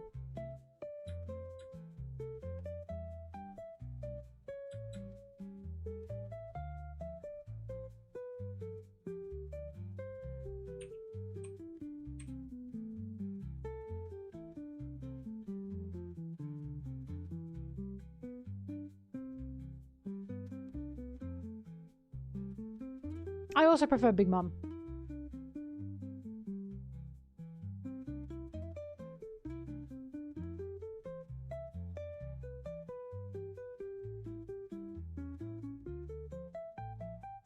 Well, that's the difference between them, right?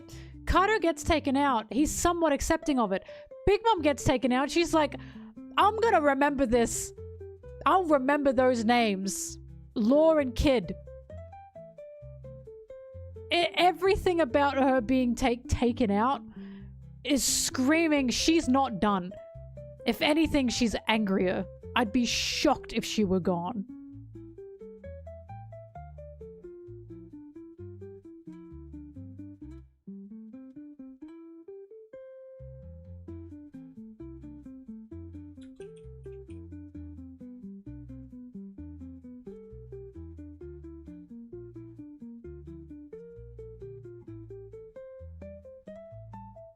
If we want to talk about a real plot hole, the real plot hole is if Kaido wanted to die so bad, why didn't he just jump in the ocean?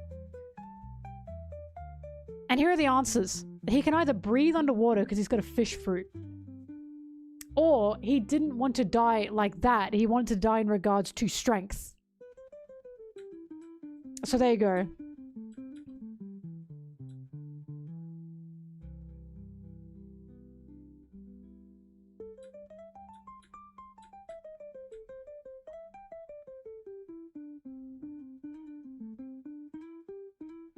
I know I'm a bit lenient with One Piece, by the way. I understand that. But it's because there's truly not really been a moment within this series where I've hated it or been like, I can do that better personally, aside from how the women are sometimes treated.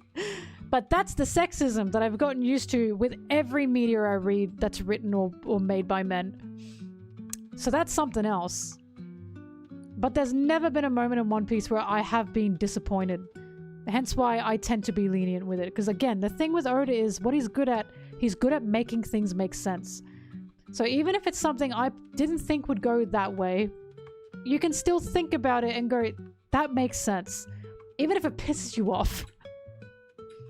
The one thing that doesn't make sense is why Robin's bounty isn't higher, Oda. And that's the sexism.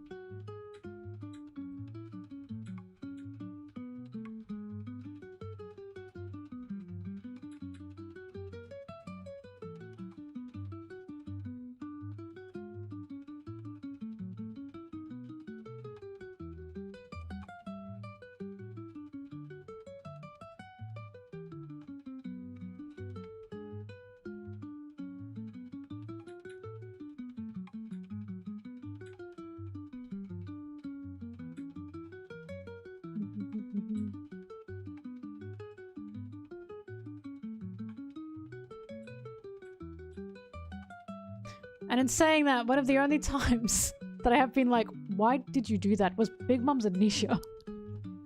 That was truly one of the biggest fucking fumbles. To this day, I'm like, I think I know what he wanted to do, but it was stupid. That was dumb.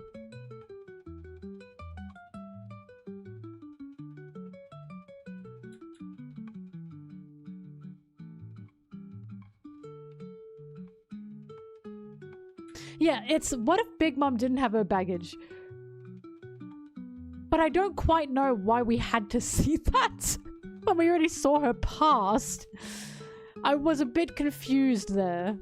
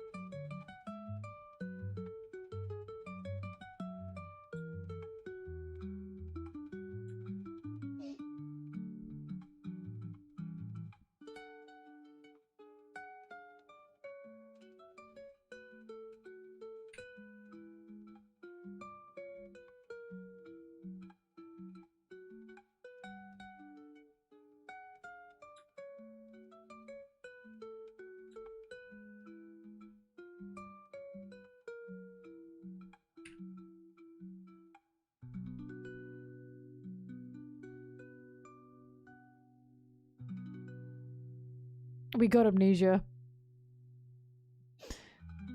But here's the thing. He had to get Big Mom from point A to point B. Then why did he destroy Big Mom's ship in the first place? If they were just gonna end up at Kaido's place anyway. That I didn't quite understand.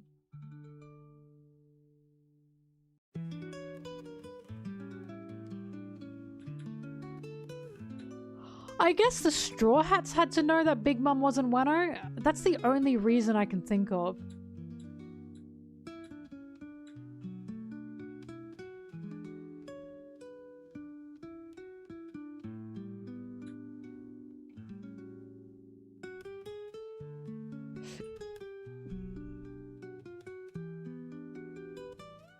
He didn't want the kids involved. I suppose not.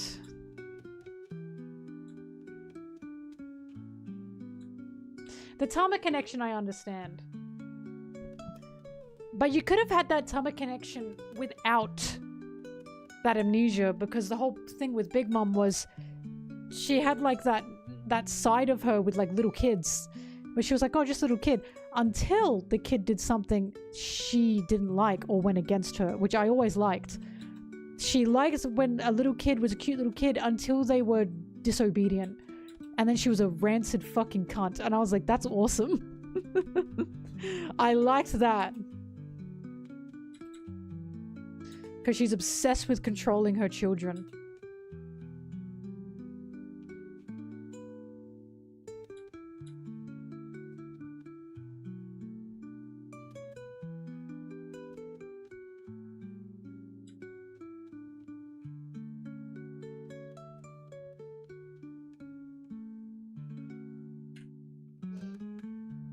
But I can count on one hand the amount of times One Piece is like, I've been like, huh? That was stupid, or that didn't make sense. And of course, Dressrosa is like the majority of that hand. But I love it! And it's still my second favorite arc.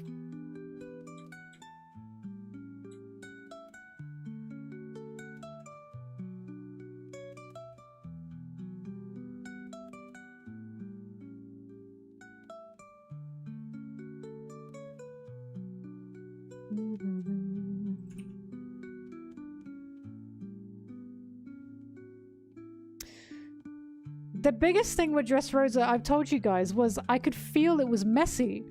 Because I could feel Oda like wanted to introduce the Doffy family as the anti-found family.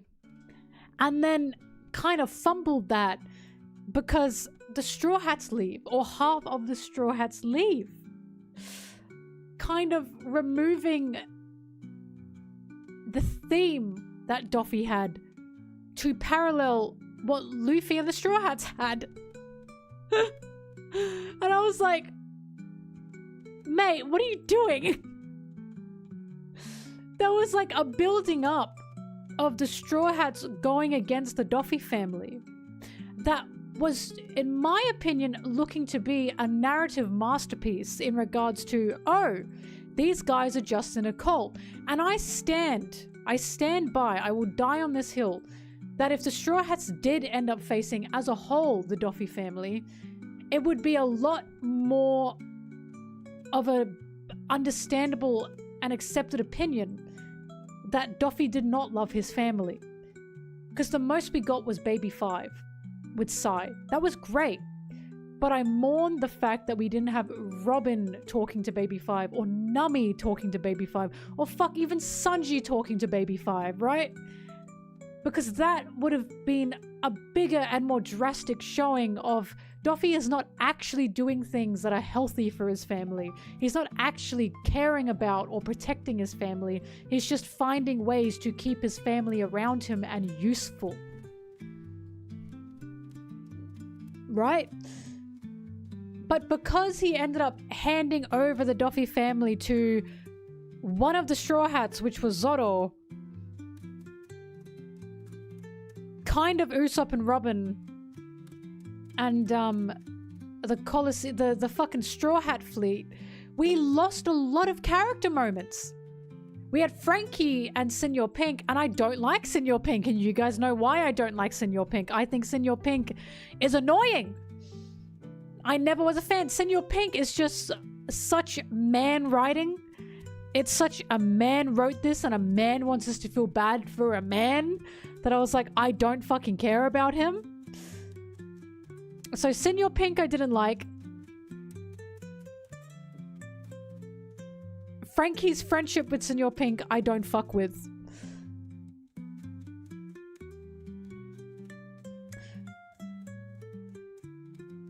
That was dog shit. Frankie, I've never felt that a lot of characters are out of character, but Frankie's fight with Senor Pink, a bit of that felt weirdly out of character. And I was like, why is he doing this? In my opinion, that was one of Frankie's lowest, only because I was like, I don't understand his actions here. I'm not quite sure what's going on. I think Senor Pink was a little fucking cunt. And I think if Frankie understood truly, and it wasn't written by Oda being a man, Frankie would have been like, dude, you fucking lied to her. Like, you lied to her. What? Like, it was strange to me. Or Frankie in that moment being like, well, I guess that's how scary Doflamingo is, that you're even lying to the woman that you love because you're terrified of going against your cult leader. There's nothing super about lying to women. Exactly. That, in my opinion, was some of Oda's worst. Because, I'm sorry, I don't like Senor Pink. I don't like the sob story behind him. I don't think it was that good. I think it was a waste of time. But that's me. I know a lot of people don't agree with that.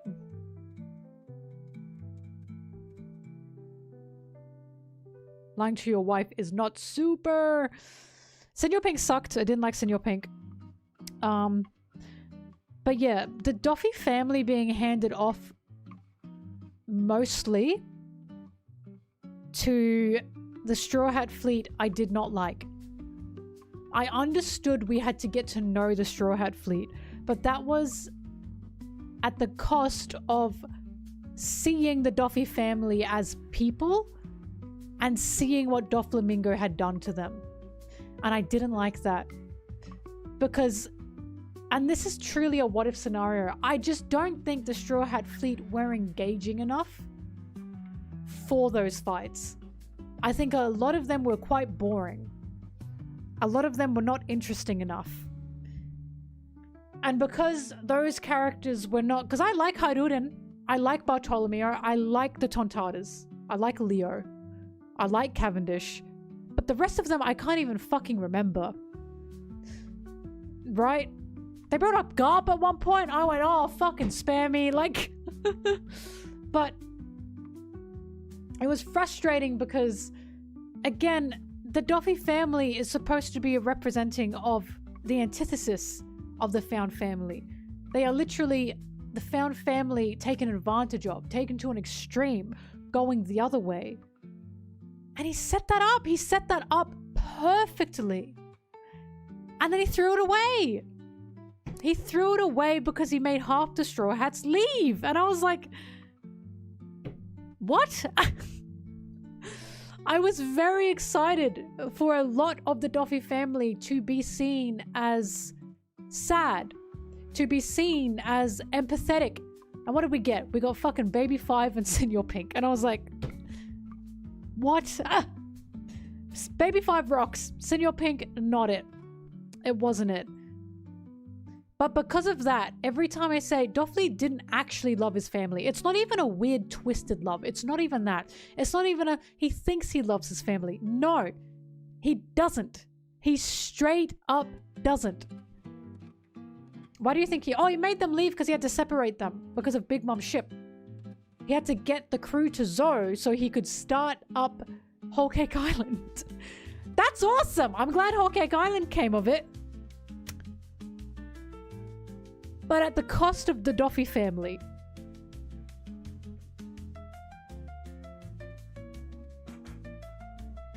It was at the cost of the Duffy family. Law being in Seastone handcuffs was fine for most of Dressrosa. That was fine. Because it was even pointed out, I loved Luffy carrying him. And the whole point of that as well was Law was going to run away from Luffy anyway. And Luffy was like, no, I'm not letting that happen. That was Luffy going, you're my friend now.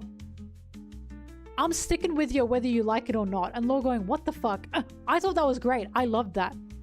I loved that. Every scene of Law in Dressrosa was the strongest scene. Every scene of Luffy in Dressrosa was the strongest scene. Every scene of Duffy in Dressrosa was the strongest scene. Any interaction between Duffy and his family was strong. Any interaction between Law and the Duffy family was strong. Fujitora was quite strong.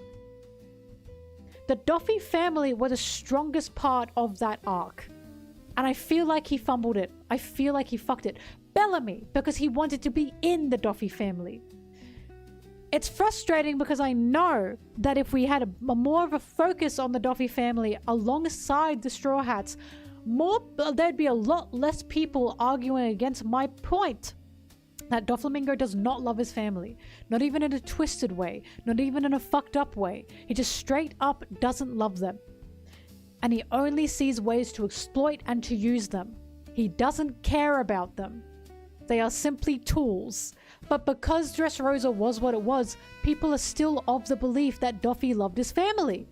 And he just doesn't. He simply doesn't. Sabo's cheesy as fuck. Is Sabo good writing in regards to how he came back? No. Do I like him? Yes. Is Sabo now a good and strong character by himself? Yes. Was he struggling to be a good and strong character by himself when we first met him? Yes. Sabo has drastically improved since meeting him. But when we first met him, it was bumpy. But I liked it. I cried, okay? I cried when Luffy saw him because I went, Luffy needs this. I'm happy for him.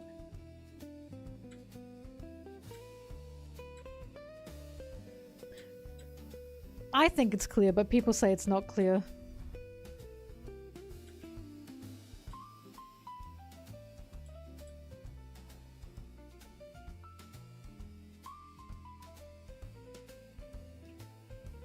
Dressrosa was a real fucking mess, but as I say, his writing highs in Dressrosa were fucking phenomenal.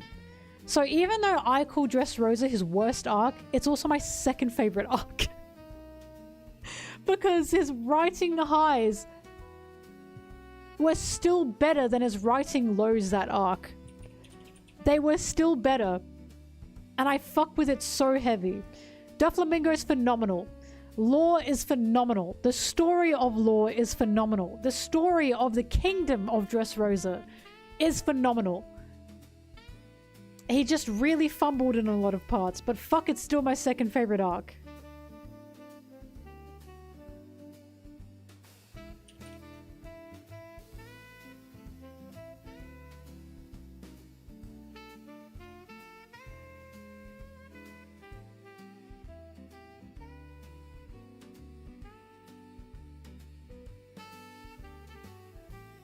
Also, like, all of Luffy's lines against Doffy, just incredible. Luffy wanting Law to get that final hit on Doffy, and even Luffy watching Law as he was about to kill him. And we can see that Luffy is unsure if this is correct. If what Law is doing is what he should be doing. If what Law should be chasing is this murderous vengeance to kill Doflamingo. Because Doffy even says to Law, just like me. When Law says, I'm going to kill you, Doffy says, you're just like me. And Law says, in this instance, I'm fine with that. But he's not. He doesn't like being like Doflamingo. It haunts him that he's like Doflamingo. He's still got Doffy similarities in him to this day because Doffy groomed him. Right? So, fuck, I have to get the chapters up as we talk about this. I just have to.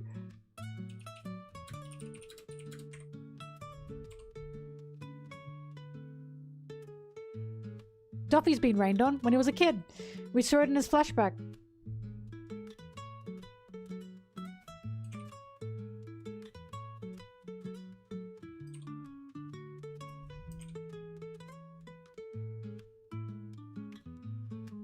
$781.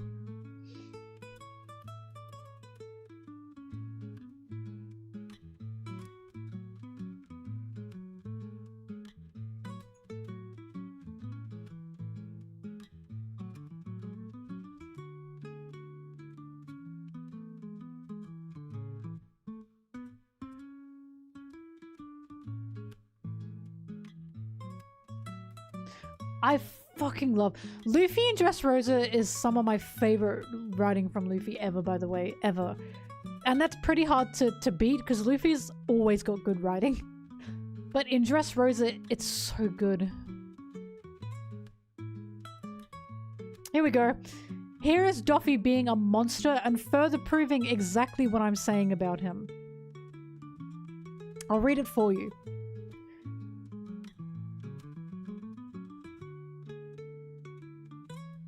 Doffy says, just hear me out here, by the way. Shut up. Anyway, look at Luffy's face, for fuck's sake. The birdcage surrounding the city is slowly but surely closing in, folding itself up like an umbrella. As it closes, it will eventually slice through everything in this country. In, let's say, 1 hour. We need to rescue blah blah blah. I just want to say what Doffy's talking about. So Traffic's down and the birdcage is shrinking. Such cowardly malice. Hasn't he had enough? You gotta whoop Doflamingo. It's our only option, and they start cheering for him. So Luffy. Doffy says, I will not spare a single soul. There is no benefit to me. There is no benefit. Let that load. There is no benefit to me in saving the lives of those who know this country's secret. But I will not spare a single soul. There is no benefit to me. He will only spare those who fucking benefit him. Why do you think Virgo and Monet, he just allowed to die? They no longer served a benefit to him. Not the towns, not the people, not the animals, not your friends, and certainly not you. This only means that your friends there died a bit before you did. He liked to call you Straw Hat, didn't he? Now here's the thing that is lost in translation here. He's saying Law liked to call you Mugiwara Ya, didn't he? Because Law uses the honorific Ya because he's quirky like that. So he's taunting Luffy. He's saying, you two were friends, weren't you? You liked him, didn't you? And he liked you. Well, too bad. Now he's dead. Because this is Doffy's best fucking line of attack. He's very fucking good at pissing people off to the point they become erratic, irrational, and just jump at him so he can just off them and kill them, right? He's very good at using people's emotions against them. So he'd like to call you Mugiwara, didn't he? No worries, I can build another country. I'm telling you, it's Imu like, anyway, this will be settled once I kill you. And then Law comes back. You're the one who's disappearing. This operation will be destroy your body from the inside. Gamma knifes him. His room is up.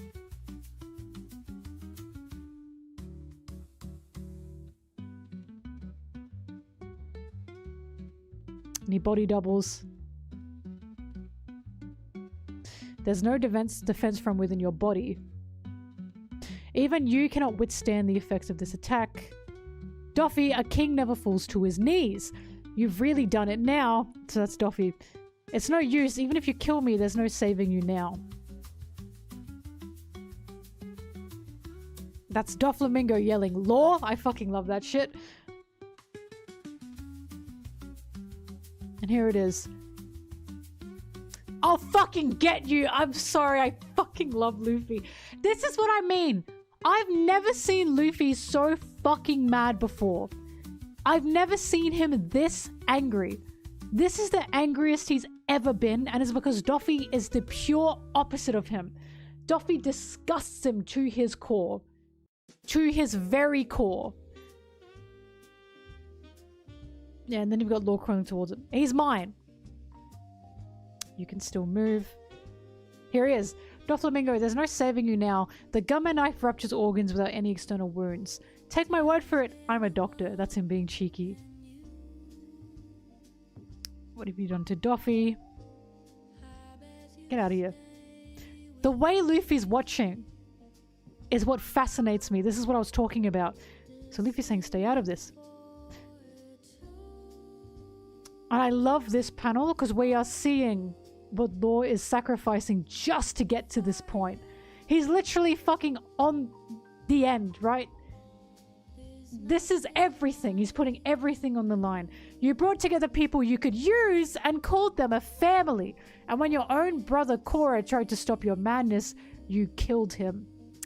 Yeah, it was such a shame that he betrayed me.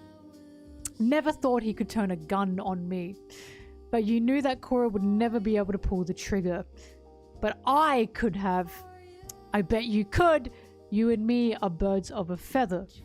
In this one case, I'm fine with that. You were the one who should have died that day. Shall I say what you're hoping to hear, Law? Corazon was an obstacle and an eyesore to me. In fact, I'm glad I killed... Die, you devil. God, I love Luffy watching. And the reason I love Luffy watching this whole conversation is because he's calm. His face before then was fucking vicious. And he's watching now and he's actually listening. And remember, when Luffy's listening to something, that's important. He's paying attention. He's letting Law do this. But you can see in his face he's not sure. So this happens. He sparks him. Duffy gets back up. That's our king. With enough time, I can perform emergency care on myself. Beneath the skin, my strings are rapidly reconstructing my organs. It's all in how you use your powers. Not quite the same thing as healing, but thanks for self-destructing anyway! He even says thanks for self-destructing. Because this move that Law used was the end of his room. So he was, of course, again, fuck I love Doflamingo. His whole power here is making Law fucking lose it. So Law would expend his power and he can't use it anymore because Duffy knows how Law's fucking power works. Right?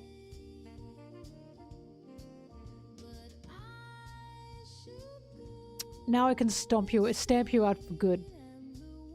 And then, oh. This music, by the way. It's just chills. Oh, it's fucking chills, bitch. What a way to end this chapter, by the way.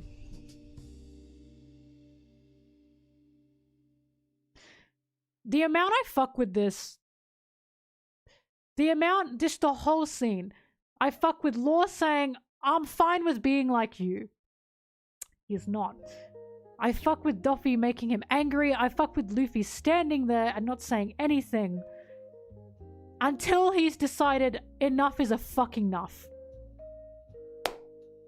I can't let my friend deal with this.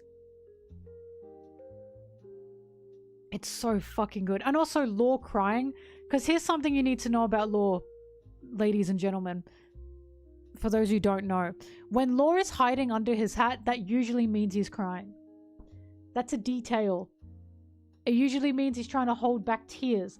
This is why, in the chapter where Law and the Straw Hats were finally separating, after Wano finished, the whole chapter you don't see Law's eyes.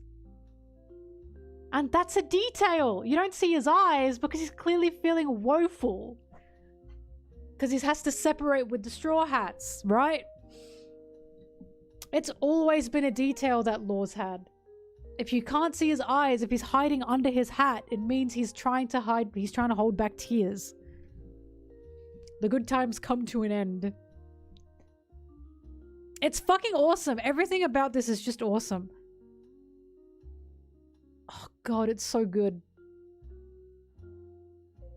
It's the silence. Truly some of Luffy's most powerful moments are when he's just silent. Do you see dragon in him yet? Do you see his papa in him yet? God, it's so fucking good. It's so good. This is what I mean. These are really the strongest. This is the strongest. Some of Oda's strongest writing. It always has been. Not because it's a fight, but because everything is being laid bare. And I love the way Law and Luffy are treated here. Because of course, the whole point is Luffy will save anyone he considers a friend. Anyone connected to that friend, it doesn't matter. He was letting Law have that moment, but he couldn't stand by anymore.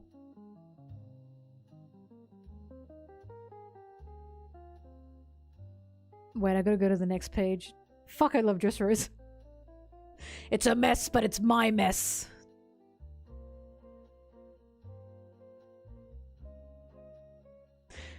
The other reason I like that Luffy is so quiet is because Duffy's such a fucking yapper. Oh, it's perfect. Here's the thing. This is also why it's so good. The way Doflamingo works is he talks to you. He riles you up. He gets you emotional and angry. Here's the thing about Luffy. He's always emotional. He always works on emotion. He always works on that type of will. So Duffy was always bound to never work against Luffy. Because Luffy works on instinct anyways. He's better at his instinct now. He knows now when he should or shouldn't be using that instinct. But it's never gonna work on Luffy. Nothing bubbles over because he's always bubbling over. He's always at 100%, right? So Duffy trying to aggravate someone like Luffy was never going to work. He's quite literally the only person who could do this against Doflamingo because it's always going to work on Luffy, but he's always going to jump forward. He works on fucking gut instinct. He always has. It backfires, right? It's not like Law. Because Law tries to hide his emotions around Doflamingo. He tries not to get riled up by him. But that's where he falters. Because Duffy is bound to work on you. Right? Duffy was always bound to beat Law. Because Law is trying to hold it in. You're gonna lose against Doflamingo if you try to hold it in. Because he's gonna get it out of you. He's gonna make you angrier. Right? That's why I love the dynamic they have. The way Duffy talks to Law, again, some of Oda's best writing. It's fucking awesome. It's so good. See, even now he's trying to rile Luffy up. Why did you stop me? I was going to split Law's skull. That's all. Not to mention, Doffy's whole thing is that smile. And of course, his smile is evil. It's fake. It's obnoxious. And the whole time, Luffy is versing Doffy. What is he doing? He's frowning, bitch. Because Luffy's a happy fucking guy. Not against this bitch. They're literally supposed to be fucking paralleling each other. It's supposed to be a guy that uses and abuses his found family with a fake smile versus a guy that loves and cherishes his found family with a real smile. So he's not smiling against this piece of shit. He's not showing him his real smile. Fuck this guy. He sucks. This is one of the best details. I always thought it was one of the best details. They're like Ace's hat.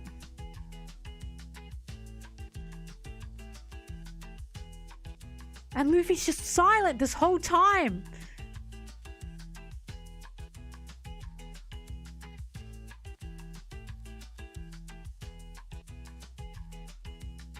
Also, hi Dragon, I saw her in the chat.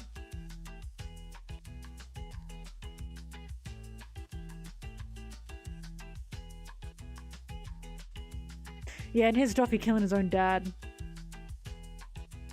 Doffy requires person to overthink, exactly, and Luffy doesn't do that. It's impossible for Luffy. And here is where I'm fucking talking about, where people say, Treble groomed Doffy. No, Treble encouraged him. Doffy was already fucking like this. I will give you the power of vengeance. People I want to kill. There are loads of them. Treble did not do that to him. He already had that belief. He already had that ingrained in him. Treble did not groom him to be worse. He simply groomed what he already fucking had. And he didn't even groom him. Because Law said, Doffy does not see you as an equal. You're an idiot if you think that. Doffy used Treble too. Doffy always thought he was above Treble. Hence why Treble gets what he deserves. He enabled him, exactly. He gave Doffy exactly what he wanted, which was an essential slave. His birth infused him with madness. His fate brought him rage. These things solidified him as a demon.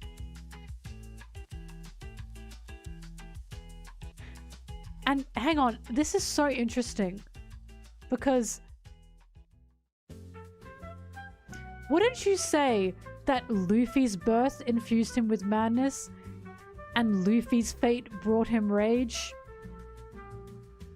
In regards to how he was fucking brought up with Garp, what happened with Ace, and how Luffy literally has a D in his fucking name? No? What I'm saying is Luffy ended up differently because he wanted to. Is Luffy not mad? Is he not called mad? He's literally got the belief from other pirates that he's crazy.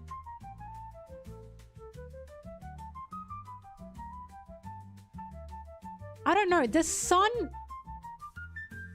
of a revolutionary and the grandson of a fucking Marine Admiral. Not in the same way. I'm not saying it's in the same way. I'm saying that there's a similarity here.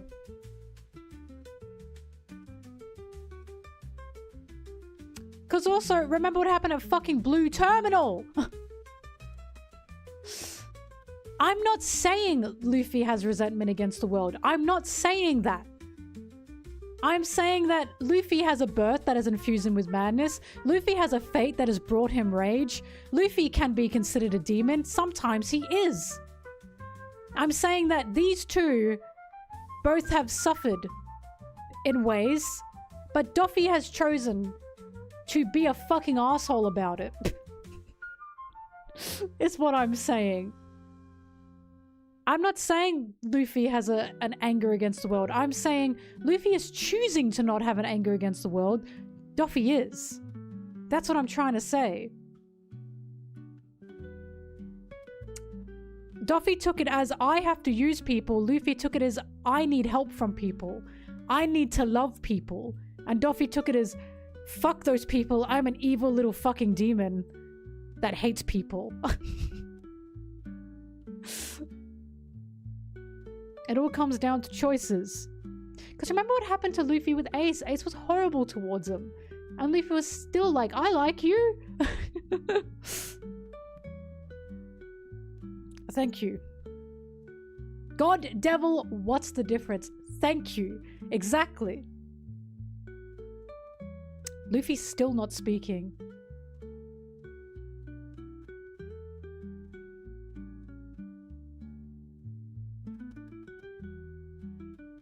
He's still not speaking. Oh, he just fucking hates him. The only thing he says is a move. He's not even fucking saying anything. He just has to beat his ass. He's like, I have to kill this guy. Damn, Applejack, we're just gonna have to kill this guy. No playful banter, no jokes, no nothing. He just has to kill him.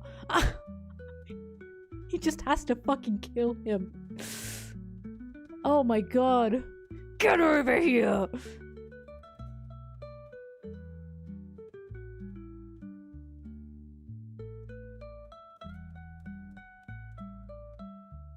He finally speaks. What is this stuff?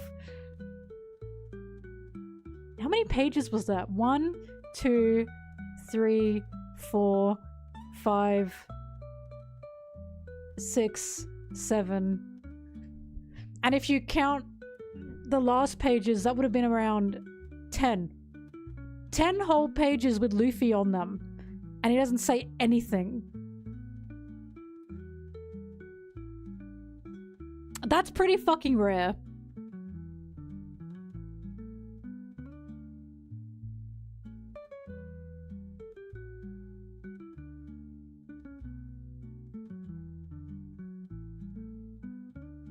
This guy's so goopy. I'm sticky. I also love that Luffy calls him Mingo. And you want to know why I love that? Because I know it fucking boils Doflamingo's blood. It's not Doflamingo. It's not Doffy. It's not King. It's not Sir. It's Mingo. Luffy has the fucking audacity to give him a name that Doflamingo does not approve. Ever. I know that pisses him off.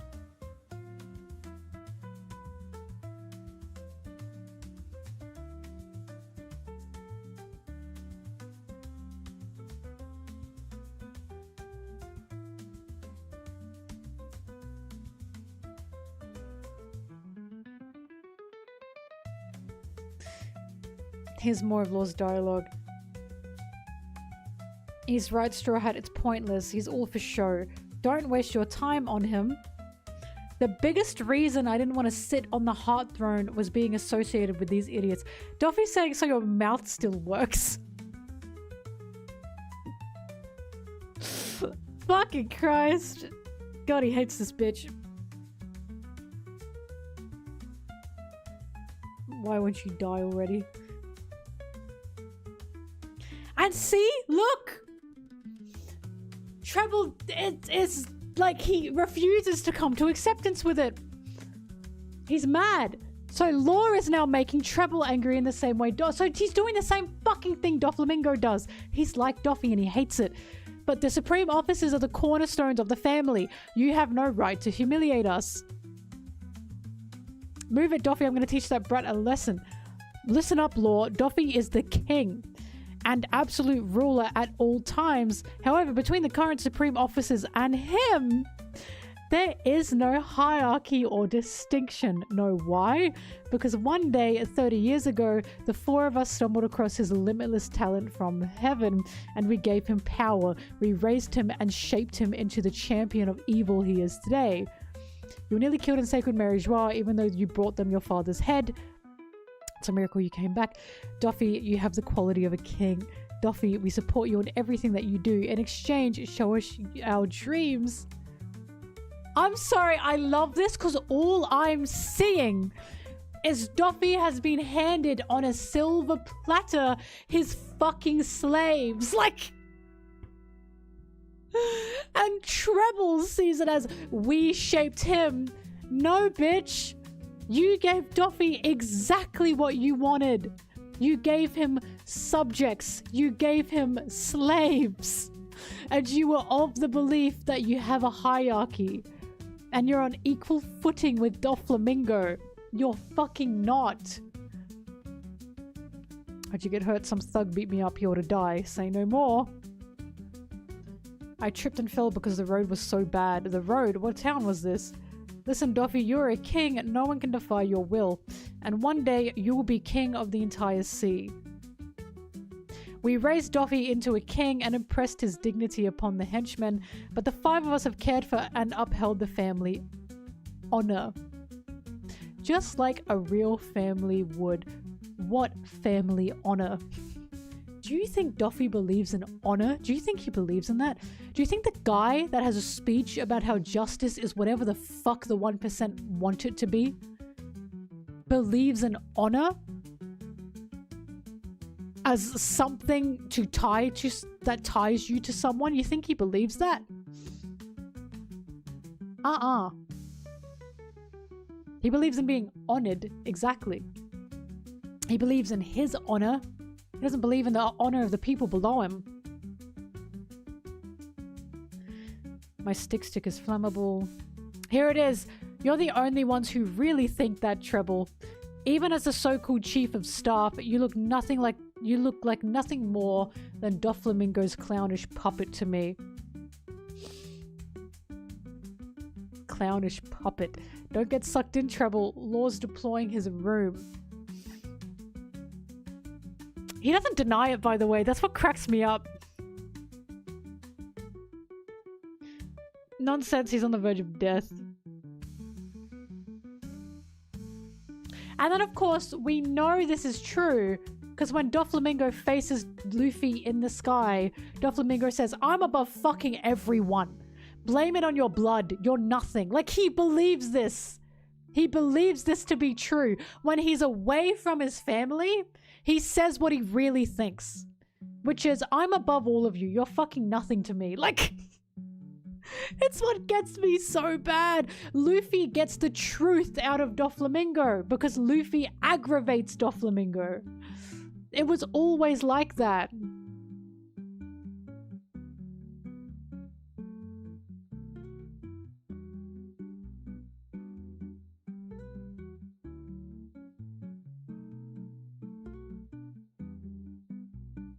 I won't have much dignity if I have to leave both of you to straw hat.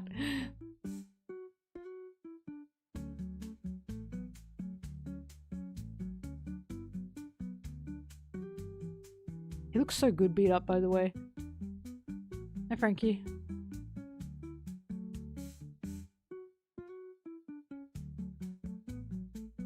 Oh.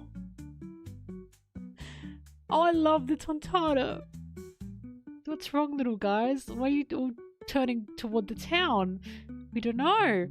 I just feel a weight lifting from my chest. Oh, because Treble got fucked.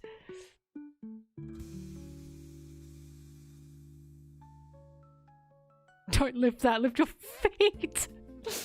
And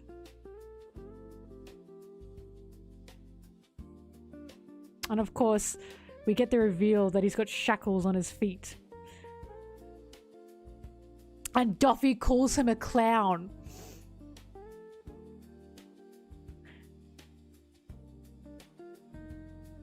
And he's mad! Look how fucking angry it is. He calls the guy that is apparently his equal, there's no hierarchies, a clown. He's mad at him. And by the way, never says anything else about him, never goes back to help him, fucking nothing.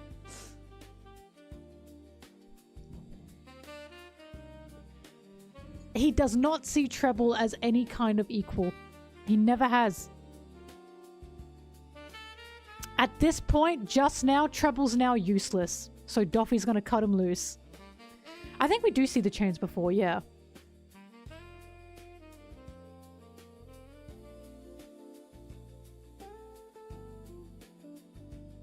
You fucking clown.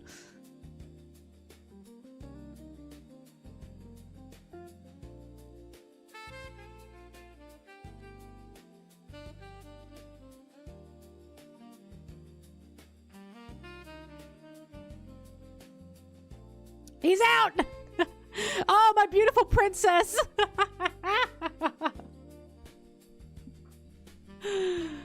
Only Law could cut him because of his room power, I believe, and his sword specifically. Because Haki wasn't working on him. Law looks so beautiful. Basically, Law knew Treble and knew how Treble worked. And the reason Treble's in chains, we're not told explicitly, but the indication is Treble used to be a slave. And that's why Treble was also wanting to use Doflamingo. Because Treble wanted power due to the power imbalances that he had faced in his life. But of course, Treble was stupid. Treble was dumb. So, Treble never had any hope of using Doflamingo, who was smarter than him. That was the implication. That Treble was someone that was similar to Hody Jones, was using anger as a way to justify, like, suppressing others because of what they have gone through. And they tried to use Doffy for that, and it backfired on him. Treble thought he was getting a destroyer, yep. But he was an idiot, and it didn't work. This is how I interpret it, by the way. It's not explicitly mentioned.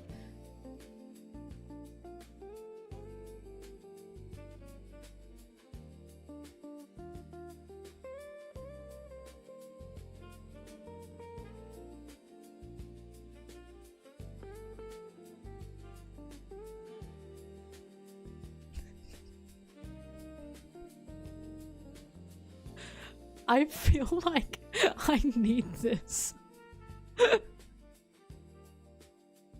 I'm not done with him. Me when I'm talking about Garp. And another way, me when I'm talking about Sanji in specific ways.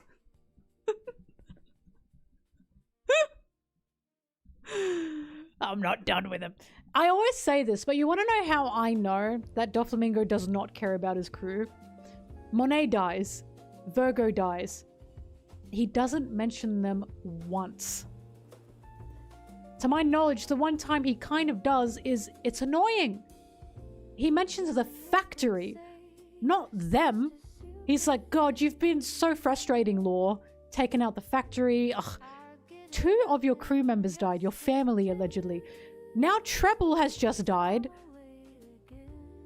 There's no thinking about it. There's no sadness for it. He's just angry. And he's angry because he took out one of his pawns. He's angry because Treble was useful to him. He's not sad about it. Treble fucking died. At least to my knowledge, Treble's gone. Either way, Treble's useless now. And Doflamingo does not give a fuck. If that were truly his family that he loved, he'd be like Luffy. Imagine, and I always say this, imagine if Luffy were in Doffy's position, and imagine if Monet were, I don't know, Usopp, or Sanji, or Zoro, or Nami, or whatever. And imagine if one of the Straw Hats was saying to Luffy, the only way we can win this fight is if I blow up this factory and kill myself. What would Luffy's answer be? Would he say, fair enough? Or would he say, you're not fucking doing that. I'd rather we lose than you die. Kaido does care more about his crew! It's what I've been fucking saying! The reputation Doffy gets is what Kaido is. Kaido is the guy where you have to prove to him that you're something. But once you've proved that to him, he's loyal to you. He's keeping you. Even if you lose, he still loves you. That's what people think Doffy is. Doffy is not that. Doffy is the second you are useless, you're gone. He doesn't give a fuck about you.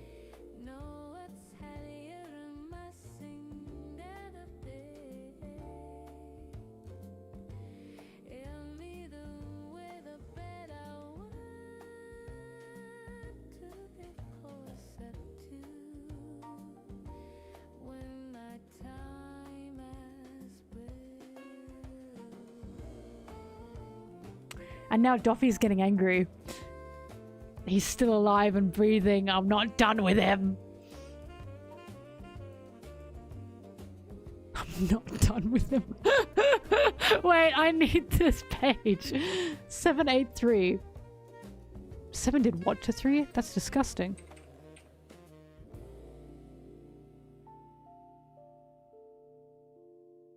I just love Doflamingo.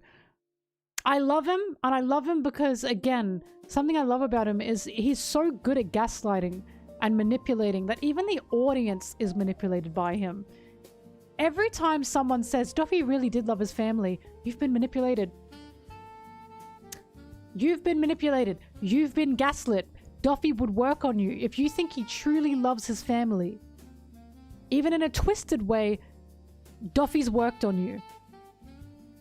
That's why I like him as an antagonist, because I think he does his job exceptionally well.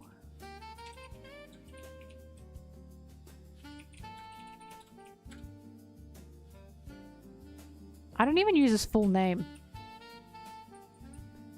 Robin, Luffy.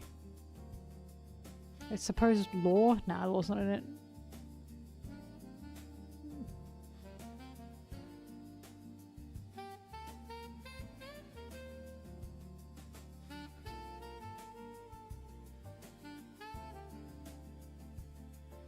Robin, help him! Ah! Sanji Stand-in has arrived. He looks so good when he's passed out, doesn't he?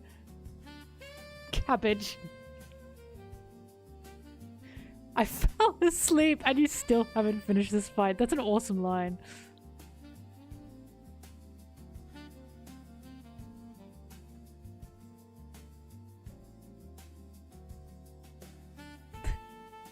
I need you to take care of them. Need me, trust, magnetism, popularity, Straw Hat is my fan. I cannot turn down a request from a fan. Oh god, he's delightful.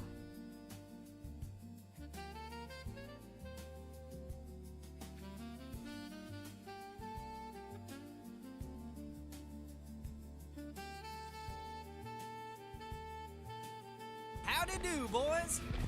Howdy do. Gabagoo. I feel like I should change that to Gabagoo.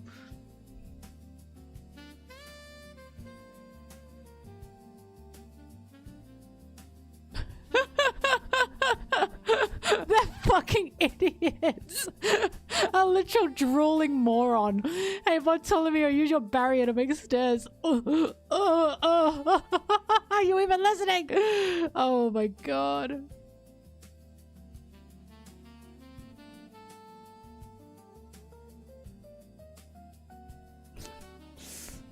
Law's suffering in his last moments of life. We should put him to rest. God, I'm such a nice guy.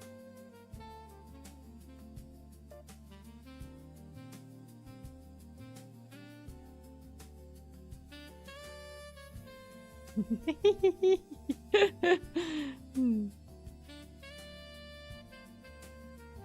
threw a fucking rock at him. Oh, it's a string.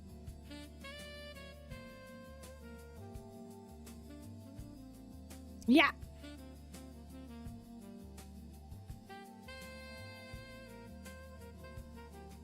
Oh, the fucking crumbs that the Doffy croc shippers get. Crocodile got taken out. Lies. There must be more to the story. Of when Doffy was like kind of liking Crocodile.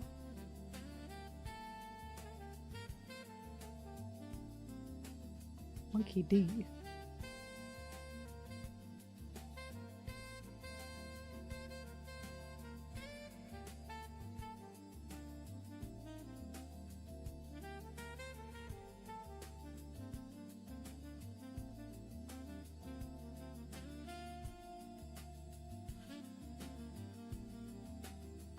Croco Mom, that's what makes the ship so good.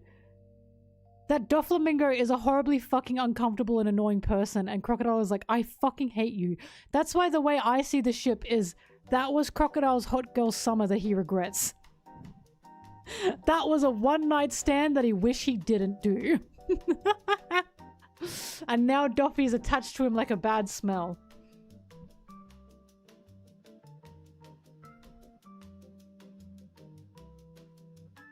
Look how beautiful he looks getting princess carried. Oh, I love him. I know, please, I hope Oda drew this and went, my wife will love this one.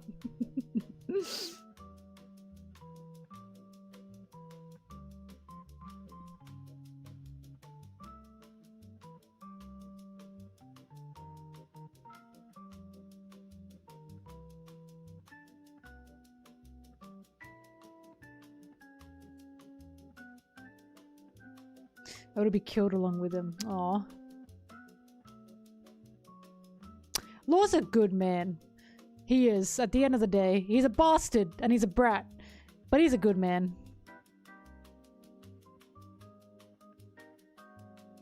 Traffy, the captains in an alliance stand on equal ground. Luffy is here of his own will. He doesn't participate in a fight unless he wants to.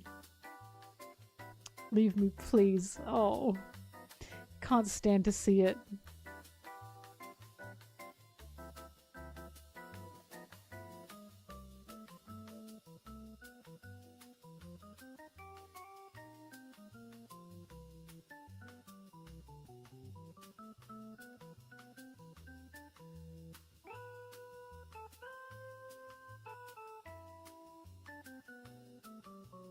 I love these two, by the way. I love Monchetti. I think she's very cute.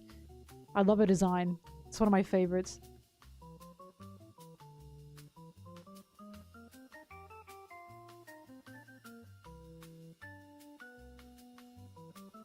Sorry, now I'm just reading One Piece. I just love all the dialogue in this fight. Yanarina? It's literally a fucking green character and a blonde royal that fight all the time.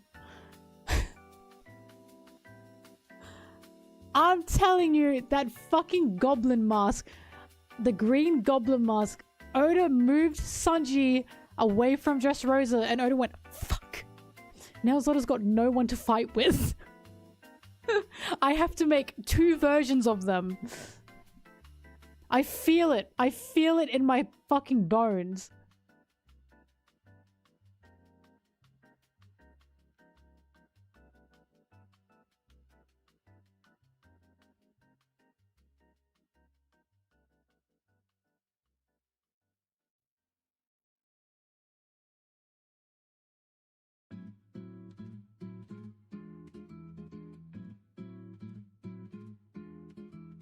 He's disgusting.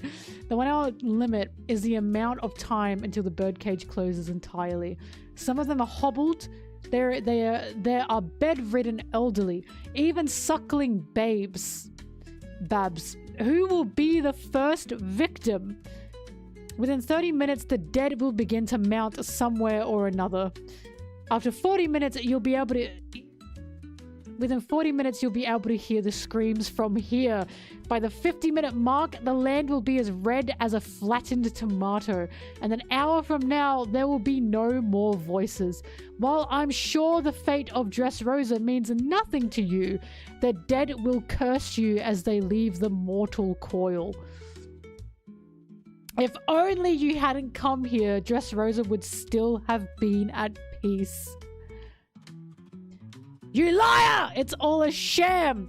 The light and darkness here are polar extremes, and the toys in this kingdom were originally human. There are unlucky souls in every country. There'd be no end if you decided to save them all. Does the passing pirate fancy himself a hero now?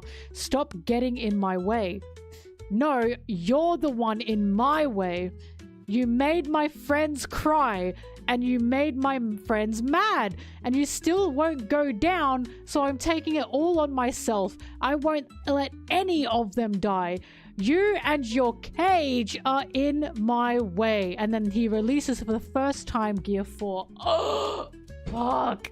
This is some of the best fucking dialogue, I'm telling you. It's so good. But also, these moments of Doflamingo explaining this just show what a true monster he is. He understands what he's doing. He understands who he's killing. He understands this is a fucking mass murder. This is a genocide. And he's saying to Luffy, the dead will curse you. And he's saying to Luffy, this is your fault. He's a fucking monster. Like, he's an actual, like, devil. He's such a horrible bastard. God, I just love Doflamingo.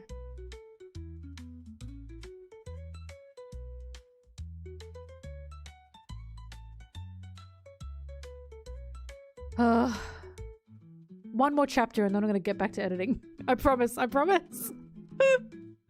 One more! Oh, this is one of my favorite cover arts. Specifically because he is such a fucking freak. Ah! And you, oh my god, fuck you! Ah!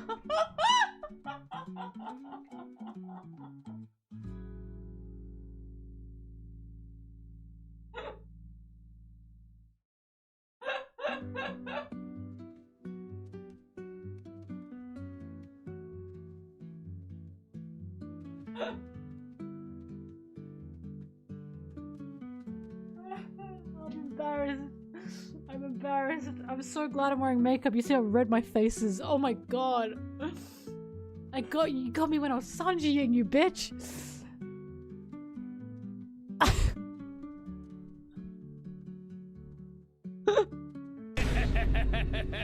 Nice try. Nice try. But I've already been buggied. Oh my god, my heart's racing. That was so evil. What I was gonna say is, you want to look at this and tell me Sanji doesn't get pegged. Anyway, the moment's passed. The moment is past. It's beautiful, right? I like how he's like, oh. I mean, you know, if you like a taste, I suppose. I love him.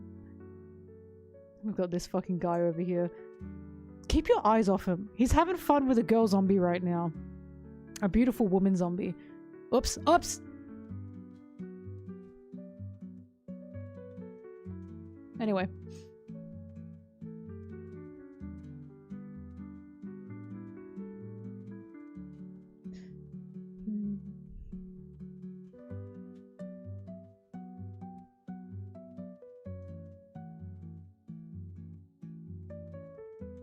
That's Miss Baby 5.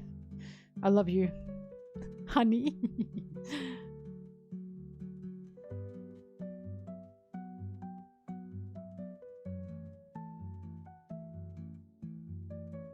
I also love that Sai honored his word. As in, he married her. It was love all along. He could have been an asshole about it. And you know that because of him, she is healing. And I love that for her.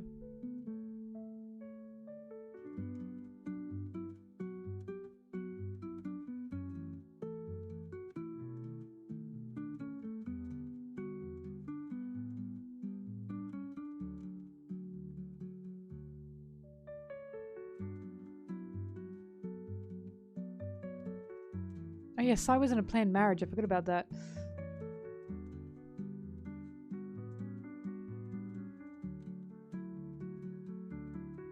How does he know how to get there? Plot hole. How does Zoro know how to get there?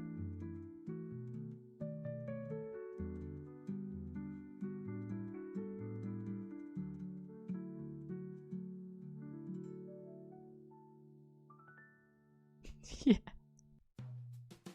I hope that your arm can reconnect. If the blood flows again, it will recover soon, they said. Yeah, I know. I'm a doctor. Shut up. You could just have taken the moment as it was, Law. You didn't have to be a fucking brat about it. Duh.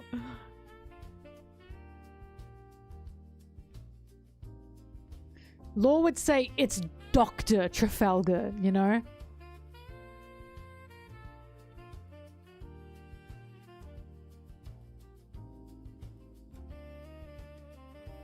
You people will be the eye of the storm. Yep, that's the beginning of the Emperor buildings.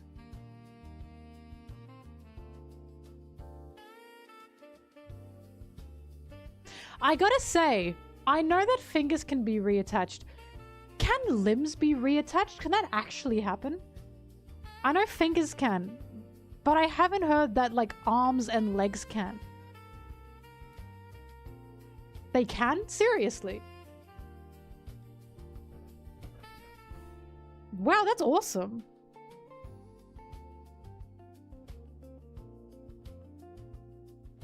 If you use room.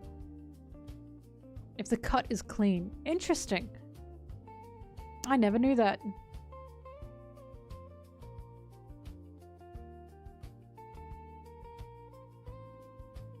Oh! Bro, he fucking threw aside his chunklers. His chunklers. That's how you know this shit is serious.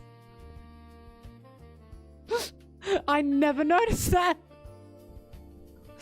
This is real serious. I gotta take the fucking sandals off. The thongs, as I'd call them.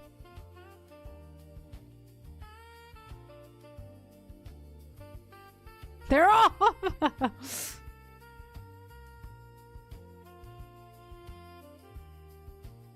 I'm pretty sure he puts his sandals back on at some point.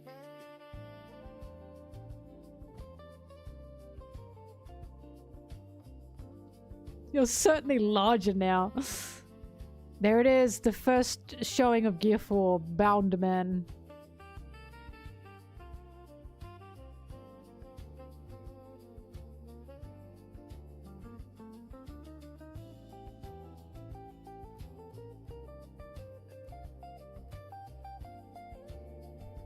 And what will resiliency give you? Shut up.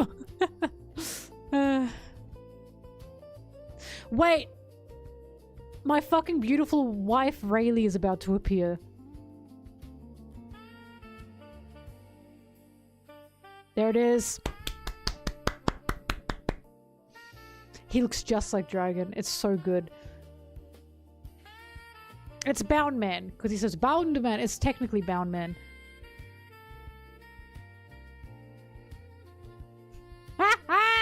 He has to cover his head! What a loser.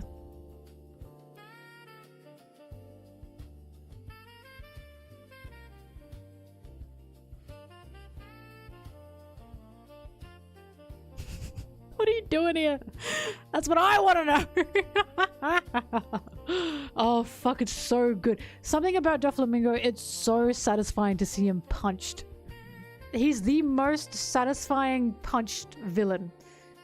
Still to this day to me, it's so satisfying. Imu might beat that. It depends.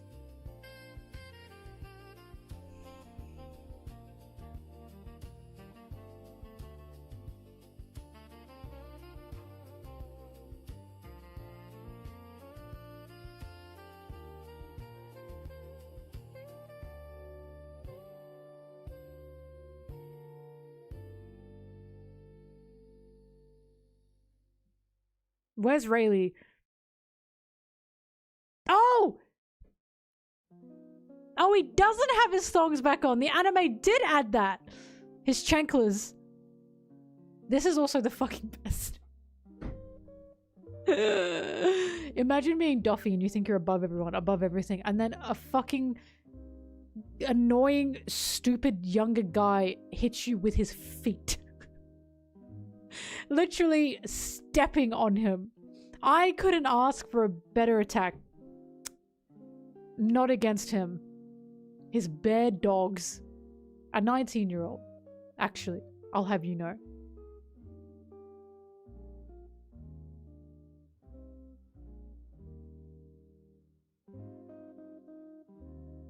Dong dong.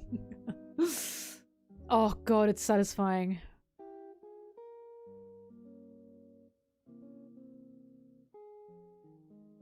How dare that bull boy, he's only made of rubber.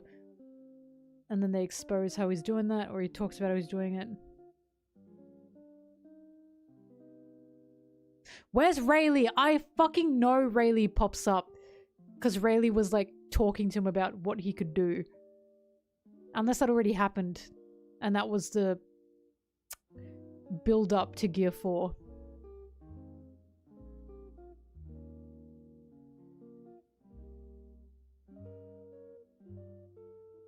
Wait, one more. Oh!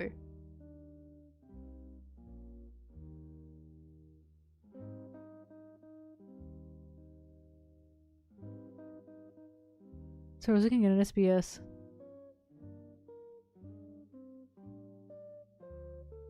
Anyway.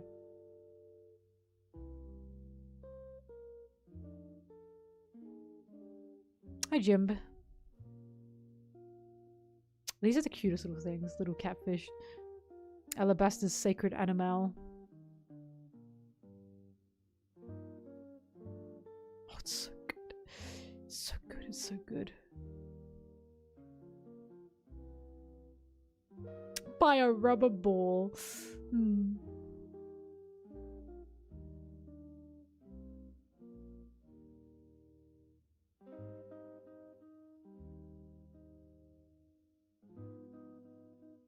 Then there's Jesus, whatever his name was. I must say, I'm sorry, I really didn't care about him. He was quite boring to me. Yeah, Jesus.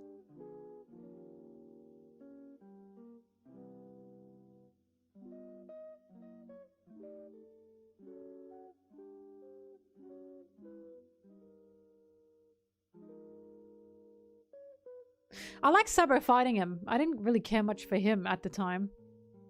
Kind of still don't. He's still not interesting to me.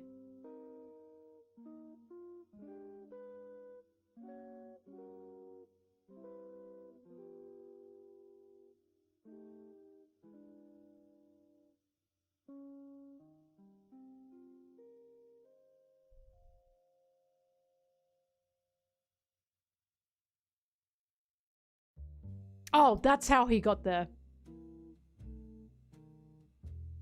Oh, he's even saying it.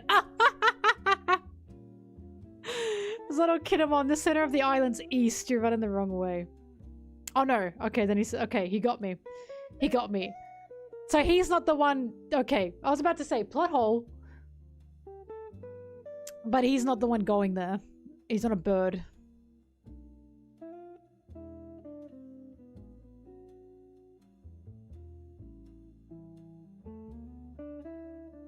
Oh, it's the final punch. Man, I don't have time.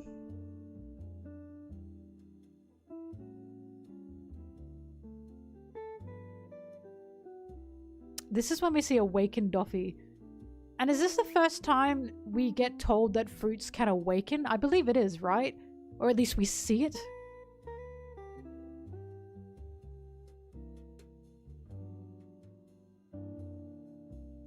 There's another stage entirely, the powers of a devil fruit awakening. It's very rare, but some powers can awaken and affect objects aside from the wielder. Everything's turning into string. Ah, I see. Impel down first.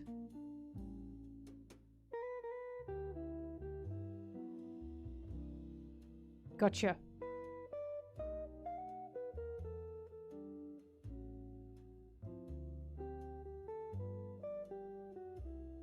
Man. Oh man, the despair. A bear shirt, and it was Kuma. We're all gonna die anyway. Time to give in. Fucking hell.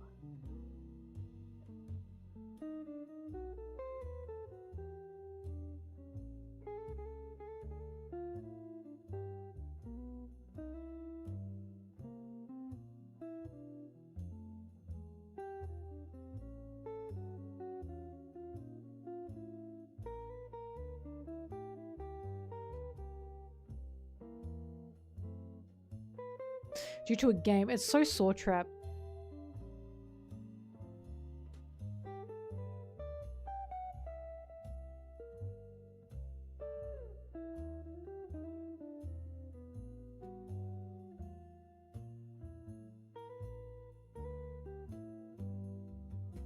god. These panels are so good. For 10 years, we have been puppets on his string. Ooh. Ooh. Get it? Get it? Because he's got the string fruit and he's the master manipulator. Ooh, right? Ooh.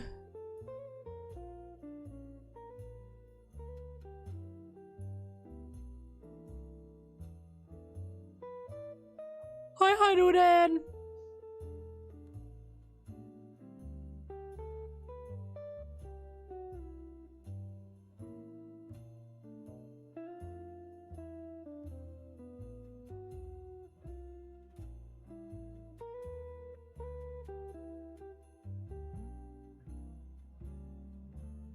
Do what you can to survive. Just keep running on empty lungs, on broken legs. Find a way to survive. Ugh. Hey, Fujitora! When he was still on my shit list. But he's about to be off it.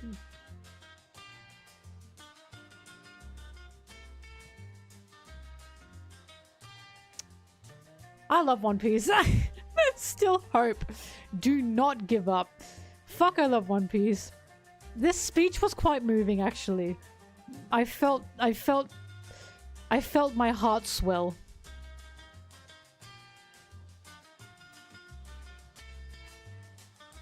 Grandma!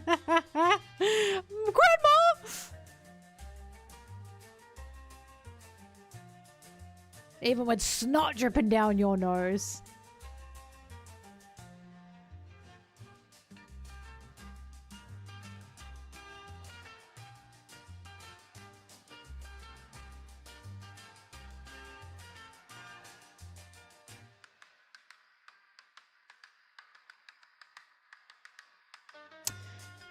Now wait, I do want to get to the final chapter. What was it? I want to see my fucking wife.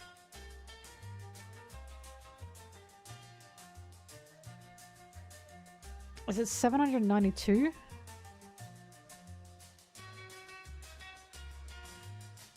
No, it's before that.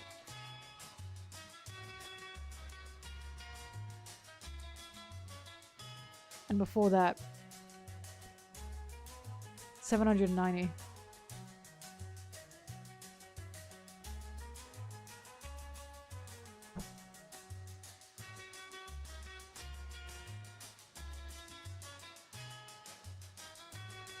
Lucy has made his entrance. Yep, so Luffy got back up. Duffy's fucked! Again, not a mention of Treble, not a mention of any of his crew. He doesn't give a fuck. He doesn't care about them.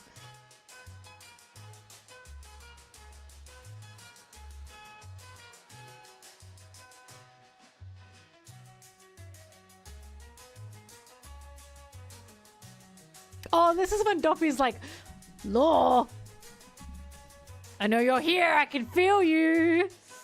There you are. Yeah, there it is.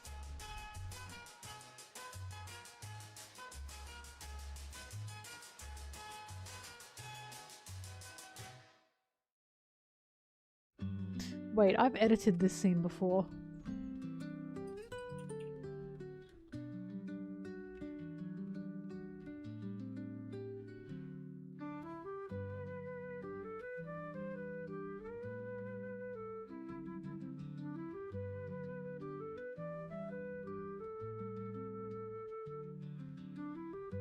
Never mind, it seems I can't find it.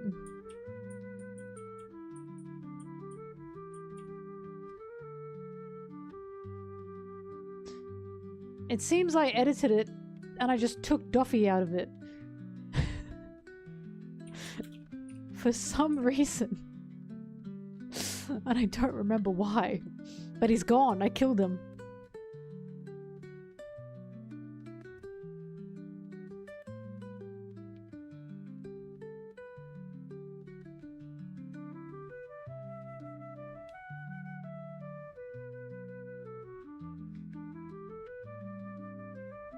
Lucy.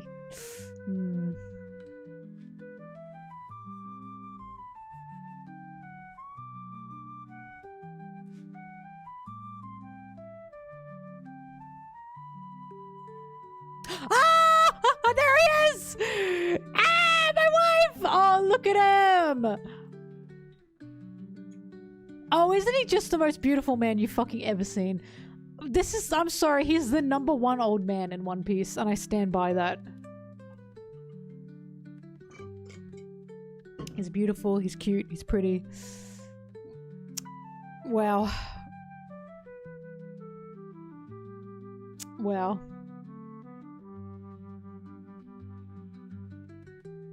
Now, listen, I understand why people think Zoro and Rayleigh are meant to be the one-for-ones. And of course, you guys know I still don't agree because I believe they're meant to be a mix.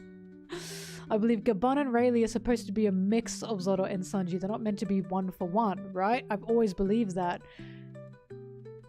He's got the same fucking hair and nearly the same beard as like 40-year-old Sanji. And I always thought that when Rayleigh was young with Roger, when Roger was still alive and he had his longer hair and his long blonde hair, I was like, he fucking looks like 40-year-old Sanji. Like, I always thought that. And I was like, why am I being treated like I'm crazy when he looks much more similar to Sanji than he does to Zoro? But hey, what do I know? What do I know?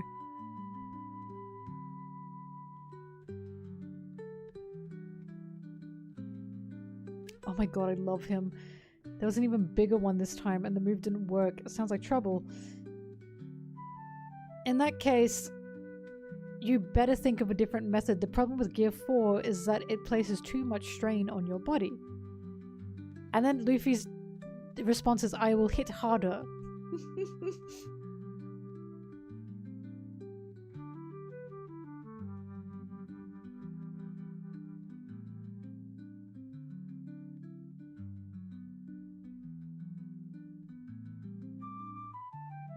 Look at those veins.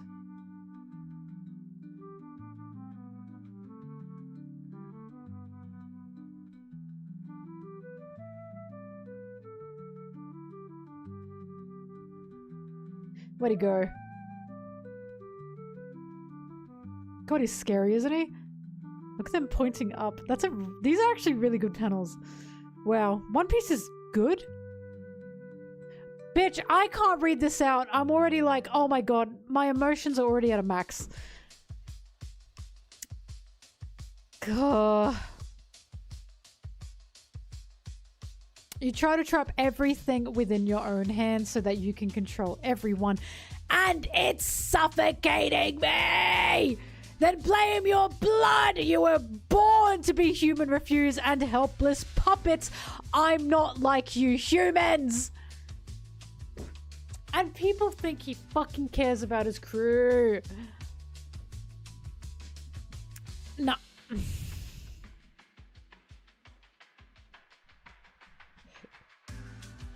God.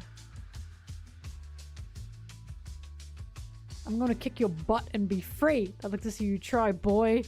The move spiderweb, by the way, is fucking beautiful.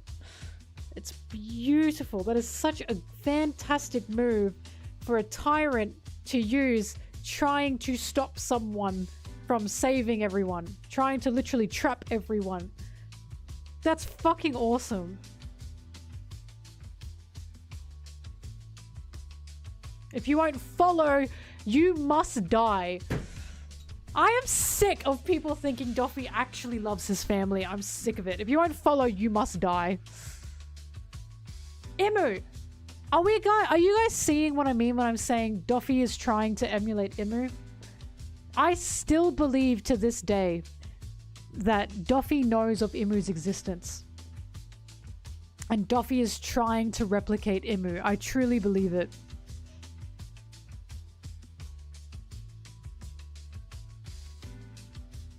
And then we get Law. Oh, I'm thinking about Kotazan. Just fucking awesome. Just awesome. Alright, back to editing. That was fun. That was a fun read-through of Dressrosa.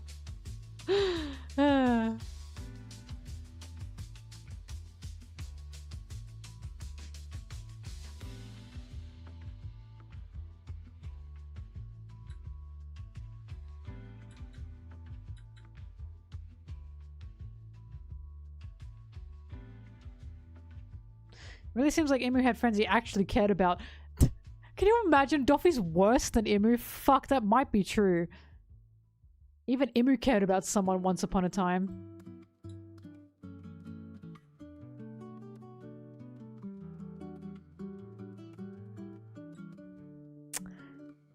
Fuck. What chapter does Rox and Harold fight?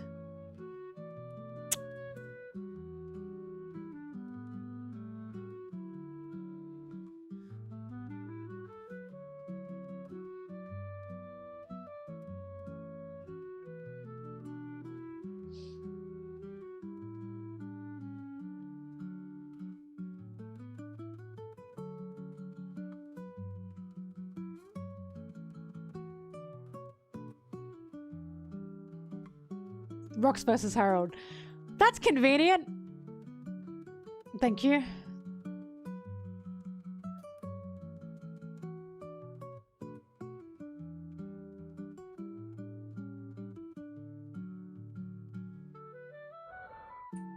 Oh, la, la. Oh.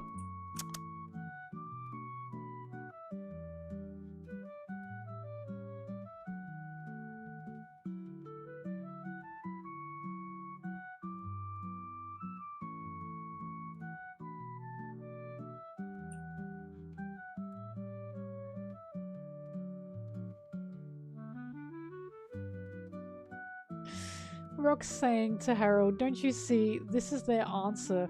They only see your kind as a military force to be harnessed. They'll turn you into slaves and call you soldiers. Now, I want everyone to look at this.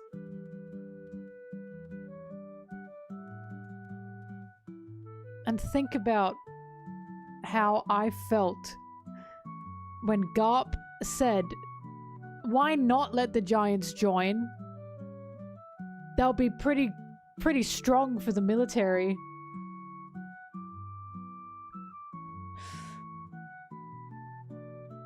And there are reasons for why I don't like Garp and why I think he's a boomer, as in his writing's good, but why I think even though he's got a good heart, he is ignorant. Because Garp did not see the Giants as people. He did not see the Giants as a race trying to get freedom.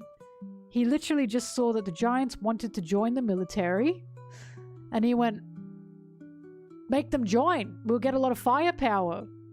And we've got Rox here. They only see your kind as a military force to be harnessed. This is why when people try and fucking go whatever on me about Rox in this moment has more fucking morals and understanding and empathy for the Giants than fucking Garp did. You think Garp wouldn't think that? Garp straight up said that. He straight up said, let the Giants join, they'll be good for the military.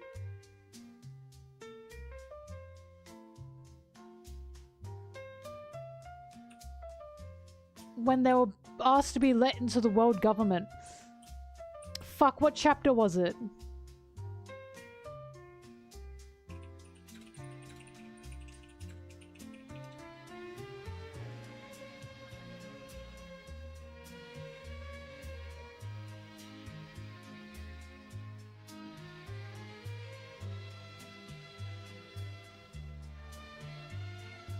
No, it was a recent one.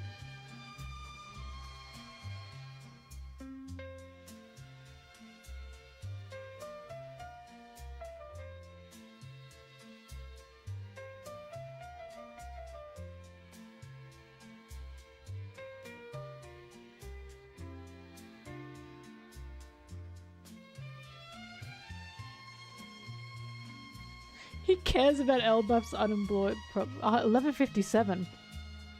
Wow, it's one just before this.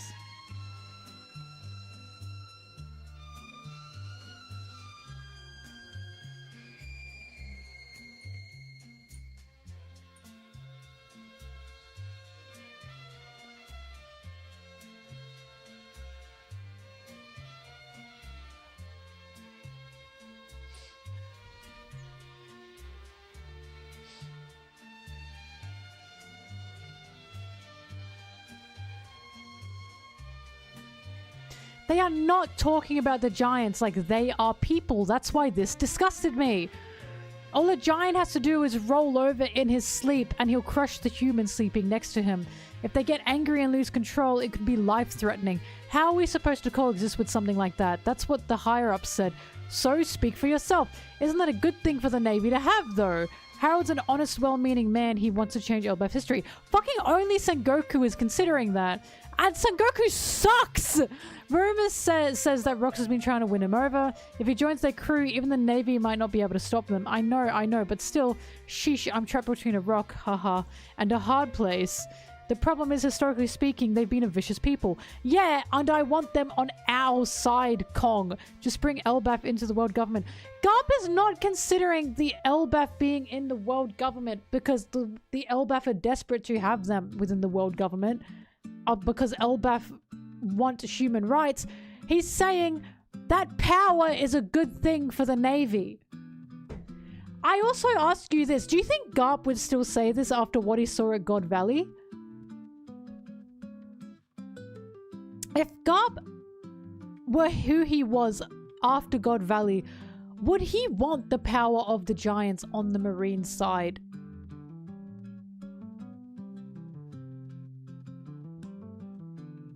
Because isn't current Garp wouldn't think this. And yet, Garp is actively recruiting people. He actively was trying to bring his grandsons into the Marines. He is actively trying to create stronger Marines, which is why I don't know how to feel. But here's the thing. You've got Garp saying this. Isn't that a good thing for the Navy to have? I want them on our side because they're vicious and they're powerful. In the very next chapter, the literal very next chapter, Rock says they don't fucking care about you. They just want your power. Garp is fucking proving that right now. He doesn't care about them. He cares about the fact that they are vicious and they are powerful. He's not thinking about them in regards to being humans or being people. He's thinking about them in regards to the firepower they will bring to the Marines, because he doesn't want to fight them. It's literally the very next chapter that Rock says they will use you. You are a military force to them.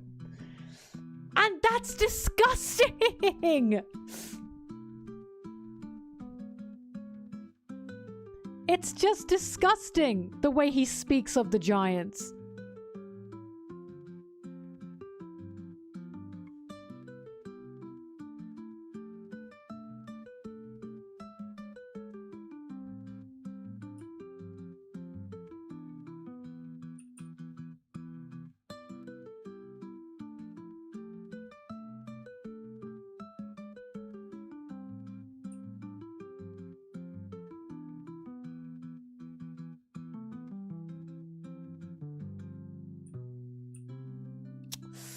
God, it hurts. It hurts.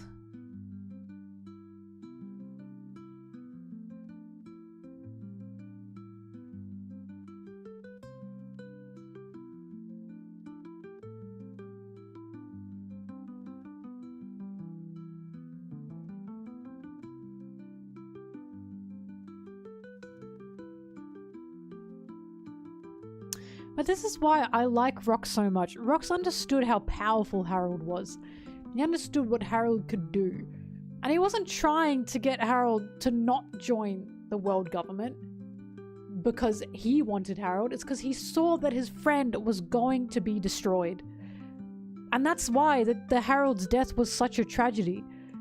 Because Harold knew. He knew Rox was right. He knew he should have listened to Rox. He knew he should have helped Rox. Not because Rox was the other power, but because Rox was his friend that was legitimately looking out for him. Rox wasn't really pressuring Harold to join him. Rox knew what Harold wanted. He knew Harold's power, and yet even though he did want Harold to join him, he wouldn't force it. He wouldn't make it happen. It was Harold's choice. And when he saw Harold make a choice that he knew would kill him, he was devastated. They are written so well, these two. I will never think Rox is the bad guy. I will never think Rox is evil in any way. I'll think he's rough, but I won't think he's evil. Not happening.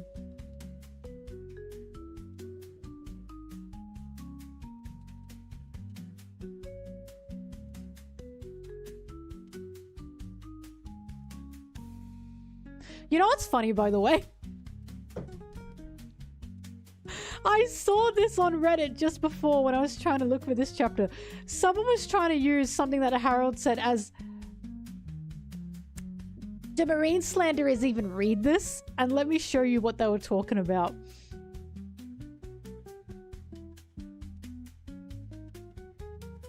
It's Harold saying they used this. Mark my words, Elbaf will be part of the world government one day. And do you think shaving your head will make them see your contrition? What kind of culture did you get that from? Yes, Garp laughed at me too. Garp, you know how much he hates the brass he works for. He should just be a pirate already. It's an organization. Some are miscreants, but as a whole, the Navy works hard to save lives on a daily basis.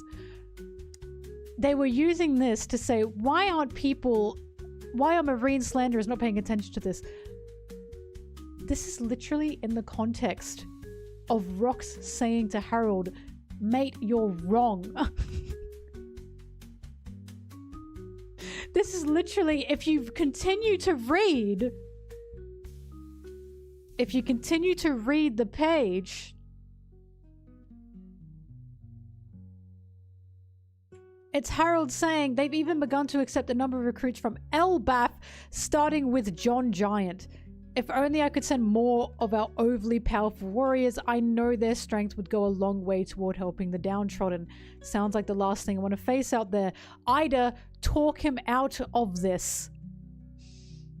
In the very next page, we have the world government and the Marines talking about the giants like I just showed you. Like they're not people, like they're just a military power. In the very next chapter, we have Harold and Rox fighting, and Rox saying to Harold, you are being used. They do not see you as people. They just see you as a military power. They are enslaving you through the Navy, through the Marines.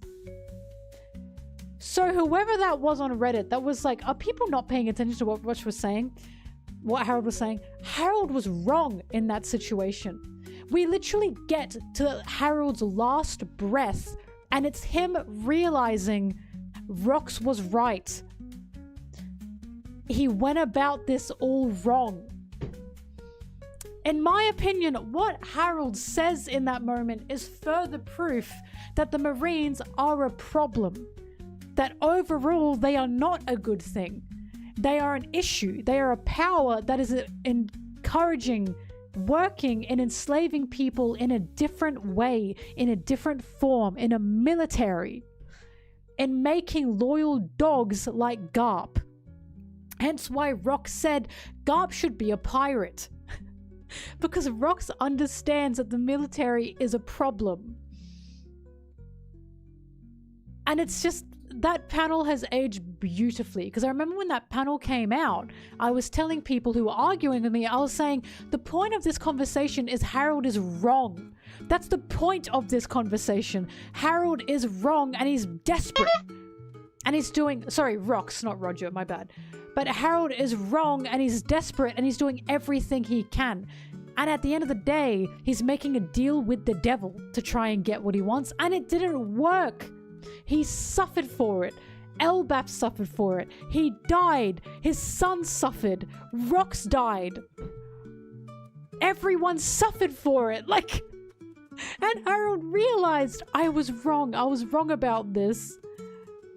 Harold's story is literally, Harold and Rox's story are both a clear-cut story in there is a problem. There is a problem with the powers that be, and there is a problem with the Marines.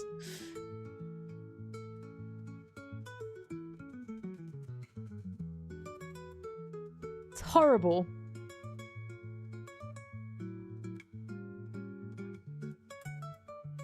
Every time people try and get me with the Marines, I'm like, but we've also got tons of showings of it, but they don't actually do that. As an organization, that's the problem.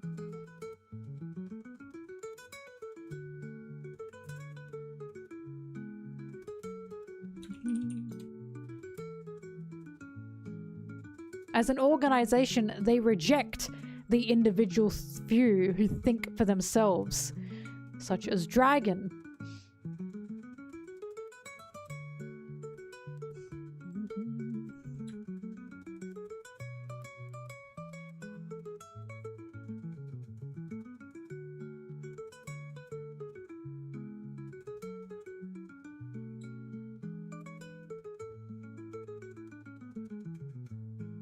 I don't know. It's like that one scene in the food hall where Sengoku's complaining because, they're putting a bounty on us. How are we meant to protect people? And then we cut to the guy that killed T-Bone. And we find out it's because his family is facing famine. They're facing starvation. And the whole time Sengoku was complaining about the citizens fighting back against them, he's in the fucking food hall. And it's like, this could not be more obvious. That the Marines have a willful ignorance of what they're doing and who they're protecting. And they know that. A lot of them know that.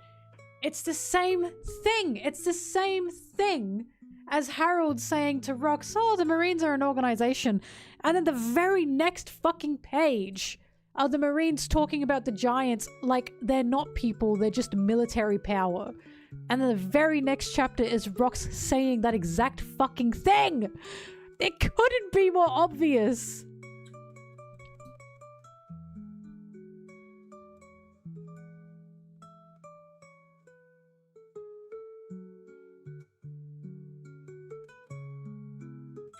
Thank you, Revolutionary Dragoon.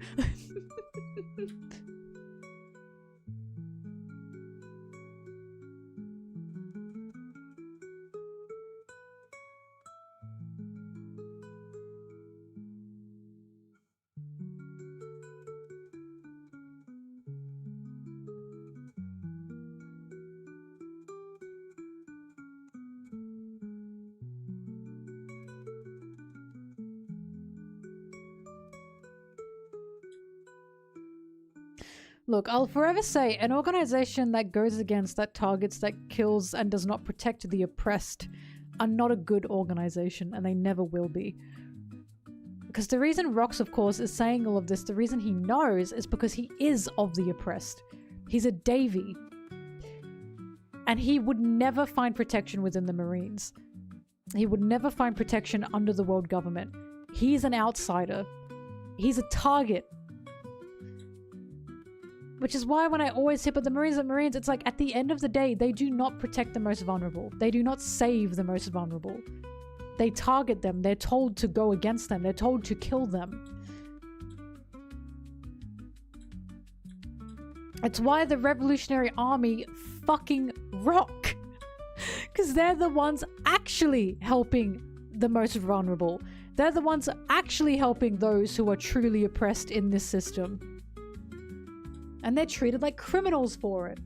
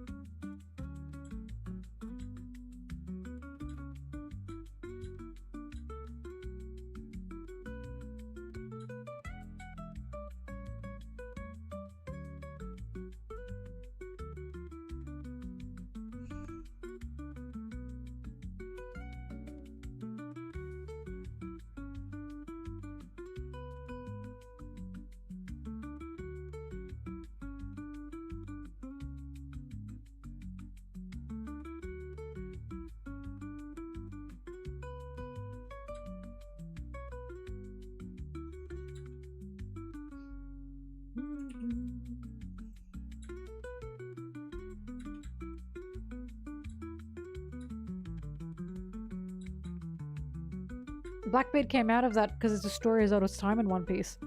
He's seeking vengeance. And there's a very clear theme within One Piece that if you do everything or anything that is hate-filled, as in what you are running on is pure hatred, you will turn sour.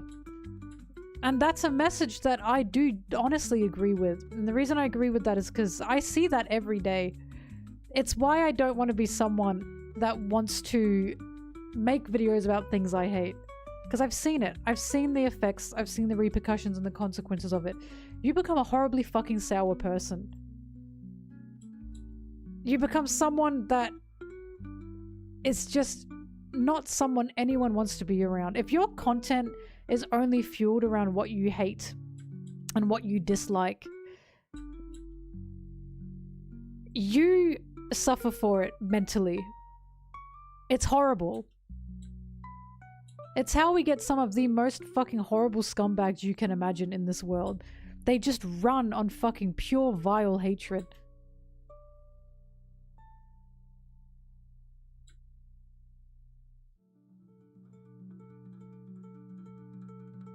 I also say this as someone who used to be an angry teen and used to just fucking hate everything. And back in that day when I used to be like that, I did not like myself. At all. I was an incredibly... Like, you think I'm aggressive now? Fuck. You should have seen me back then. I was a horrible person to be around. Not because I was, like, a bad person per se, but because I was just angry all the time.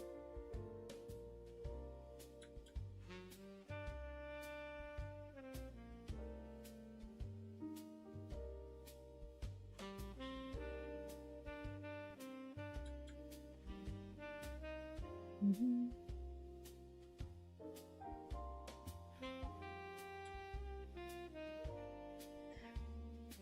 Look, hate can get you part of the ways, such as Dragon with the Revolutionaries.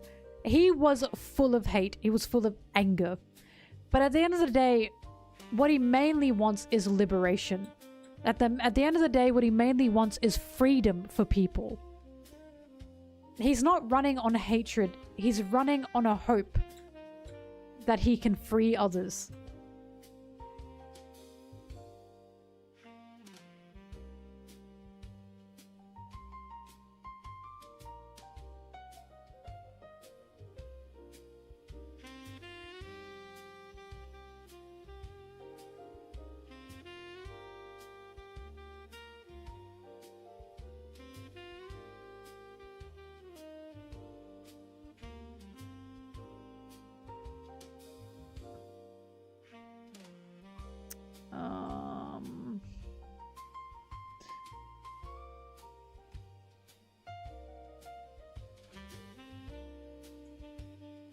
Rock's pulling out his... Sorry, Harold pulling out his horns.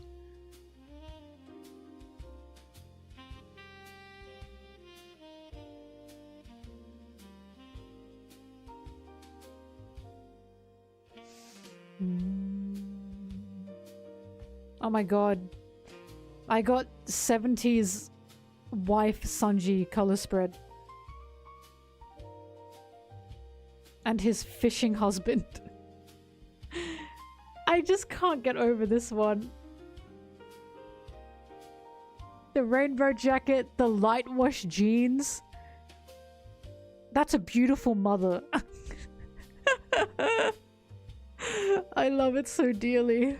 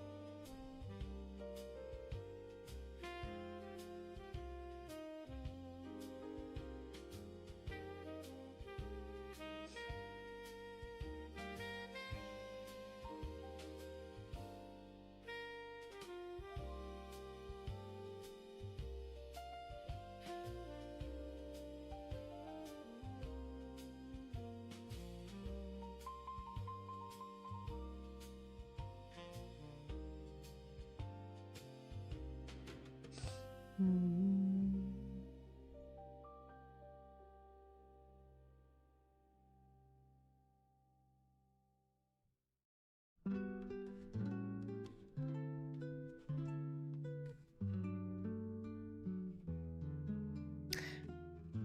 I do wonder if Garp and Sengoku are gonna fight.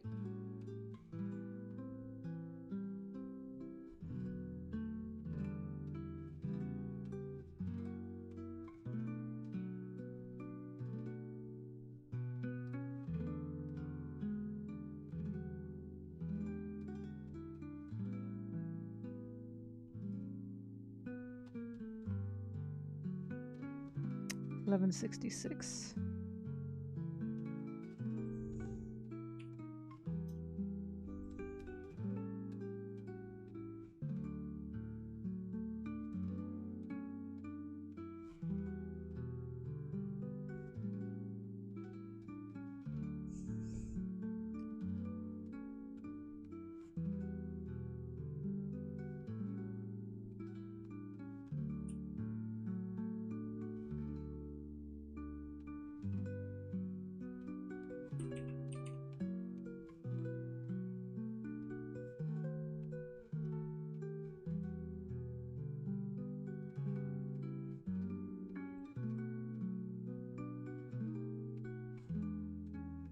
Get out of here.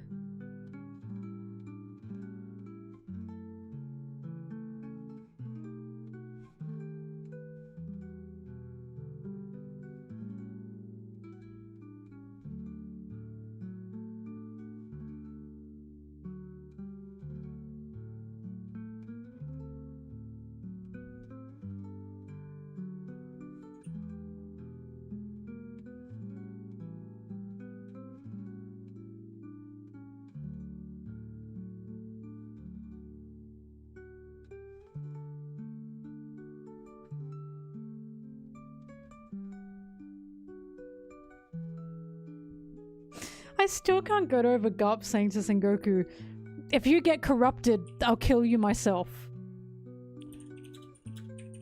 And then Sengoku's like, Garp, you can't stop Ace from being executed. And Garp's like, I know. You just both suck. You both suck major balls.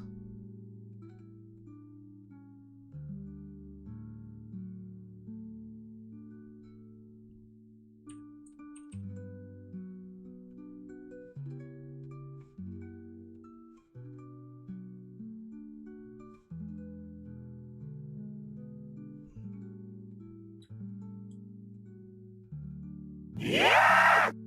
Nice try, Bertha. Oh, you were testing it.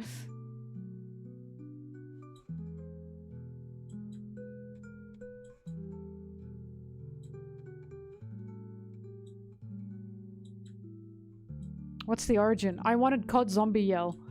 And I was looking for a buggy face and I found that horrific one.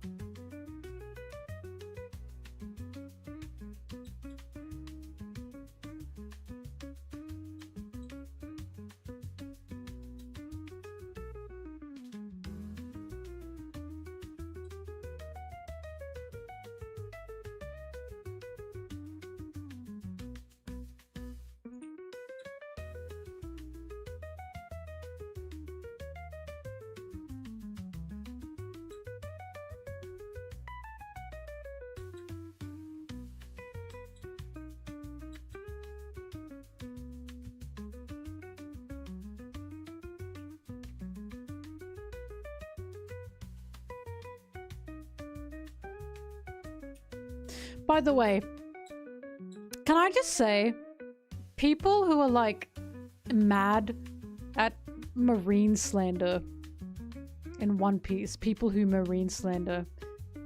Get a life. You are reading a manga about pirates. How the fuck can you be mad that people are reading the pirate manga and going, those marines kind of suck? Go outside. Gain some perspective.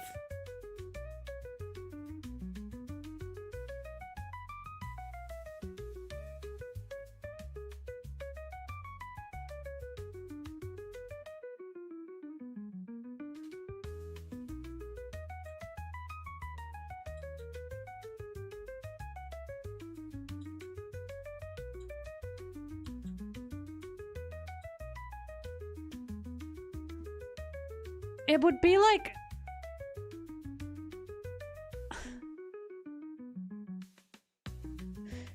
It would be like me reading Berserk and going, why is there Griffith slander? And I'm not even stretching with that. Because the Marines have like actively gone after pregnant women and killed them. And also implied in some instances done horrible fucking things to women. That's what it would be like.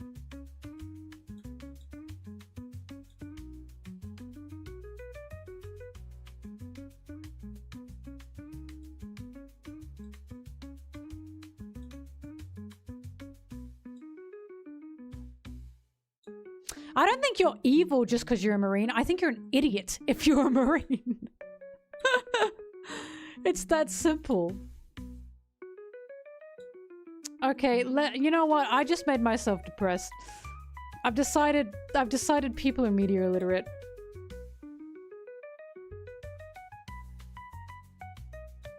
But pirate bad, Marine good.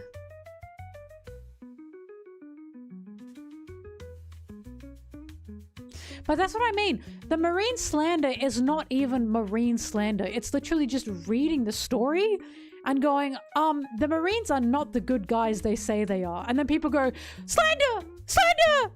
Slander! No. Shut up.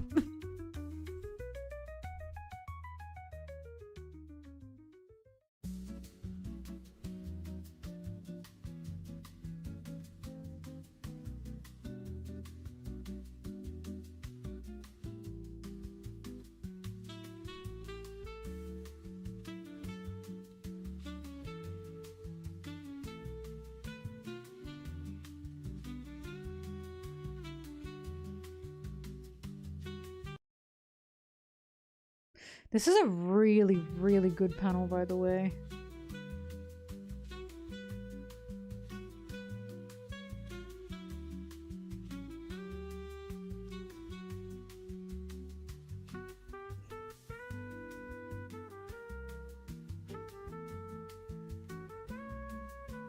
Oh, hello, Sim.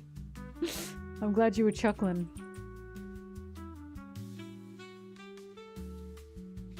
I'll get to 15 minutes and we'll play Mario Party. I know I didn't edit a lot today. I'm sorry, everyone. I'll lock in at some point.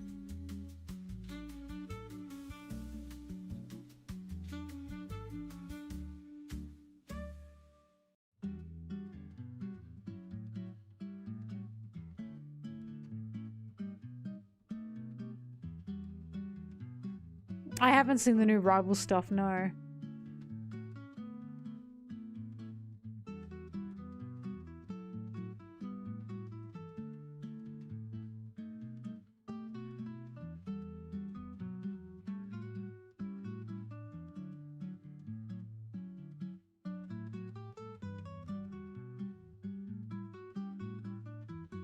One of my favorite lines from Luffy, I forgot who he says this to, but he's like, oh my god, run, it's the Marines! And then he looks at it and he goes, oh wait, you're not pirates. Okay, I guess you can trust him.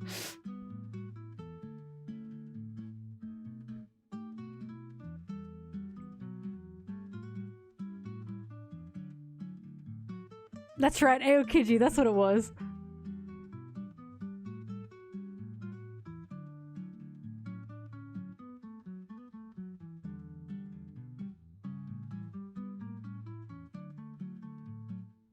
I don't think Oda makes the Marines look like a grey organization at all. I think what he's trying to show is there are some people in the Marines who want to do good, but they can't because the organization is corrupted. I think he's been quite clear on that from the start. And you want to know why I know he's been quite clear on that from the start? Because at the very beginning of the series, we actually very rarely meet a good Marine. The only one we do meet at the start, aside from that one fella outside of Arlong Park, is Smoker. And Smoker originally is feared. People are scared of Smoker. They're worried he's going to do something violent or mean, right? It is not a majority of the Marines. The majority of the Marines are not good people. It's actually quite the opposite. The Marines are literally ran by a guy who's a fucking psychopath, to the point that Kuzan couldn't change his mind. See, that's the Marine propaganda. If you think the majority of Marines are people who are trying to do good things, they're not. They're not. And the Marines that are good, i.e. Bellamere, quit, left the Marines and went to raise children. And guess what? She didn't get any support outside of that. Do you think maybe that's for a reason? Right? Smoker actively doesn't like the Marines. Smoker actively is against the justice of the Marines. He even says, do not follow the justice of the Marines. Follow the justice that you think you should be following. Tashigi is under Smoker, so of course she thinks the same thing and believes the same thing. These are both two characters who have shown an anger or a resentment against the Marines and the way the Marines function. Right?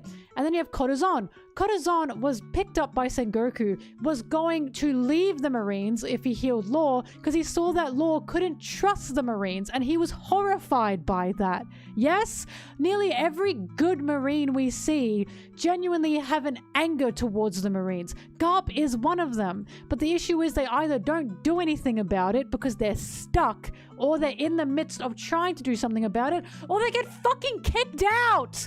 Kuzan tried to change it. He got kicked. Nearly any good Marine we see either has to lie or they face consequences. It's happened every time. Which is why I'm saying I do not think Oda sees the Marines as a grey organization. I think he's being very upfront. I think he's been incredibly upfront about this organization sucks. They are corrupted. There's a problem. They are ignorant. Some of them know they're ignorant. Something needs to change. I think he's showing there are individuals within the Marines that want to do good things. They can't, so you get Kuzan. So you get Kotazan. So you get Dragon, for fuck's sake. Why do you think Dragon was in the Marines? Why do you think that's part of his story? Because what he wanted to do, who he wanted to save, it wasn't possible in the Marines. He couldn't do it.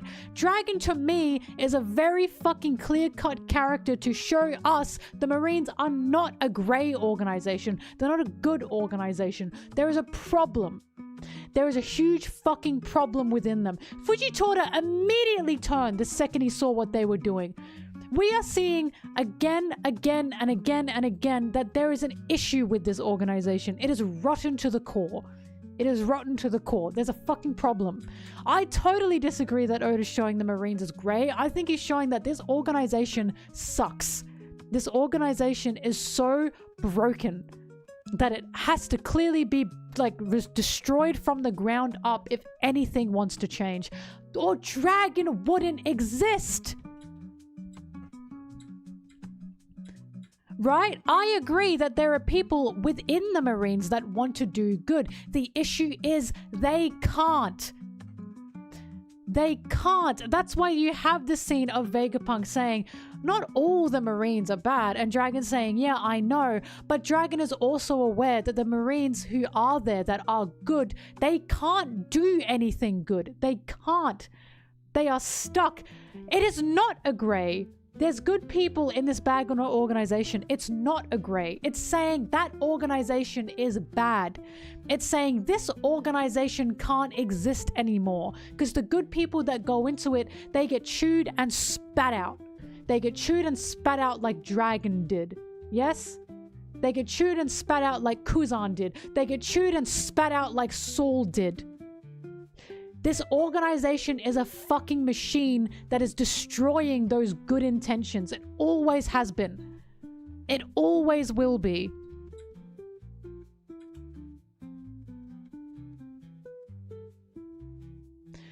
Left the Marines because there's no justice there. Because I agree with what Vegapunk's saying. I agree with what Dragon's saying. There are people within the Marines like Smoker. There are people within the Marines like Kobe. But how much can they actually do? They can't. They are stuck. Fujitora got drafted. Kobe is ignorant and Smoker has nothing else he can do. Kobe is actively ignorant.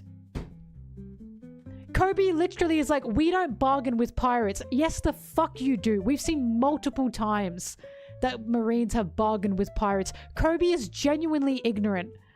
He is not being told the truth on purpose. Smoker is aware of the truth, but he doesn't know what else he can fucking do. Otherwise, he's a criminal, isn't he? If he leaves the Marines and tries to make a difference, then he's Kuzan, then he's a criminal. There's a reason Smoker and Kuzan are friends, by the way. There's a reason they are quite close with each other. By the way, if you didn't know, Smoker and Kuzan are friends.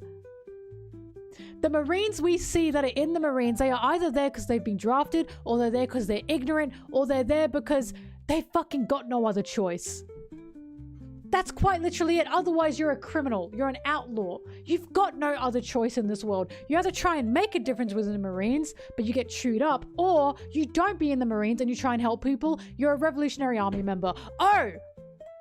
So you're a criminal. How's Kobe ignorant? Because he doesn't understand how fucking corrupt the Marines are. He saw Akainu's actions in Marineford and he still has that ignorance. He literally straight up says to Blackbeard, we don't bargain with pirates. Yes, the fuck they do. Yes, they do. He's naive. Kobe is a problem. He's like Garp. He's willfully ignorant. He's being naive on purpose. He has a blind faith.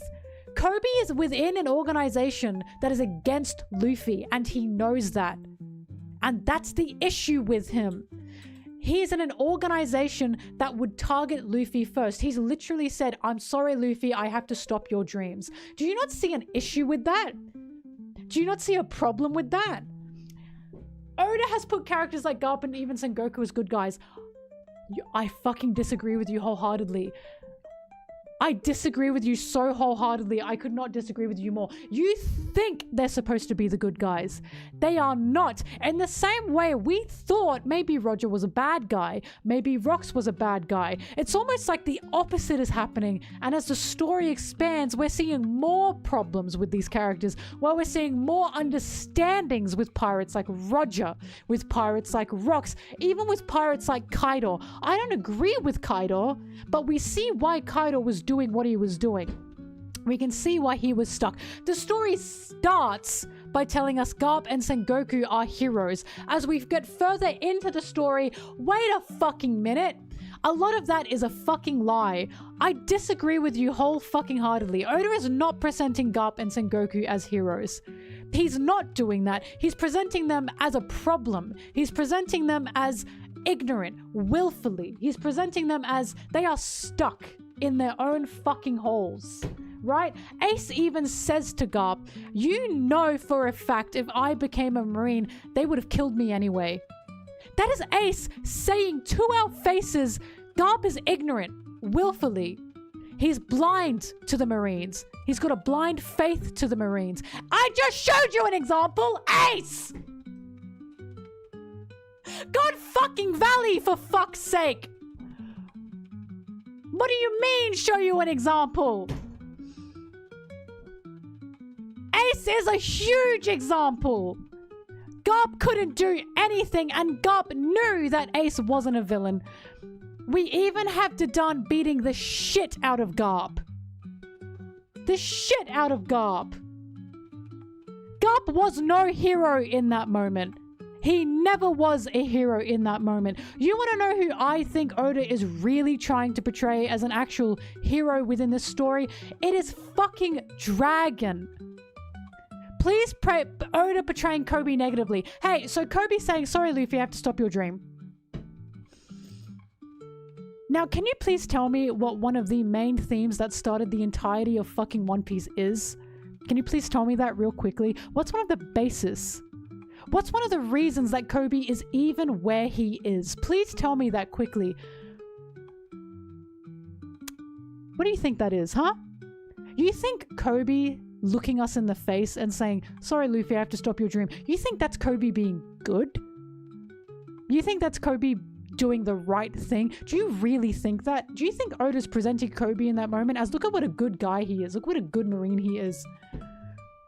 Luffy's dreams are literally the fucking reason anything is happening. Anything exists. The reason he has his family. The reason he'll do anything for his family. The reason Kobe is even where he is now is because of Luffy's dreams. And Kobe has looked us in the face and said, Luffy, I have to stop your dream from being accomplished.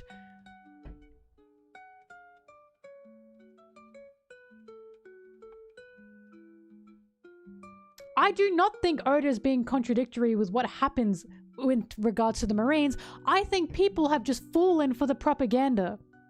We'll have to see what happens at the end of the story. But I have a real big feeling that the point of the Marines is going to be, this organization can't exist anymore. They have to exist as something else. The Marines can't be the Marines anymore. There should be an organization that want to help people. It can't be the Marines.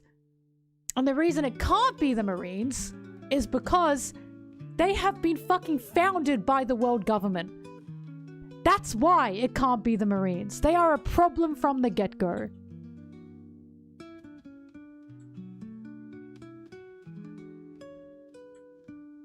No sane individual will ever think about trying to bring down the celestial dragons. Hey, so like, Luffy is getting to that point. Saying dragon is an anomaly in a series where Luffy is our protagonist, respectfully, that's an excuse. That's, well, not everyone can be dragon. I fucking disagree. Dragon has a will to want to liberate people. Luffy has a will to want to liberate people. Garp has that to an extent, but he's within an organization that can't do that. That's why Garp's a coward. Dragon is not an anomaly. In fact, Dragon exists as someone who wants to push more people to be like him. That's the point of Dragon. Dragon is also Garp's own son, by the way. They face the same things. He was a low-ranking Marine with a gun. And Dragon saw the issues, and Garp kind of did. He did, but he's decided, I'm stuck here. Garp being presented as a hero in this story is such a fucking lie. It's literally within the story that even his hero title is a lie. Luffy cares about liberation. And that liberation will eventually fall on, hey, fucking guess what, Imu. For Luffy to care about liberation, for Luffy to care about freedom of his friends, he will care about bringing the world government to an end. That's going to happen. Of course that's going to happen. You have to be a fool to think that's not going to happen. Of course Luffy's going to face the world government. He is right now facing the world government. And guess what? He's gonna be fucking radicalized by this and go, holy shit, my friends will die if I don't face these fuckers. To say Dragon is an anomaly is insane. That's just being able to say, well, Garp, Garp, no. Dragon is not an anomaly. Dragon is someone who everyone else should be, hence why Dragon is trying to push people to be like that. Garp is just a fucking bum! He's a coward and he's spineless and he is not the hero. He is not presented as the hero. He's presented as a problem. He's presented as a dog who's stuck in his own hole. And he has been ever since Marineford. Ever since he couldn't stand up for Ace. Ever since Dadan beat the shit out of him and said, what the fuck is your problem? Garp is not presented as the good guy. Garp is presented as the guy who wants to make a change but is too fucking pussy shit to do anything true about it. Garp is not presented as a good guy. It's insane to say Garp is presented as a good guy after God Valley. He's presented as a fucking dog who won't get out of his own hole. The good guy is fucking Dragon, who saw everything. You think Garp's presented as a good guy? Dragon looked at his father and said, I'm disgusted with you. And you call that the good guy? The son who would go on to create the Revolutionary Army is calling the so-called good guy disgusting. He is not being presented as the good guy. You just think he is because, hey, he's the hero of the Marines. He's fucking not being presented as the good guy. He's presented as conflicted. He's presented as a fucking boomer who is stuck between a rock and a hard place, but he's spineless at the end of the day. This is what I mean. These conversations around Garp, I really do not believe Oda ever presented Garp as a good guy. I never saw him as that, by the way. From the beginning, I never saw that Garp was ever presented as the good guy. To say from the beginning that Garp was presented as the good guy is like saying from the beginning Roger was presented as the bad guy. Both of those things are not true, by the way. They were both presented as people we didn't know anything about at that point in time, right? And then we get more to it, and then we see things unraveling. Roger's not a bad guy, he was just a pirate. Garp's not a good guy, he's actually made a ton of fucking mistakes, and he continues to make a ton of mistakes. Fucking not Annie's Lobby. Marineford is a wake-up. It should have been what made you go, oh, wait a minute. Garp is kind of stuck. Garp is kind of brainwashed into who he should be fighting for. How can you have this scene of Ace looking at Garp and saying, you know, if I were a Marine, they would have killed me anyway, and still sided with Garp there, and still thought Garp were being presented as a good guy there? How could you possibly think that? It's baffling to me. When Ace said that to Garp, I was like, oh. How could you see Dodon beating the shit out of Garp and saying, how could you? You sat there and did nothing. And possibly be thinking that Garp is being presented as the good guy here. He's not. He's being presented as a problem, and he always has been. Most people think he's a cool guy in a bad organization, and they're wrong. The guy that won't even stand up for his grandson is not the cool guy in a bad organization. He's fucking corrupted.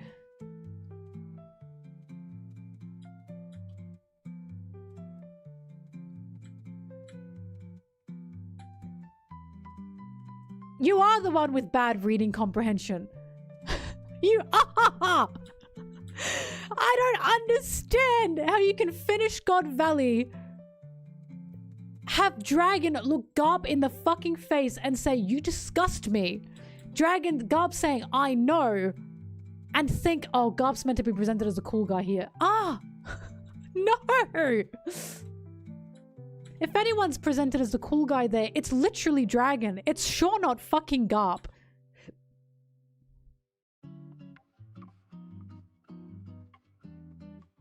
This is what I mean. I truly do not believe that Oda is trying to write Garp as a good guy. I think he's trying to write Garp as he's a fucking boomer who's stubborn, who's conflicted, and who's spineless. He's a boomer that's been doing this his whole life and doesn't know what else to do. I truly believe that's what Garp is, and that's what Garp is being presented as. He just can't step out of line. He just can't. That's why God Valley and Dragon saying, you disgust me. I fucked with that so much because that was literally what I've been saying.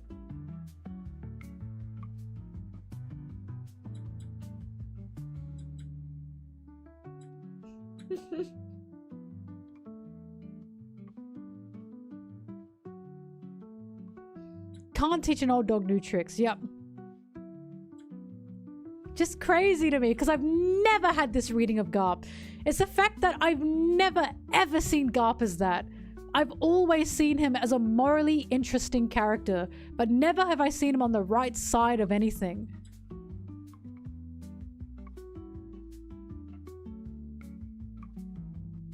Garp wants to change the system from within, and fuck, we'll see how that goes. Third time's the charm, am I right? Failed with Dragon, failed with Kuzan, now we've got Kobe. Kobe saying, Luffy, I have to stop your dreams. Gee fucking whiz. We'll see how this ends up.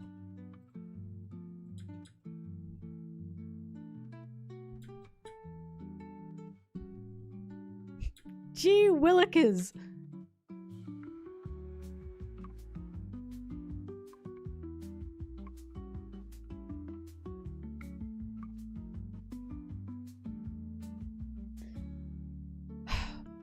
This is why it's hard to talk about Garp. It really is. Because I see him as a well-written character. But I feel like others totally lose it. And I'm like, I just don't know how to talk about him without sounding like a hater. I'm not a hater. But everyone else has this interpretation of Garp that I've never had in my life. So I'm like, where is any of this coming from?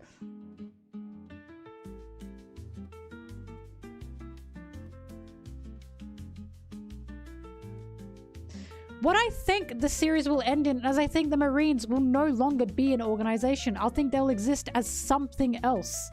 They'll rip justice off their backs. They'll understand they can't exist as the Marines anymore. And they'll be something else. An actual, like, organization that can protect people. Because remember, the Marines were formed under the world government. That's a problem.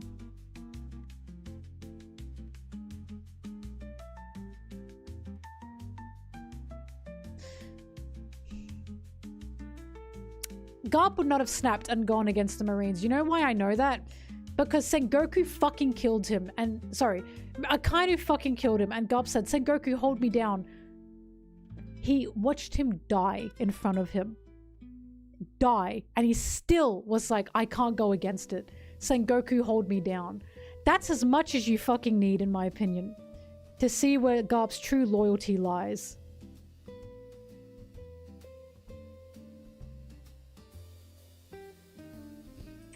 I think Kuzan's fantastic because Kuzan is literally a showing of he got to the top.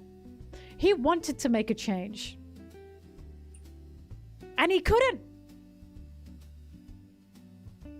He couldn't because this organization is corrupt.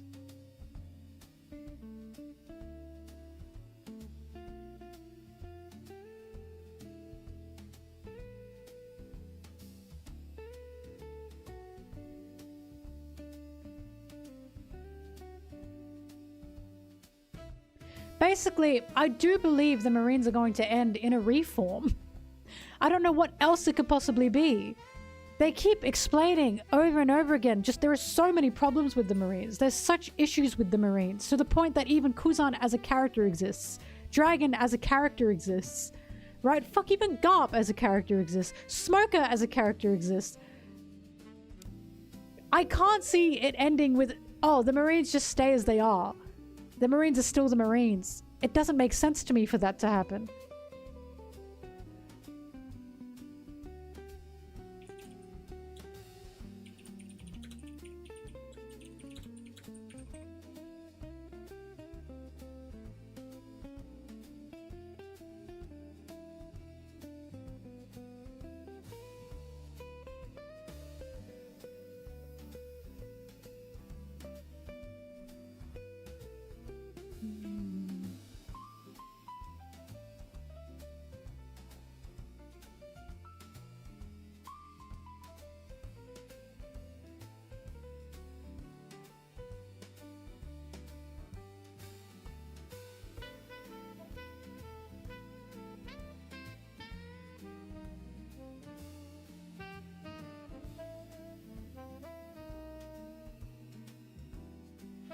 Hey, and pirates are created, right? Pirates are created because the world government was created.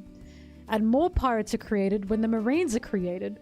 Because, hey, when the world government was created, you've created a system that oppresses people.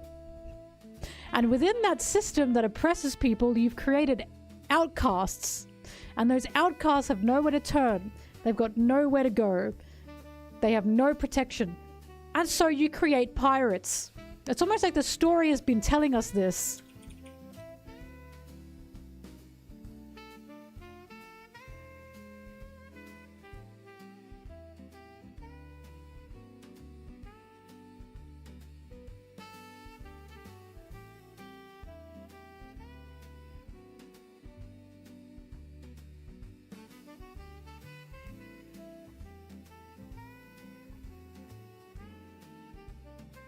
We don't know that Joy Boy was a pirate before the world government. We are told that Joy Boy was the first pirate, and you want to know what we do know? We know that the world government was created in Joy Boy's time. You want to know what else we know? We know that Lily, one of the founders of the world government, took her sword from the world government because something happened that she clearly didn't agree with. You want to know what else we know? Lily and Joy Boy seem to know each other. You want to know what else we know? Now Emu and Joy Boy seem to know each other. So if you 1+1 it, it seems where the story is heading is Emu created the world government alongside his friend Lily. Lily didn't like what he was doing. Lily left. There now was a fucking system that was oppressive. Oh boy, it seems Joy Boy has been created. It seems a pirate has been created because there is now a system that is oppressive. There is now an organization that is oppressive. It almost seems like that's where the story is heading. Crazy. It's almost like Joy Boy didn't even label himself a pirate. It's almost like he's going to be labeled a pirate. Possibly by Emu. I know, crazy, right? Yes, it's Lily's sword missing. Because Cobra literally speaks to Emu about that. It's in the story. Cobra's speaking to Emu. And Cobra says, one of the swords are missing. It's Lily, because Lily left. She didn't like she must have not liked what was happening. A lot of this we don't know yet, but the sword that was taken out was Lily's. Because she removed the nation of Alabasta from that. She didn't agree with it. But even if it wasn't Lily's sword that was removed, Lily left. She left the world government. She clearly betrayed Emu. I wonder why.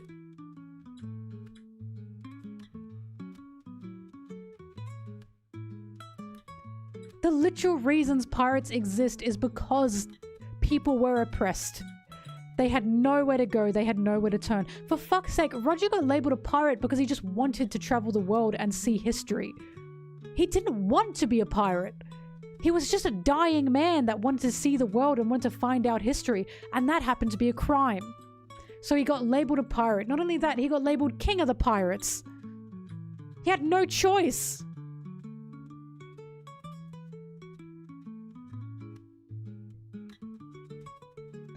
Hence why I'm saying I don't see the Marines lasting in terms of the Marines being the Marines, because the Marines were created to counter the pirates that were coming up because they were rebellious under the world government. And they needed people to be keeping people in line.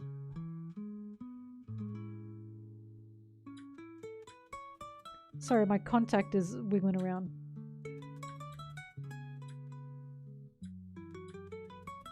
It's kind of been clear within the story time and time again. The reason the world has outlaws, the reason the world has pirates is because they were oppressed.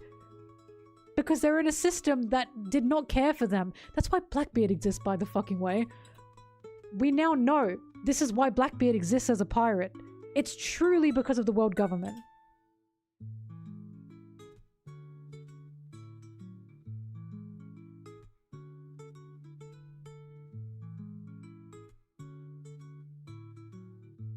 Hence why it's like, pirates are bad! So the reason pirates exist... Yeah!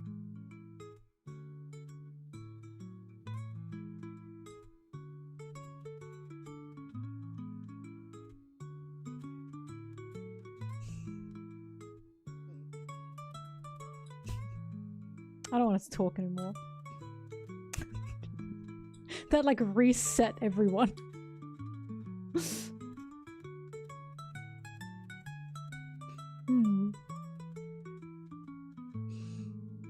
What I was gonna say is when people say, but pirates are bad. So the reason pirates exist, the reason these outlaws exist, is because organizations like the Marines, and like the world government, exist. That's why there's the whole propaganda piece within One Piece of pirates versus Marines. Only Marines truly believe that. Only Marines truly believe it's pirates versus Marines. And the reason I know that's a thing is because of Smoker. Smoker was told pirates bad, pirates bad, pirates bad. And then he sees and meets Luffy and he's like, Wait a minute. This is more complicated than I thought. The Marines are a fucking propaganda machine of pirates are bad, pirates are bad, pirates are bad. It's pirates versus Marines. A lot of pirates do not truly believe that because of who they see. They see the Marines as the government dogs. They see the government as the real fucking problem here. A lot of them do. The Marines are just the dogs for the government, and they always have been.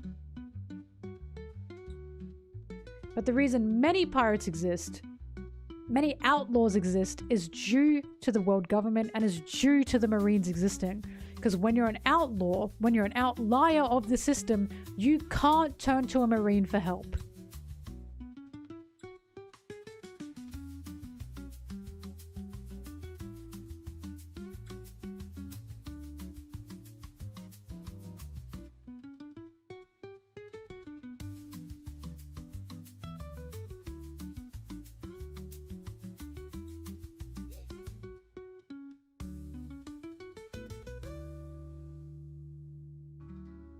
If the Marines are there in the New World and they're reformed, they're not the Marines anymore. That's what I'm saying. I'm saying an organization can exist, but it can't be the Marines.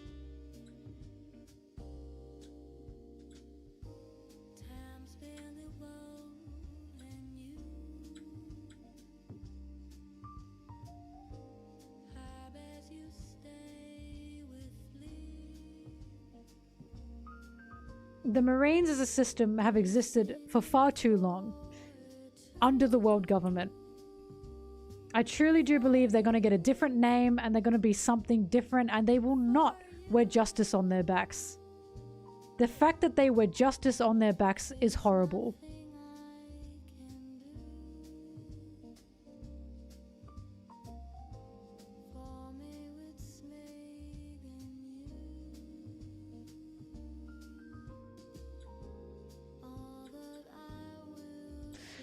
I just don't understand it, because if we're in understanding that the world government needs to be toppled, why are the Marines not part of this? The Marines are literally the dogs of the world government.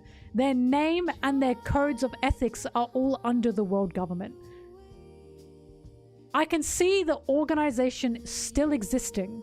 They just can't be called the Marines, and they can't have justice on their backs. They are still an organization that can help people.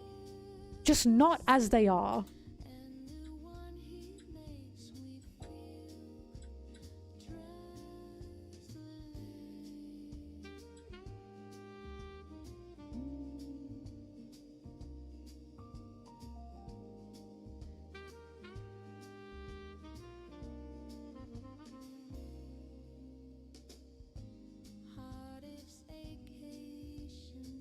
I don't know if there'll be a world government in the New World Yen Arena. I truly don't know. That's the thing. This is for Oda to decide, not me. All I know is whatever Dragon's doing, he's doing it a whole lot better than what the Marines are. So whatever comes next, I can see the Revolutionary Army and the Marines being something together in the New World.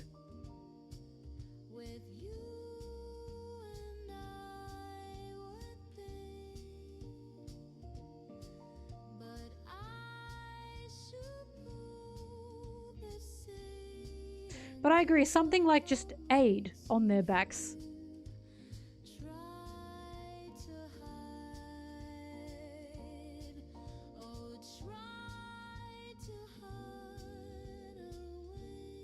All I know is all the organizations that we are seeing under the world government, they just are corrupt. I don't even, like, again, I don't even know if there's going to be a world government in the New World. I don't know what Oda's planning. But something that he made abundantly clear is it didn't work the first time. So it'd be a bit silly if they repeated it.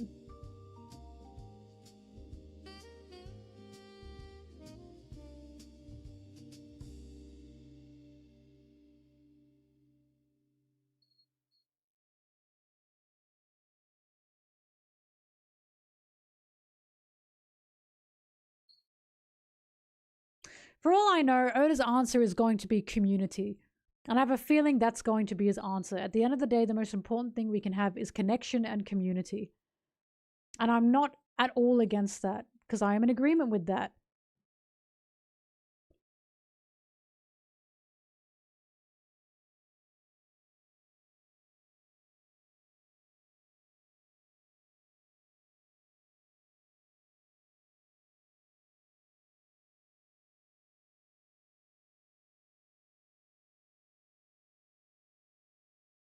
All right, the music stopped and I made it to 15 minutes. Well, I'd say that's a good time to play some Mario Party. Let's calm down, right?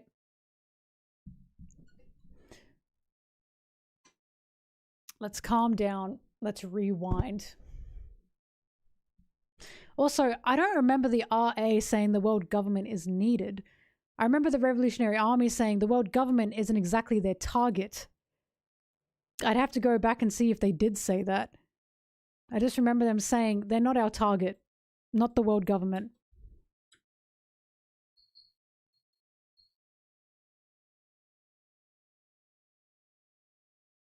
Sorry, I'm closing everything. All right.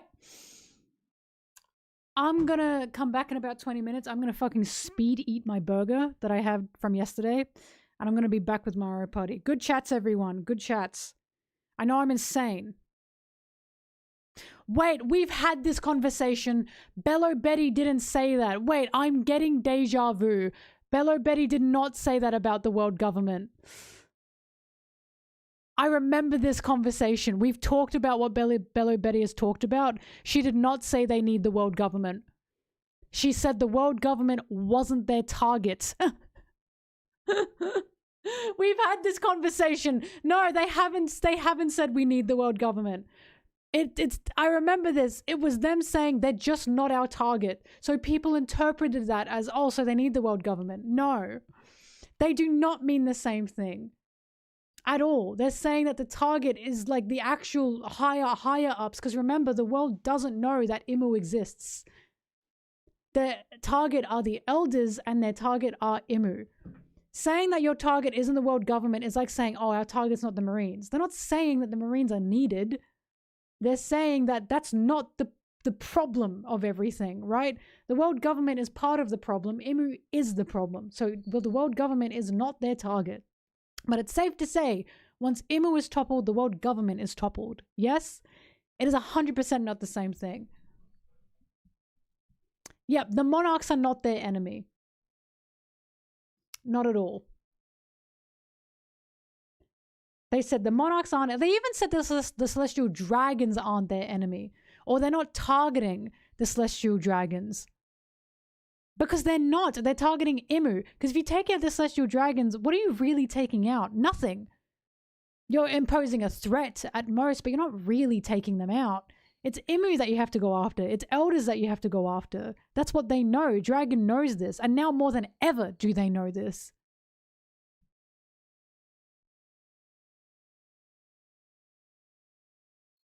Always has been. The elders were the targets first, by the way. Anyway. Let's begin. Sorry, let's end. I'll be back in 20 minutes and we'll play Mario Party. And I will fucking speed eat my burger. Alright. I'll be back, everyone. See you in 20 minutes. Bye, bye, bye, bye, bye, bye, bye, bye, bye. Mario Party, Mario Party. Bye. Bye.